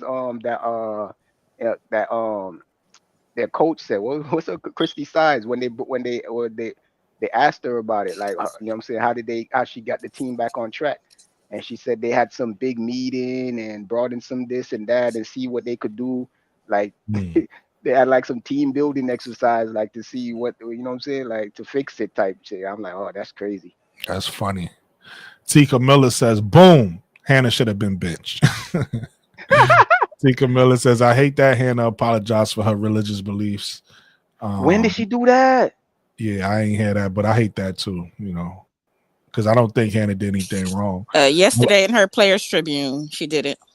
What? That's crazy. They made her do that. That's crazy. Nate, in my opinion, yeah, she shouldn't have apologized. All that was all PR. T. Camilla says, Mo 3, I said Olivia should go to UConn or LSU as soon as she hit the portal. So, T. Camilla says, Gino and Kim teach defense. That's a fact. Jonathan Gonzalez says, damn, Kate Caval entered the transfer portal. God dang. What? Yeah, Miles would look good at Duke, but I just don't think they would have enough to win. Like, I think she really wants to win. I think that was one of the reasons why she left, because so much people are leaving. Like, they don't have that next year. Notre Dame is not going to be in a position unless they just land some big names out the portal or something like that. But as it's looking right now, they're not gonna. They probably still be good, but they're not gonna be no championship contender. So she thinking like, oh man, I want to win. Cause that's you know what I'm saying? Like, that's what I'm saying. I'm just looking at winning and getting better. Those are the two things that I feel like she wants to do. She wants to get better at defense and win. You know what I'm saying? T. Carmela says, yeah, that's very true. Ivy can't get past Sweet 16 since she was hired. Last time they made it to the Elite Eight was 2019 before Ivy was hired. Ivy was hired in 2020. Tika Miller says, yeah, they called Gino's Final Four losing streak the Candace Parker and Pat Summons curse. Somebody said he lifted the curse when UConn lost to Tennessee this year. That's funny. LSU and UConn has guaranteed NIL money if that's part of her decision. Miles at UConn will actually be a good thing, but the real question is, who will UConn get to replace Paige Beckers? That'd be Miles. They already have her. She's called AZ Fudd. Yeah, AZ Fudd gonna be a problem. Tika Miller says Florida already gets $1 million at LSU. Her mom did say keep an eye out because there are more transfers. I thought she meant her other client, KG. I don't know what KG is. Maybe it's Gilbert. Caitlin Gilbert. Maybe it's Florida though. They said Prince may be coming back using her last. Yo, if Sedona Prince come back, she don't got no more. What are you talking about? She gonna be 30. Yeah, she's out of here. She's already out. Yeah, it was a 6 year because she had like 2 injury years. So yeah, this is it. Real Money says Paige. They don't let you go past 6. Real Money says Paige Becker's got a natty. LSU. Yeah. Hey, you know what's funny about that? I was over on before you was coming. You was on. I was on Quita. While I was waiting for you, I was Yeah, like, man, Paul. when is this dude? Yeah, When is this Paul. dude gonna post this thing, man? So I'm over there on Quita listening while I'm waiting for you, and she made me realize something. I'm like, this is crazy. The class of 2000 top 5 prospects, right? You know Yeah, who they were? yeah, Oh yeah. yeah, Angel I at posted that. Yeah, I posted that in the Angel at chat. one, Yeah. Angel at 2. What it was? What it was? Cam Brink was at 3, right? Yep.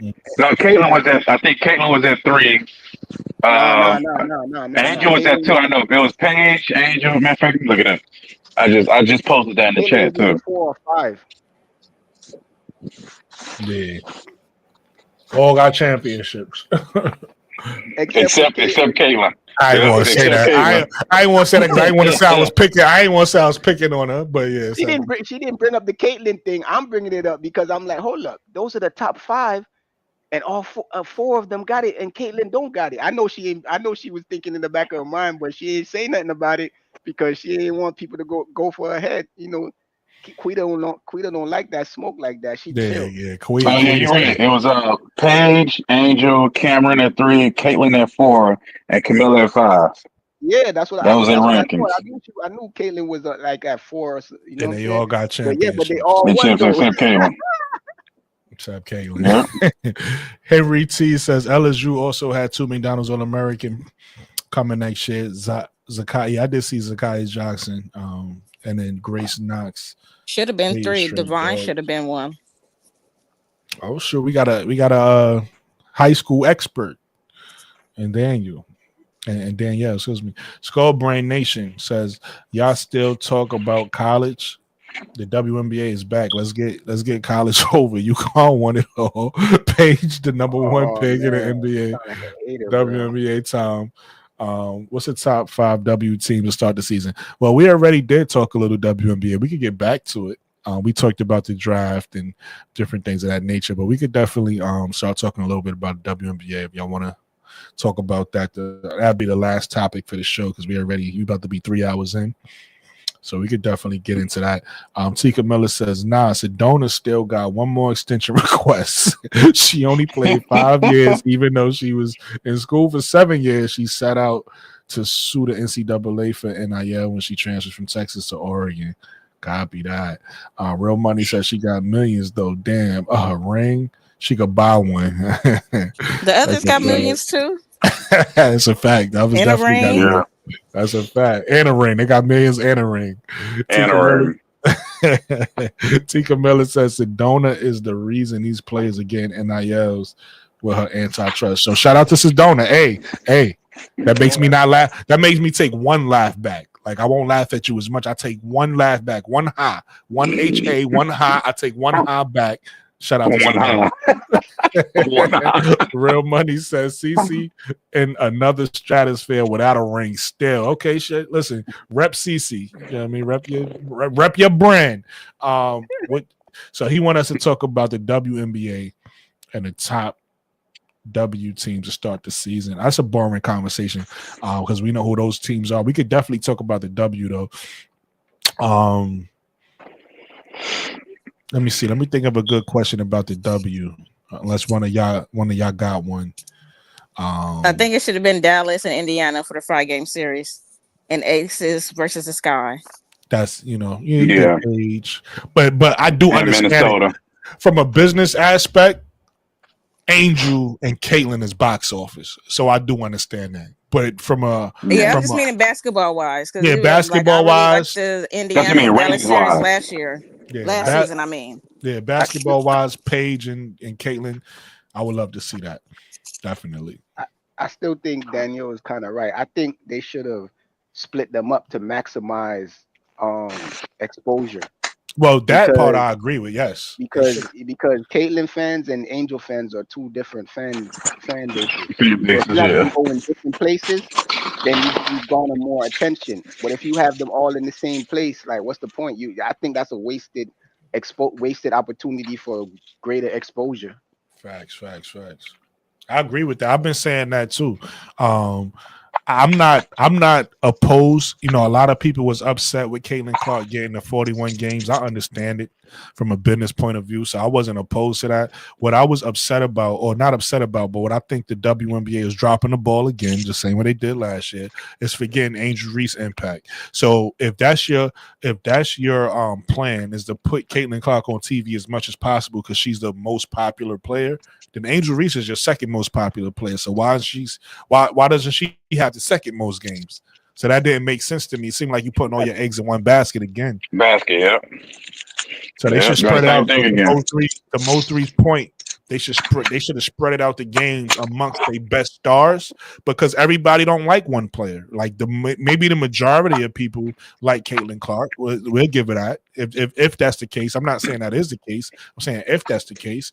But other people still like Asia Wilson. Other people still like the Liberty The who piece of just Collier. won. Brianna Stewart. Only reason why I say Nafisa because she does play in a small market. So I do understand I'm not putting Minnesota on the TV a lot, right? But you can't say that Right, about yeah. Liberty.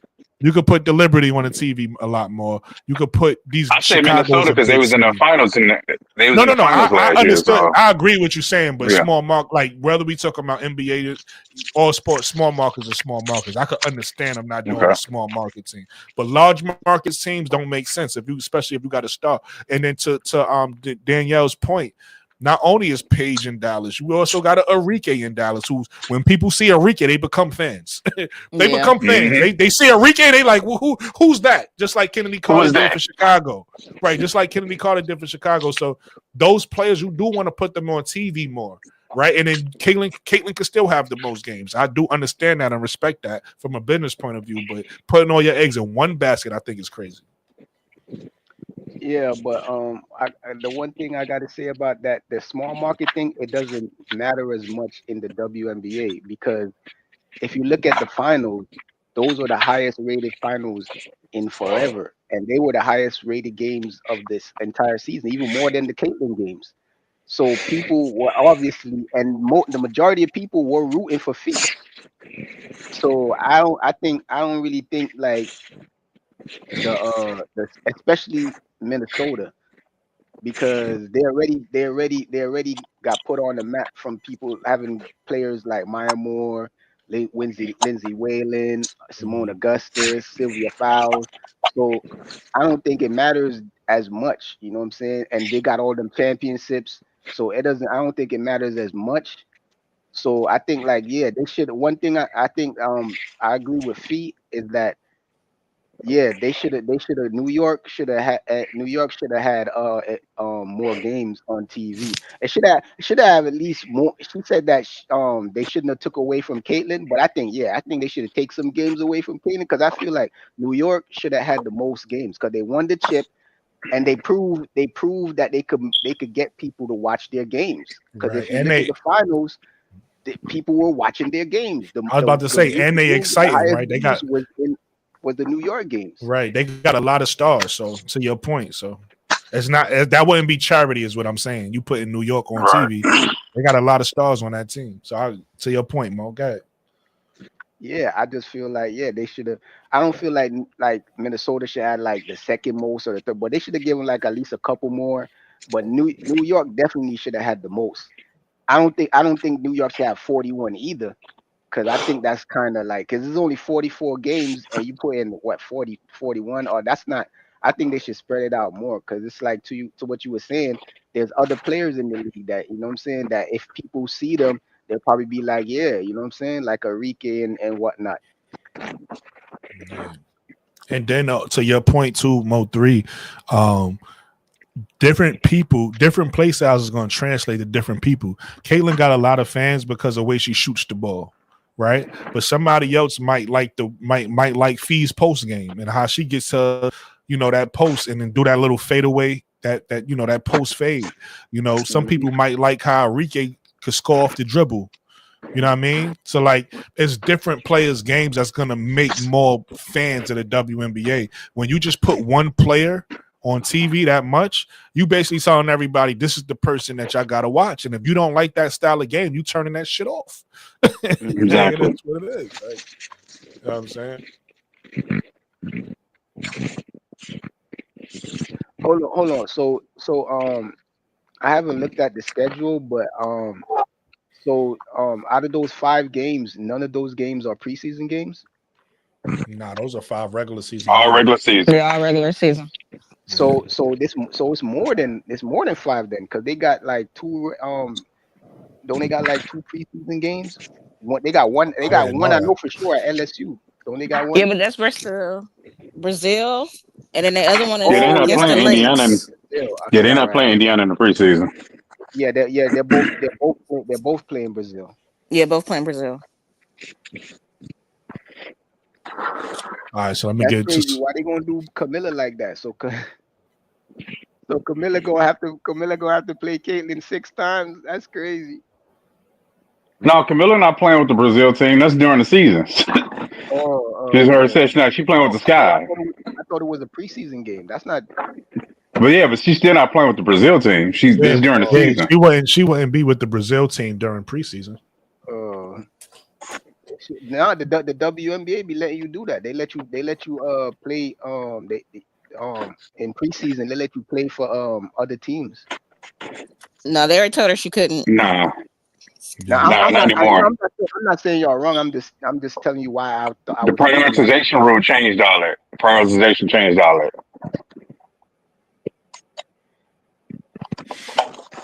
Which I'm in support of. I'm actually in support of the prioritization rule. Yeah, you're right. That's why what's the name was all up in had her panties in a bunch. Yeah, Gabby. Yeah. Yeah, Gabby, Gabby was mad You ain't about even that. been in the league. Yeah. Yeah, she needs to go somewhere.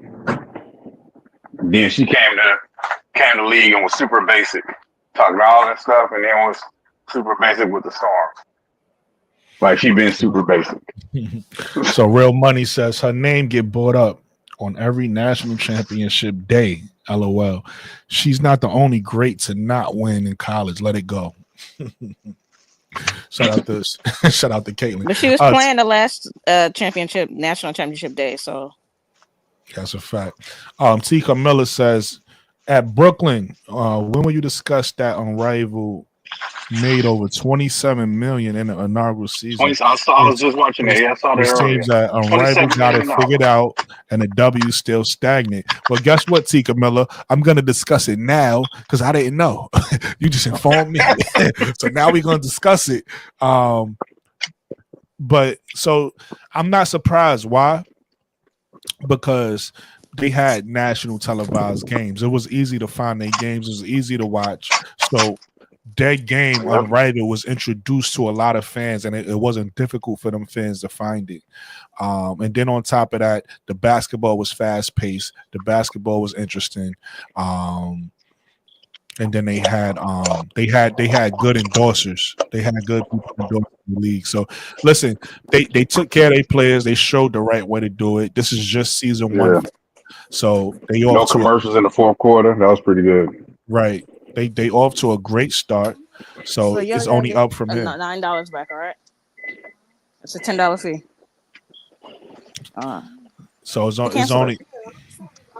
You got to mute your mic, Daniel. You got to mute my Daniel. Make sure you get your $10. Make sure you get your $10, Daniel. But she probably walked away. I'll mute her mic for her. But so yeah, they had a great inaugural season, and I'm happy that they was able to raise the money, and they not done. Right, like so far we've seen them in NASCAR. We've seen them. They got the unrivaled car in NASCAR, so they still promoting in the off season, and I'm sure they probably going to do that all year until the next unrivaled season. So they just have they have great marketing, and they doing all the right things, right? So and then the players support the league. So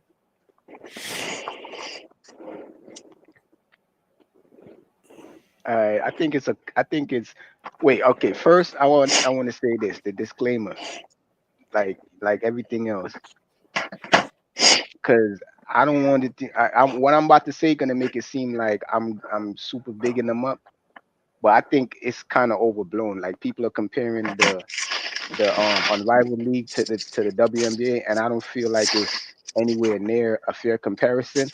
But with that being said, I think I think it's like three main reasons why it's been so successful. Number one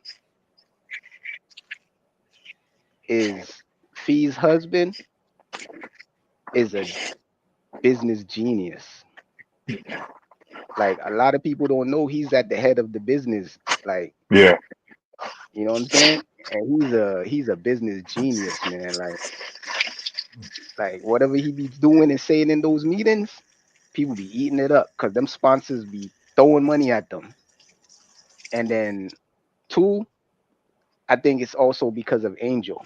Did you see her jersey sold out in like 5 minutes? Boom, 5 minutes. That's bounce. my 5 point. minutes. That's my You know what I'm point. saying? And people was in the crowd cheering for her. Ain't that's the only time I heard people in the crowd chanting a specific player's name. They were like, Angel, Angel, go. You know what I'm saying? Like they was cheering her on, like for real, for real. Like people was Yeah, going to the star game power. for Angel.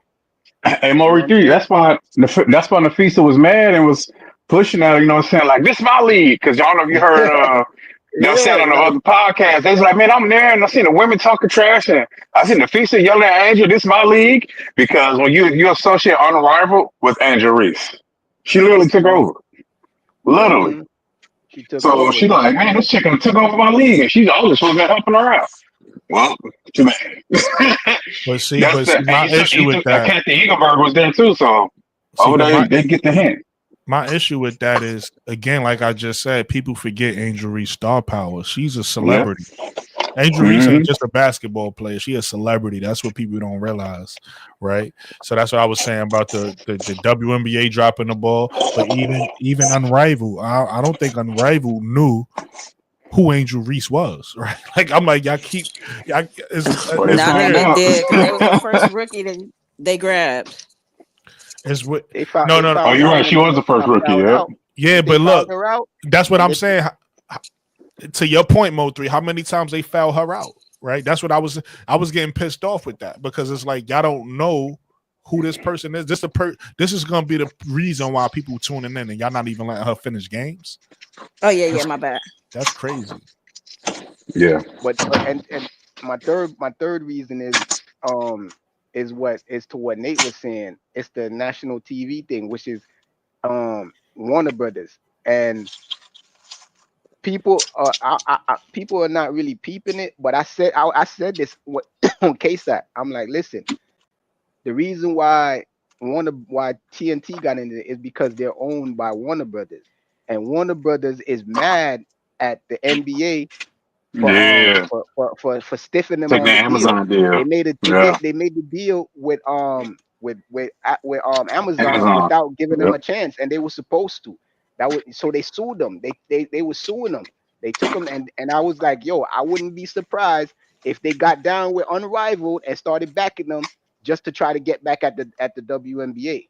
And sure enough, like 2 weeks later, we heard, oh, they done made a deal with TNT. I'm like, see, this is what I'm talking about. You know what I'm saying? And they started pushing it heavy. Remember, there was even rumors about they was willing to put up money for Caitlyn to join the league and all types of stuff. You know what I'm saying? So they was So Warner glad she Brothers didn't. was really pushing the league. They was, you know what I'm saying, really pushing the league. And the no commercial thing, that's them, because that's how they make their money. And Yep. they were willing to bite the bullet and say, okay, we're gonna forego this money right here just to push this content. You know what I'm saying? Because that's how TV networks make their money, is on commercials. And if they're willing to not to go play a whole quarter with no commercials, is that mean they're willing to take a bite on the bullet to just to push the product out there? You know what I'm saying? So I feel And Facts, it like facts, those worked. are the three main 27 reasons million. why they were so successful. facts. Andre says Paige Cardoso Angel. Paige Cardoso Angel Page class. Okay. You forgot about Cameron. Cameron was the first one Yeah, in. I think it was a typo. That's what kind of threw me off. He said Page twice. Oh, Uh, oh, oh. Brooklyn. The top 3 teams with the most broadcast games are all Nike athletes: CC, Asia, and Sabrina. Angel team is fourth with 25 out of 26. Chicago has the fourth place amongst games broadcasting. That's not too bad. You do all those players. I do feel like draw fans in: Sabrina, Asia, CC, and Angel. So, but I would have had Angel number 2 because she's obviously the second biggest star in the WNBA right now, if not the first. I Yeah. believe she the first, but I believe she you first. know, Yeah. yeah, I believe she the number 1 person, me personally. But I got to go off of the numbers, and right now, Caitlin Clark is getting more numbers than her in the WNBA. So, I give Caitlin Clark number 1. When she's on everybody's podcast about just about the dumbest stuff, she's definitely the most popular. Because they can't make no money because Caitlyn ain't doing that, so they throw Angel Reese's name and everything. Yeah, that's a fact. Christopher Nolan, what up, Chris? He says, hit the like button, man. Everybody hit the like button. If you ain't hit the like button yet, subscribe to the channel. And hit these cash apps too, man. Absolutely. T. Carmella says Minnesota is 5th. New York and Minnesota should have more games on TV. I agree with that. The winner and the runner-up. Facts. Again, like I said, I do understand what Mo3 said, but I do understand Minnesota, small market teams not necessarily getting so much airtime. That's just normal around sports in general. But definitely New York. New York should have definitely got some more games. Henry T. Hurley Jr. says there should have been a Nafisa Collier and Angel Reese storyline built from Unrivaled, Drew Lloyd and Skylar Diggins, Smith, Page, and CC, Agent, Stewie, etc. I do agree, but you can't manufacture rivalries. They have to happen naturally. But I do believe there's a lot of rivalries that they should start promoting more in the WNBA because that's what's going to make people watch. People like drama, people like a storyline, people like a rivalry. So if the WNBA start creating more natural not manufactured, they start creating natural rivalries. It's going to just make the game more exciting. That's what makes the NBA exciting because but the way you create rivalries though is teams have to meet in the playoffs. So let's be clear about that. And the only way a rivalry can happen after you meet a team in the playoffs, you got to then meet them again in the playoffs, and then both teams have to get a W. So for example, let's say 2 teams meet each other 3 years in a row in the playoffs, but only one team wins. It's not a rivalry. That's why I tell people, even going back to Caitlin Clark and Angel Reese, a lot of people don't realize this or probably don't even want to admit it. It ain't become a rivalry until Caitlin Clark beat Angel Reese in the Elite 8. Because before that, Caitlin Clark never beat Angel Reese. So it wasn't a rivalry. Angel Reese was just winning. You get what I'm saying? That don't even make it a rivalry because that's like 1-5, 1-6. Yep. How was that? That's like because Angel was hurt. And Angel was hurt. So no, yeah. It's definitely a lopsided rivalry. But what I'm saying is what I'm saying is it doesn't become a rivalry until both sides win. Like you can't have a rivalry with one side winning everything. Both sides have to get a win for it to become a rivalry. But you're right. It was a lopsided rivalry. A lot of people don't even know that Angel's been beating CC in championship games since high school. Yeah. Caitlin never beat Angel into the Elite 8 game. But they don't know that. They just be like, they start talking. You'll say Angel beat Caitlin in the championship game. They'd be like, yeah, but she won in the Elite 8. Like that don't even compute. She ain't get a ring for that. Don't even compute. You're right. She ain't get a ring for that. But they'd be like, yeah, but she beat in the Elite 8. It's like, all right. Like Mo3 said, Angel been beating that ass since high school. So like, what are we talking about? And Angel got a ring to show for it. And even when she was at Maryland, she was winning the Big Ten championship. Yeah, Iowa didn't win the Big Ten championship to Angel left the Big Ten. Mm-hmm. That's another thing I bring up to. I was like, listen, man, if they say, oh, Angel left Maryland to go to LSU so she could beat CC, I'm like, y'all sound ridiculous, man. Yeah, Angel she never was lost to CC in Maryland. She was whooping that butt at Maryland. What are you talking about? Did you even watch any of those games? She was straight balling all over Iowa. There's only the first game. It was like I wouldn't say she balled all over them. She just had like a decent game, but they still whooped them up though. You know what I'm saying? And then the next games after that, every game after that was straight ass. It was this belt to ass. They never even won the tournament. So I don't know. And then LSU was a bottom feeding team when she joined. They're one of the worst teams in the NCAA, like bottom team, bro. Yeah, and not only that, they was a bottom team, but Iowa was a ranked team. So a lot of people don't want to talk about that. Real Money says more people watched the Elite Eight Iowa game last year than the whole series in the WNBA finals. Stop with the narratives. Okay, listen, I ain't mad at you. Like tell us the the Caitlin accolades. I ain't But mad what at that that. got to do with anything we said? We was talking about. Oh no, that's a WNBA. old. To his credit, that was old. I'm 'Cause I I'm thought he was trying to talking about I'm the trying to go WNBA back. ratings. No. I'm trying to go back and catch up in the comments, but sometimes we have a conversation, so I gotta wait. So that was old. He said that at 11:55. No, but I think he was talking about what I was saying about the ratings in the finals. Yeah, Like, but probably. what does that have to Yeah. do? What does that have to do with college? I never said anything about college. I said in the WNBA. Those are we talking about WNBA ratings? College ratings is college ratings.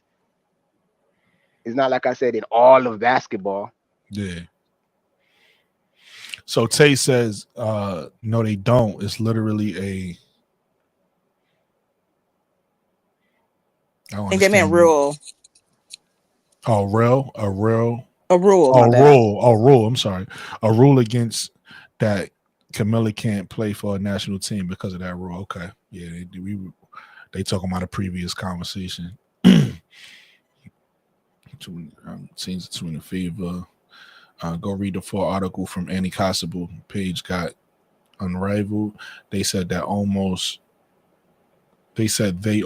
broke even in the first year. Would have made profit if they sold more merch throughout the full season. Jonathan Gonzalez says, well, they're going to help get a championship in the WNBA with all the players they signed to the Fever. That's definitely the plan. Yeah, definitely. That don't mean it's gonna happen though. On paper and on court, it's totally different things. Facts. I thought Jonathan Gonzalez was an Angel fan. He sounded like he a CC fan now. It does sound like you're a CC fan, don't it? They pulling your card, John. Angel and Clark Sound don't like a even CC play the fan. same position. Those jerseys were 140 a pop. Mo 3. I was there in person when they were chanting Angel's name. It's magnetic in there. They did it like 2 or 3 times that game. Mm-hmm.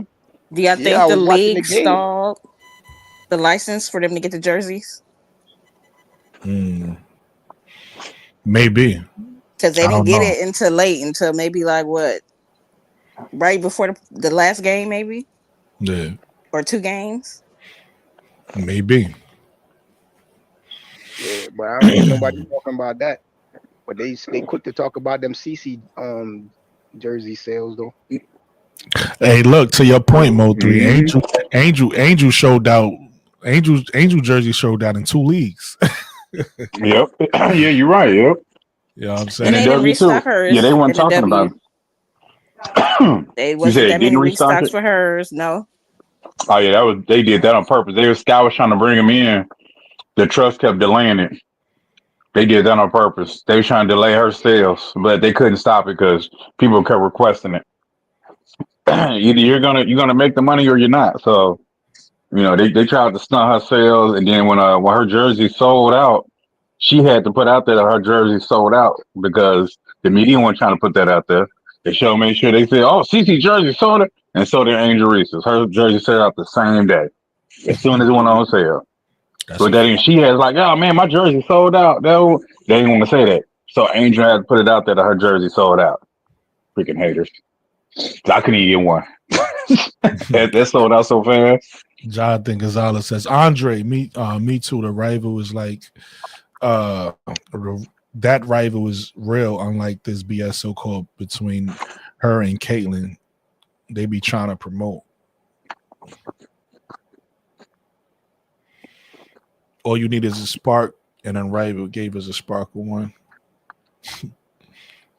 Well, they're gonna push the CC and Angel hate and a rivalry because that was the reason why the new CBA was negotiated so highly. They literally said they negotiated. They was like, hey, look, we're gonna get views because of Angel Reese and Caitlin Clark of their rivalry. So they pushed it, and that's why it went from like 500 to 600 million to a possibility of 3.4 billion because of them too. Because so they want to push that rivalry as much as possible because that's what they were promised. These, saying the ratings and the rivalry. So they're gonna push that. Jonathan Gonzalez says, "Well, damn, I'm a CC fan for saying that they are helping CC get to a championship by signing a lot of good players to the Fever. If anything, I don't really respect it."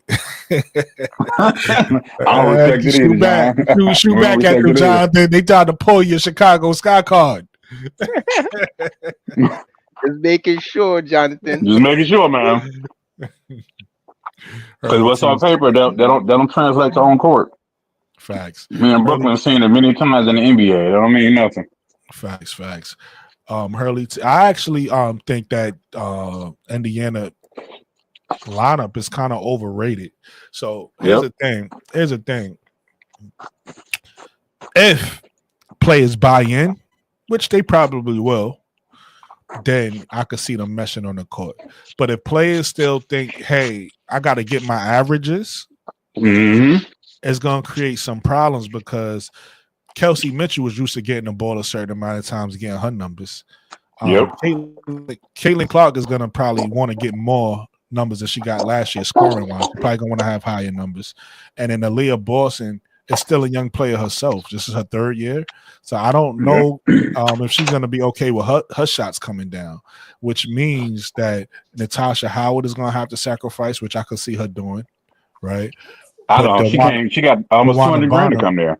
But DeWanna Bonner is going to have to sacrifice as well, and I don't see her sacrificing. I see her trying to get her buckets, and that's going to cut into Caitlin to Kelsey buckets, and that's going to cut into Aaliyah buckets, and I think that's going to cause some divisions. There's going to be some issues, but we'll see. And I'll say this too. So, because another sportscaster, which I was shocked, that was on another big podcast. I forgot what that station. I think those young ladies we be listening to. She said she actually sees the Fever starting out slow, which I agree with because everybody has been playing and like trying to, make sure they stay sharp or playing overseas or something.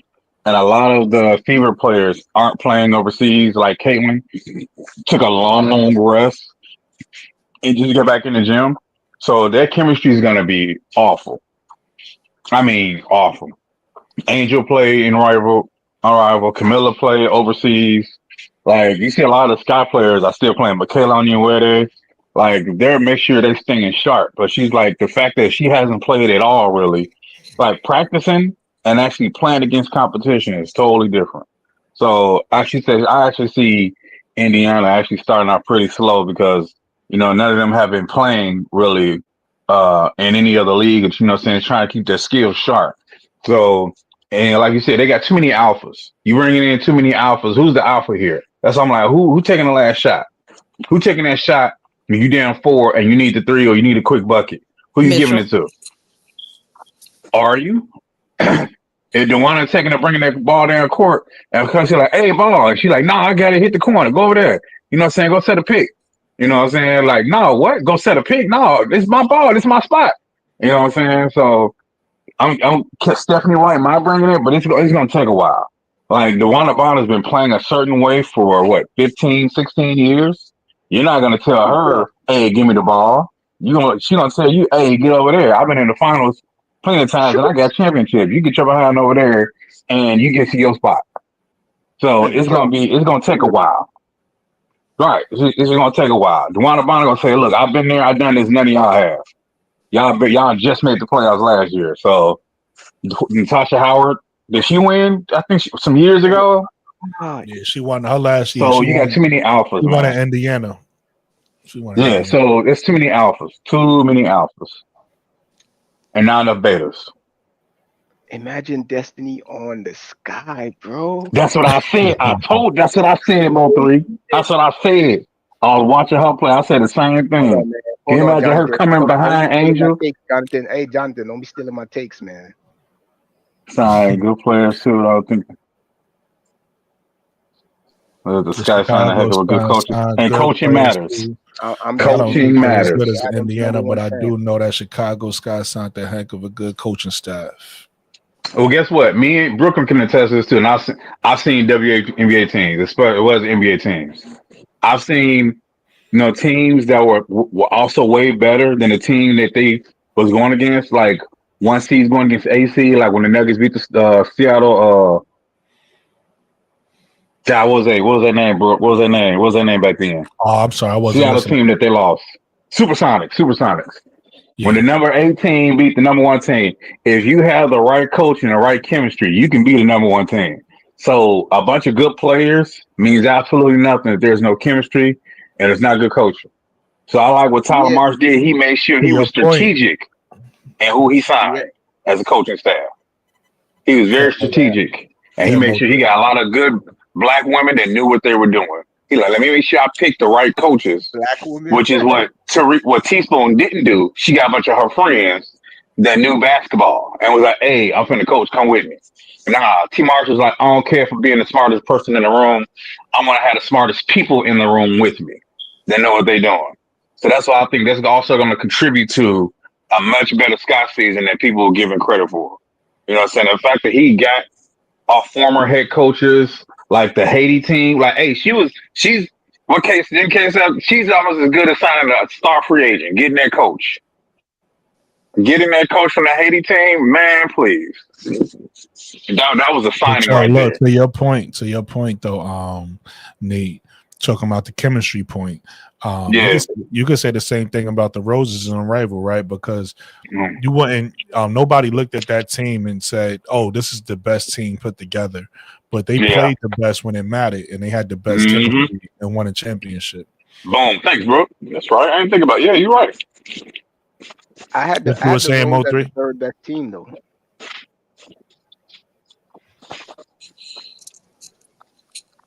You said you had them as a good team? The Lunar Owls were the ones that I was sleeping on.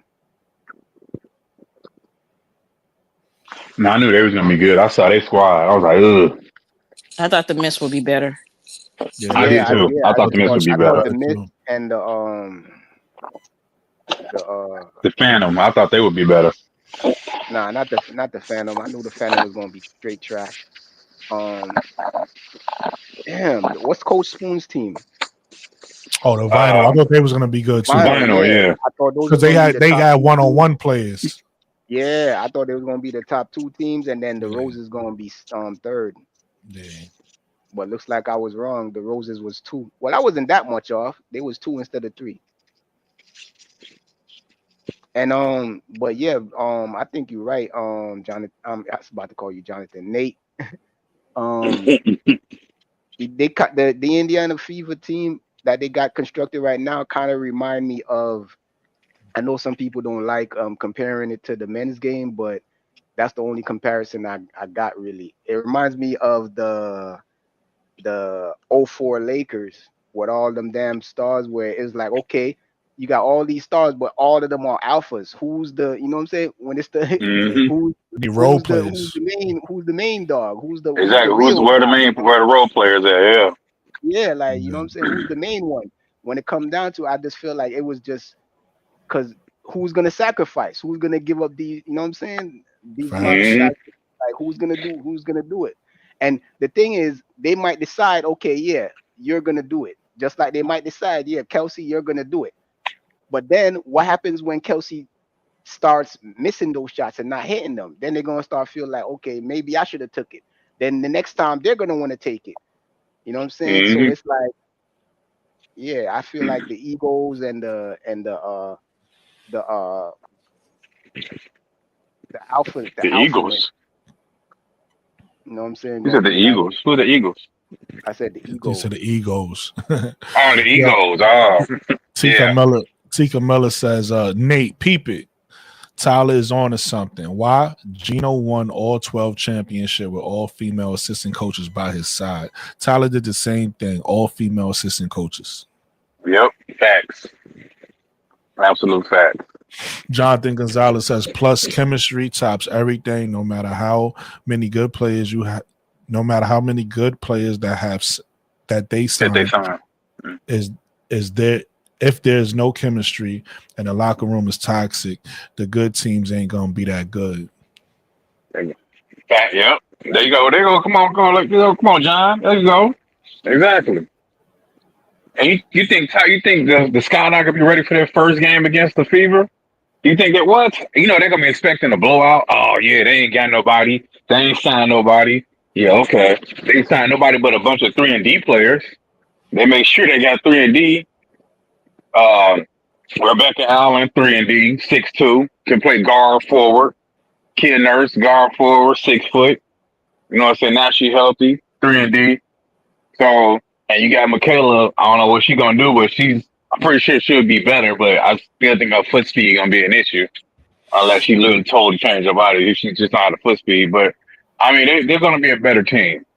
You got an actual point guard in Vandersloot, a 2-time champion, to pass to your bigs, and so they'll actually know where to be because their point guard will be communicating where they need to be and actually making good passes, making entry passes. They're gonna be like, "Oh my God, we didn't have none of this last season."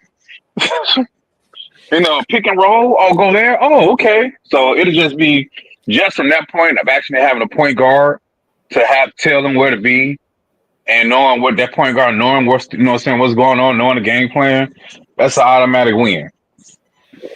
Yo, let me give y'all this last topic. We can end this show only because nobody been talking about this, or at least I ain't seen nobody talking about this. What's your thoughts on Della Don's career? She announced her retirement a few days ago.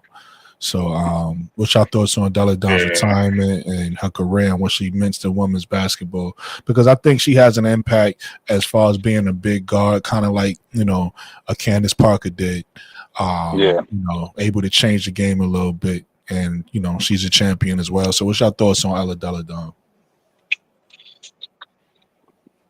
Man, I thought she might play, but then when I didn't hear nothing right away, I was like, oh man, she might actually retire because I know she was thinking about it and the issue she was having with her back, and and I was so like, man, if she can't get to where she want to go to play with, so she could be close to her sister, then it wasn't gonna work. So because her sister's deaf and blind, so and her body, if your body can't do it, then like I remember Candace saying the same thing.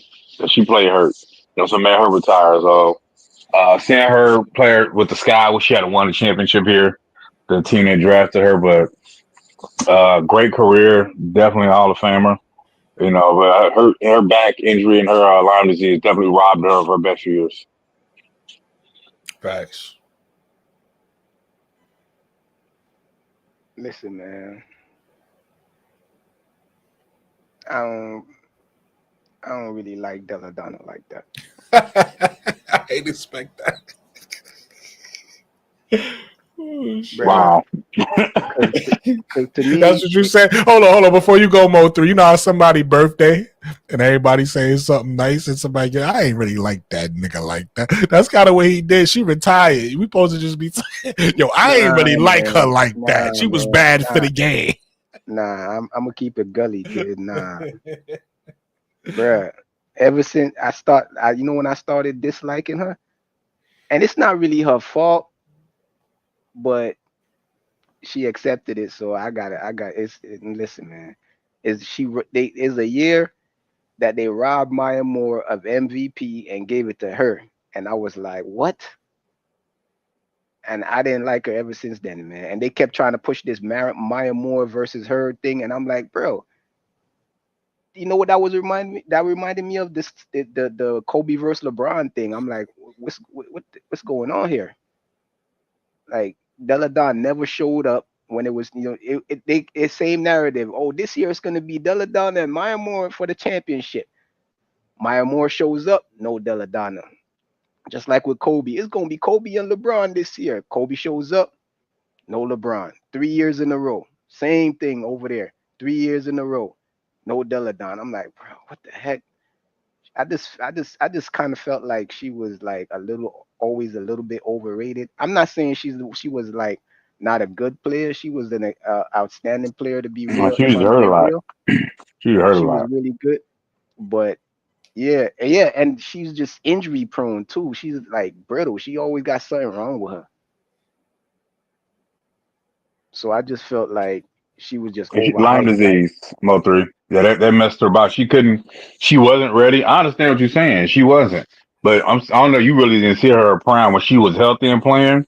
no, She was a beast, man. I seen her play, But and I'm yeah, just her talking Lyme about disease, her overall career. That's what we talking about, right? Her overall um, thing, like overall. Because I seen her like it was like a couple. It was 1 year I seen her play that I was like, you know what? This year she's the best player in the league. But one just playing like that 1 year doesn't make this. I just felt like the other years combined with that just made it seem like she was a little bit overrated. You know what I'm saying? And I'm not really saying it's her fault. It's just the cards she was dealt. But I'm just saying like the way the media. It's kind of like why I don't. It's kind of part of the reason why I don't like well, I don't like CC because of her game. I don't as but outside of the game, I don't really like CC either because of what the media and people what they posted. pushing. Yeah. Yeah, the Yeah, hype. and Yeah, I that hate that. it was and that they were doing the same thing with her that they doing with CC with her, and I didn't like that. I'm like, what's going on here? Yeah, I agree. They was definitely doing that same thing. And even back then, Maya Moore didn't play the same position. Yeah, it was like that's why I was like it was Doing the basically the same same thing. Yep. thing. I'm like, man, I don't like that, man. Like, what's going on here?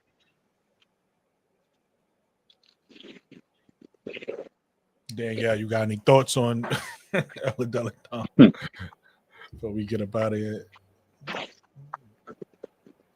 But then yeah, Daniel's still here. He trying to make sure they give it a $10.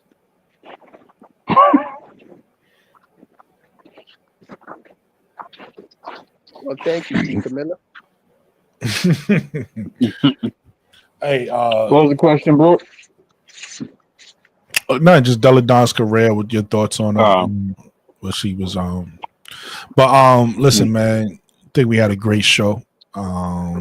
Shout out to our special guests Mo3 and Danielle for gracing the panel.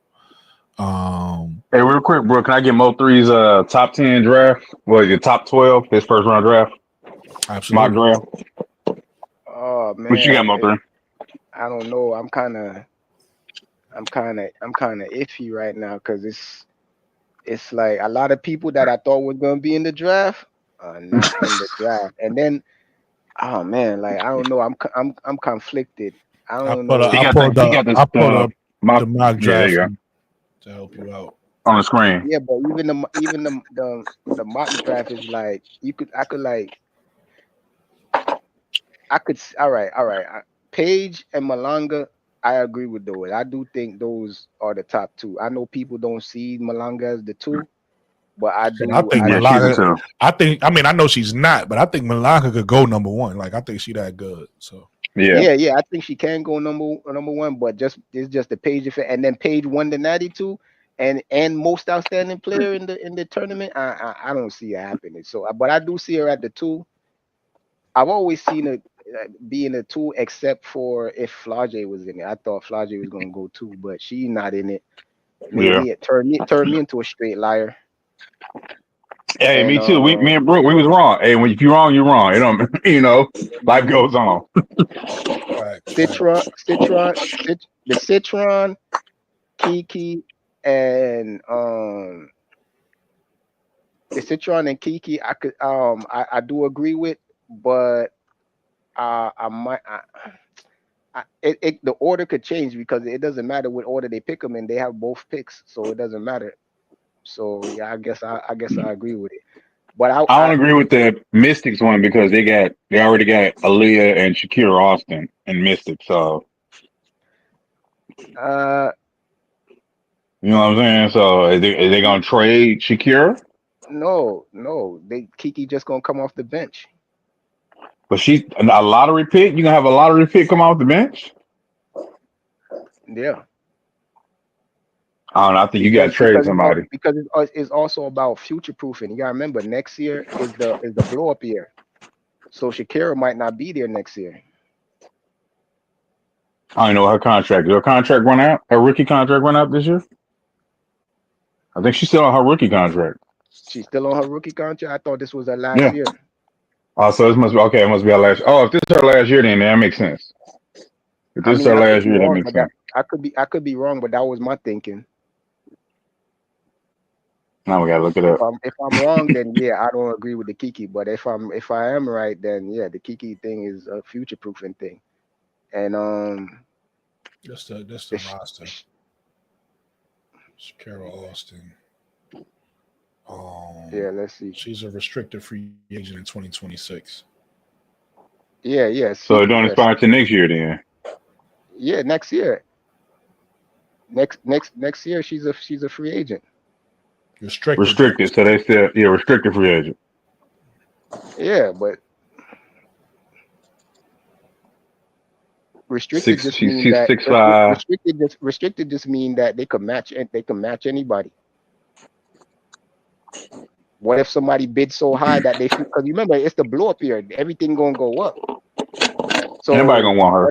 whatever somebody throws so much money at them that they be like, it's not worth it. You know what I'm saying? So it's kind of like a future proofing thing. So yeah, Okay. and You think Cheyenne Sellers going that high at 5? she could, if she did, but I I think it don't know. needs some more. Probably go 5. This is another thing because originally I was thinking Sellers would go four, and Kiki would go 5 to the Valkyries, but because of the future proofing thing, the blowing up and thing, I was like, I rethought about it. And I was like, you know what, the Kiki thing does make a lot of sense for future proofing, but I don't know. I don't know. I don't know. I don't know, man. Hey, that's the I draft. don't This nah, the I don't know draft. I don't see Cheyenne Sellers going. I don't. Why would they pick her? Like I don't get that. Yeah, I don't get it either. Yeah. I don't get that. Yeah. I don't agree with that thing. But who? I don't know. I don't know who they would pick. I don't know. I'm thinking of a blank on that one. I don't know who they would pick. Like, Come out the cause the The Valkyrie. Valkyries. I think the Valkyries want Kiki because she's from California. You know, she's right there. I don't think she live in California. So yeah, I I think agree. I agree, Chris. We already talked about that earlier. Ravens should come out now. It's no point in staying in college. Yeah. And Yeah, we were talking about that too, Mo 3, that Ravens come out. Why the heck would they? I don't see. I said the Georgia same Amo thing. Hey, you saying the same thing I said. Why they got Georgia Moore so high? I don't understand it. like, and going to the Mystic too. Like, I don't know. I would see. It don't make sense. I would see. I could see Sellers going to the Mystics though, instead of Georgia. You know what? Anissa Morrow. I think Mm-hmm. Anissa Morrow to the To the to the Valkyries. Valkyrie. Yeah. Mm-hmm. I That's see why I had it Anissa 5. Morrow Yep. going to the Valkyrie. Cheyenne Sellers going to the Mystics.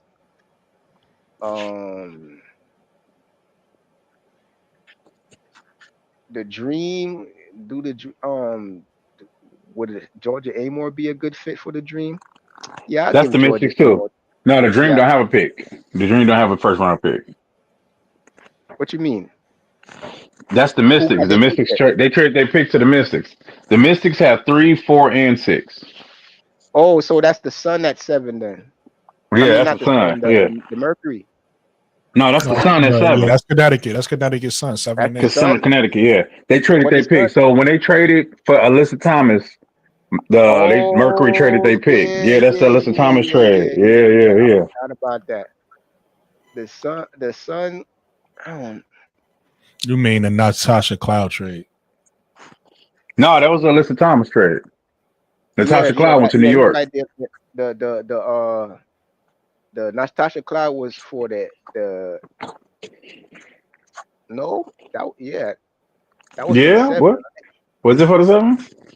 Yeah, I think it was for the 7. New York had the That's 7 it. pick. That's a Natasha Oh Cloud yeah, it trade. was Tasha Cloud trade. Yeah, Yeah, because which is crazy because they said no at The Fever first. had the 8th pick.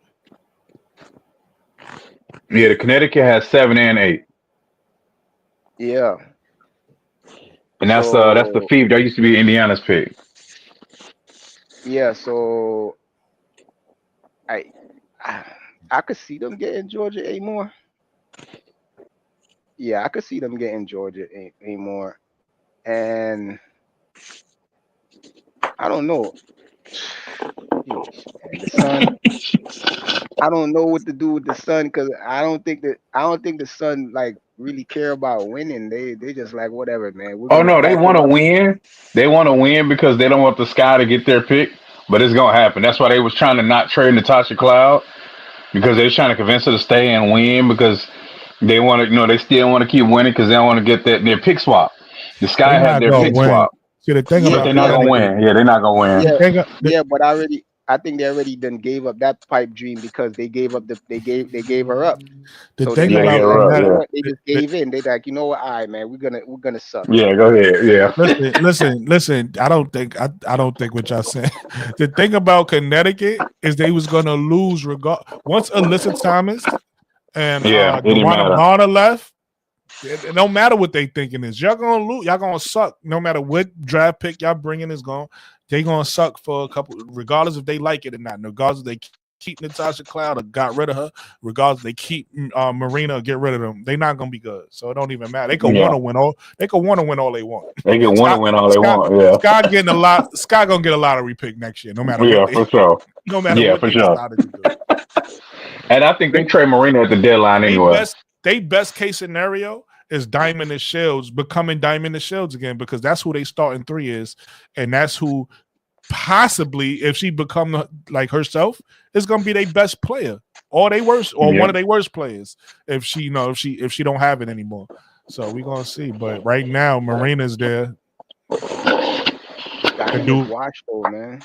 that's what I'm saying. If Diamond is Yeah. washed, like if she's not gonna show no resemblance of the old Diamond, then you got to wash Diamond. I'm saying in the best case scenario where somehow this was the special year, right? Like we already seen, like it wasn't last year for Chicago, but let's just say somehow this year she finally, that's going to be their best player if that And happens. still ain't gonna win. But And they still ain't gonna win. still ain't gonna win. But I doubt that happens. I'm with you, Mo3.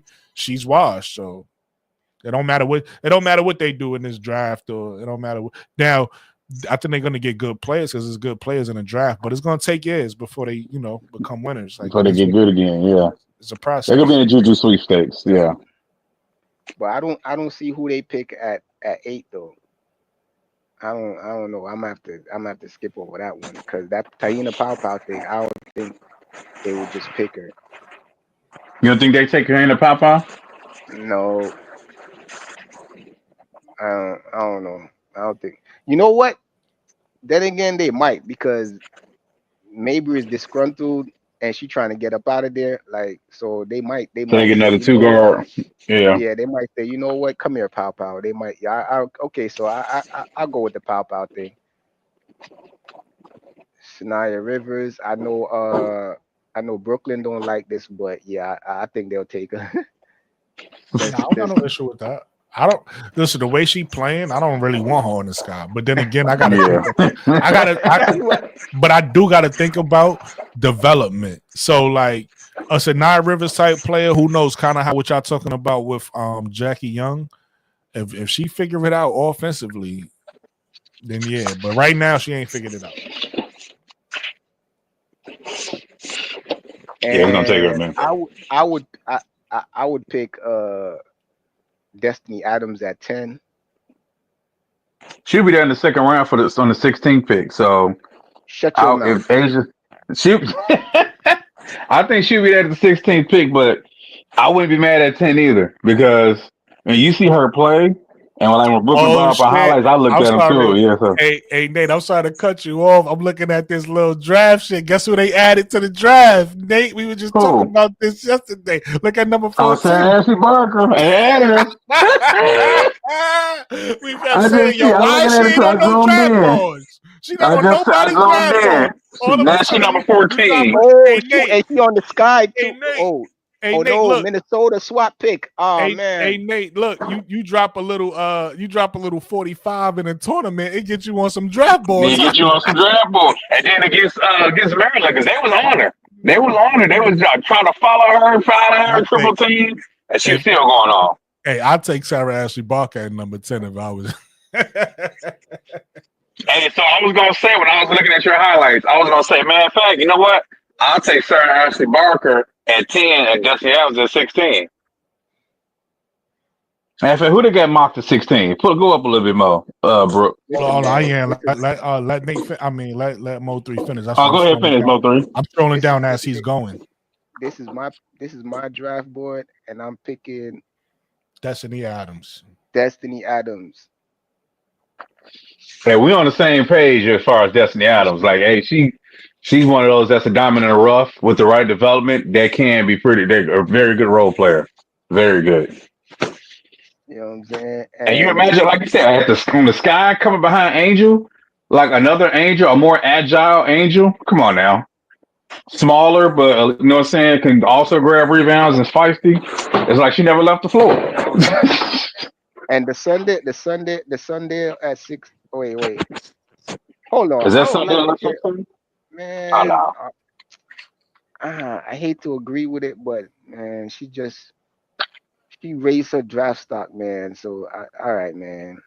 Wait, Yeah, I agree. just I agree with the rest. I agree with the rest of this, man. Wait, full 'Cause disclosure. I really wanted Van Lit at 16, but she ain't gonna make it. Oh no. Hold on. I don't want her. She's too small. Hold on. Full disclosure though about Tankathon, right? Tankathon don't put players in order because they feel like, yo, this team should draft this player. This team, they put them by ranking of. So if I go over here to big board, Yeah. you're gonna see the same players. You're gonna see the same players in the same order. They just put them. You get what I'm saying? They put the rankings of the players. That they feel like this player is better than this player is the next best. So that's how they do it. So it's not like best fit. You know what I mean? You know how like most drafts will say, you know, we think this team is gonna pick this player for whatever reason. That's not what Tankathon does. Tankathon ranks the players in order from best to worst. And then when it goes to the draft, the mock draft, they just put them on that team from best to worst, just to let y'all know. So just because y'all see a player on the team, there wasn't no thought put into that. Like, oh, this player is going to fit on Chicago Sky. It was just the next best player available. So we're going to put them on the next team with a pick, basically. So any one of these players, you could move around because if you feel like, okay, even though they have Kiki as the 4th best player on his draft, I feel like Kiki is more suited for the Valkyrie because the Valkyrie, they have good guards and they probably really need to start. But you get what I'm saying? Yeah. So you can move it around like that is what I'm saying. Don't look at this mock draft and be like, oh, they feel like this player is really going to that team. No, that's just the next best player they got available. So they just put on. Man, Brooke was literally just talking about Sarah Ashley Barker when the stream first started. That's crazy. Because she went on nobody draft boards. And we like, man, that's crazy. And now she all the way, what is it, 14? That's crazy.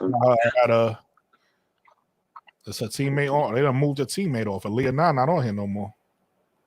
What? Isaiah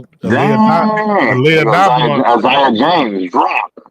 Yeah, Aaliyah not been on the draft board for forever, but they done moved her off. My girl Madison Scott is there at 23.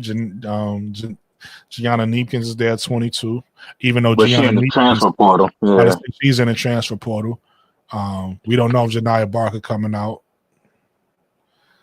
They got Fegan as a 19th best player. Here's another cool thing about this, right? So if I go to big board, and let's just say you want to only talk about the centers in the draft. If you come here, they just show you the centers. So there's only 2 centers in this draft, according to them. Dominique Malanga and Sedona Prince. Power forward. Some of these you could say probably should be centers. Oh, I got to erase this center thing. Boom. You got Kiki, Anissa, whoever the fuck this is from overseas, Michaela Timpson, Sanaya Fegan, Janiyah Barker, Rhea Marshall, Maddie Westfield. There's no real small forwards in this draft. No. Got Madison Scott and Sifka. And then you got some solid shooting guards in his drafts. Sonia Cintron, Tina Pau, Sinai Rivers, Giuseppe, Sarah Ashley Barker, Isaiah James, J.J. Quinley, Gianna Neekins. J.J. Quinley don't get a lot of love. She need to get more love. Point guard, she should get more love. Cheyenne Sellers, Georgia A. Moore, Helly Van Liff, Serena Sundell. Lucy Olsen also don't get a lot of they don't talk about her a lot, but I think she's gonna be a solid. She's 5'10. She's really 5'9. They gotta have 5'10. She's 5'9 and she's a solid point guard in this draft, size wise and all that. That's crazy. They added Sarah Ashley Barker on there. Definitely. Wow. That's crazy. About time, bro. Fucking time. Yeah, she should have been on there. She should have been on there. Let me see. Let me see what the comments. They don't have Harmony Turner though. That's a shame. Yeah, she needs to be on there too. Let's get to these comments before we wrap the show up. Christopher, I think she's going back because she said she's gonna miss playing with the seniors. She says she needs to get back from that loss. She might pick up her last year eligibility. I think that'll be a mistake. Tika Miller, for real, damn, she should go pro because the draft is weak. Do you think, Tika Miller, do you think she should go back to South Carolina or the draft? Tika Miller, yeah, she probably already talked to Dawn, and Dawn said, wait till the league will be there. Wait, the league will be there. I'm not gonna lie, business wise, it does make sense for her to wait though. So I wouldn't be mad at her waiting until next year. It actually makes sense business wise. Tika Miller, Christopher, I believe either decision can work for her. She should get a bigger contract versus this year, next year. Congratulations on a great victory today from your alma mater. She would get picked early in the draft. I think next year's draft. Brooklyn. Wait, Chicago has a pick switch with Minnesota and Connecticut. Wouldn't Minnesota take the pick if Chicago take Connecticut higher pick? So no, so it's two different picks.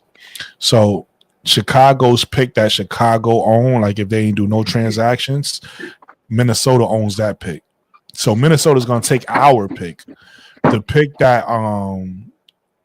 that we acquired in the Marina Mabry trade is a pick where we get the better of the picks of Phoenix and Connecticut. So between Phoenix and Connecticut, whoever's in a lottery, whoever got the worst season, we swap their picks and we take their pick, and then Minnesota's gonna do that to us. Wherever we land, if we land in the worst spot that Minnesota lands, or in the best spot, if you're talking about drafting, Minnesota's going to swap with us and take our pick, and we'll get Minnesota's pick. And we'll do that to either Connecticut or Phoenix. Probably Connecticut, obviously. Connecticut got the worst roster. Mm-hmm. That's going to be interesting next year. Christopher Nolan says, let me see what point guards is coming out next year. Stand by. Olivia Miles. Yeah, Olivia Miles. You said Tanaya Lawson is a point guard, though, right? She plays point, but she's a combo. She's a combo, so she could play the one or the two. But yeah. Oh, okay. Tika Miller, Christopher says she would get it picked higher. Do you think she's ready to go to the W, whereas she could sustain a spot on the team?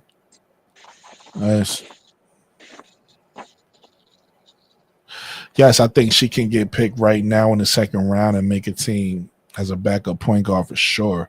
Plus, if she goes back to South Carolina, she will be in the same boring offensive scheme. I agree. Only reason why I say it does make sense for her to stay, though, is she'll get a bigger rookie contract next year. But outside of that, I think it's time for her to come out. Christopher, Raven has up until 6 p.m. on Tuesday to clear. We'll see by 6 p.m. Yes, she does. And everybody, we're going to wrap it up. This was a great show. I want to say shout out to Nate, my co-host. Shout out to Mikachu. She's sick, y'all. So prayers up to Mikachu. She'll be back soon. She'll be back next week. If y'all want to surprise her with a cash app, her cash app is right there on the screen. Queen Meeks 15. Y'all can tell her get well soon. Make her day. Nate's Cash App is SGTOC. You want to send him some cash for giving such energy and such a great show today. And y'all can always send something to my Cash App right there on the screen. Listen, everybody hit the like button. If you ain't subscribed to the channel, subscribe to the channel. If you've never seen, if you've never been here before, we're going to be bringing you this show every Sunday, guys. Every Sunday, 9 p.m. Eastern time. This is the WNBA weekly report, where we're going to get into the draft. We're going to get into, free agency. Free agency goes all the way up into training camp. So we're going to be bringing y'all the news and unique analysis. Mo 3 might join the show. That's up to Mo 3. Danielle, you was a great addition to the show today. You can join the panel at any time. Loved your expertise. And I always appreciate the chat, man. The chat keep us honest. You always got people in the chat that's gonna give us, if we say something wrong, they gonna give us the facts. Yeah, so, like facts. So I definitely appreciate all you guys. Any last words, Nate, Mo 3, Danielle, before we go? Go ahead, Danielle. Was Diamond on any draft things or no? Nope. I didn't see her. Okay. Man, I want to hear your thoughts on the draft too, but we can do that another time. Oh, nah. You got to step away. If you saying mine, I just got back home. We can end with that. Dan, I'll pull go ahead, Dan. And then we'll end with that. I'll pull my draft back up so you can see the names. For the Sky, right? You want to know the Sky or the Hub? What you want to know, Nate? If you could just, since we're on our way out, you could just give us what's your picks for the Sky at 10 and 16. I still want Pau. I don't care. I still want Pau at 10. I ain't mad at Pau at 10. What about 16? I don't think Pau lasts in the 10, but you don't think so? No, I think she getting picked by the Sparks. Okay, I can see that. 16. Who did I say last time? I think it was. Well, I was gonna say Barker, but it looked like now she getting higher up there. But if Barker's there, I'll take Barker at 16, and then I wanted Tipson at 22. Okay. You know who Destiny Adams is? Look at her highlights. Talking about her. Yeah, you look at her highlights. Anybody, to be honest, it's who we could get. It's like I flip flop every day. That's why it's a good talent. It's definitely good. It's some talent in the draft. Yeah, it's a good talent. It's 8 days away. Yeah, I go back and forth about who. And 2 at 10, any of the NC State girls. If they, I think James, most likely, Rivers. I think probably it'll be Rivers left. I think James will go. Zion James' draft stock dropped dramatically. She went from first round like 9-8 to second round. Matter of fact, her and Sanaya Rivers switched. But I think she played better in the tournament than Rivers. Well, to me at least. Yeah. She's more consistent. It's because Sanaya Rivers is taller and play better defense. She's defense. You can play defense, you have a spot in the league. Okay, yeah. And then they'll take the taller person always. That's true. Yeah, absolutely. Yeah. That's why I didn't agree with this Georgia Amore thing. They was like, the Sky gonna pick Georgia Amore. No, they're not. 2. I would have been Diamond Johnson at 22 if she there. Who? Emily Johnson. Who's that? No, Diamond Johnson if she there at 22. Who's Diamond Johnson? Who's that? Who she play for? So she went to a HBCU. She used to play for. Oh, okay. Then what team did she come from? She used to play for. I forgot what she went to Rutgers. Rutgers. Yeah. But she used to play for. There. She used to play for a more popular team. Baylor? I forgot what team it was. Yeah, it was Baylor. There you go. She was on Baylor. And then she left Baylor and went to Maryland or Delaware. I think it's Delaware. The HBCU in Delaware. Yeah. And but you're not gonna like her though, Nate, because she's 5'6", but she's Oh Lord. she's Oh Lord. she nice No, though. She a beast though. She like that's cool. she one I of probably like it, just not on my team. Just not on my team. exactly. We got no short guard. It ain't Yeah. her talent. It's the fit. No, yeah, the talent is there. She Talent nice. definitely there. She definitely one of the best scorers. In fact, they almost beat Maryland. She almost beat Maryland. Oh man, okay. Yeah, she nice. So I'll take Sarah Ashley Barker at 10 and Destiny Adams at 16. Or I'll switch them. So I'll take both of them. And I'll take Hermione Turner, and I'll take Sarah Ashley Barker. And then at 22, give me You take Hermione at 10? Harmony at 10? Okay. Yeah. I'll take any one of these picks. I'm taking Hermione Turner. But but I would probably take honestly Sarah Ashley Barker at 10 because I think Sarah Ashley Barker. Then my next pick would be Hermione Turner at 16. And then at 22, I'll take a I ain't even picking 22 because they're not keeping that pick. Yeah, they're not keeping it. So I'm gonna just go with those two. Sarah Ashley Barker legit 6 foot, so that's why I'll take her over Harmony. And she's a little bigger too. Well, they two different positions. One is a guard, and one is a big guard. Hermione Turner is a point guard, but Sarah Ashley Barker could play. She could really play 1, 2, or 3 if you really watch her play. She play. Yeah, she's definitely a combo guard. Yeah, so special. But at 6 foot, I would play her at the 3. that's what I said. You want those multi-dimensional players you can kind of move around. Absolutely. She gives me like if I had to do her WNBA comp, she gives Sophia me. Cunningham? Nah, she better. No. She give me Alicia Gray. Oh, okay. Yeah, I can see that. Big bro, salute, big bro. Yeah. Oh, what's up, my skin, homie? Christopher, I'll take Bree Hall as well. That's another one. I'll take Bree Hall. Oh, yeah, Bree Hall. Yeah, I'll take her too. It's so many. This draft is full of like solid role players, I think. Solid role players, solid wings, solid shooters. 3 Definitely. Okay. Yeah, we'll leave it out there. But listen, man, like I said, great show. I appreciate everybody. Nate, Danielle, Mo3.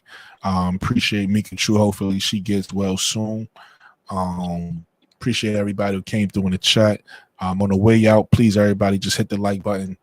Like I said, if y'all want to show some love to Mika True, she's under the weather. She's sick right now. Send her a little cash out. Tell her get well soon. Surprise her, make her day. She's not going to be expecting that. So definitely send her a cash out. And everybody have a blessed night. All right, bless y'all.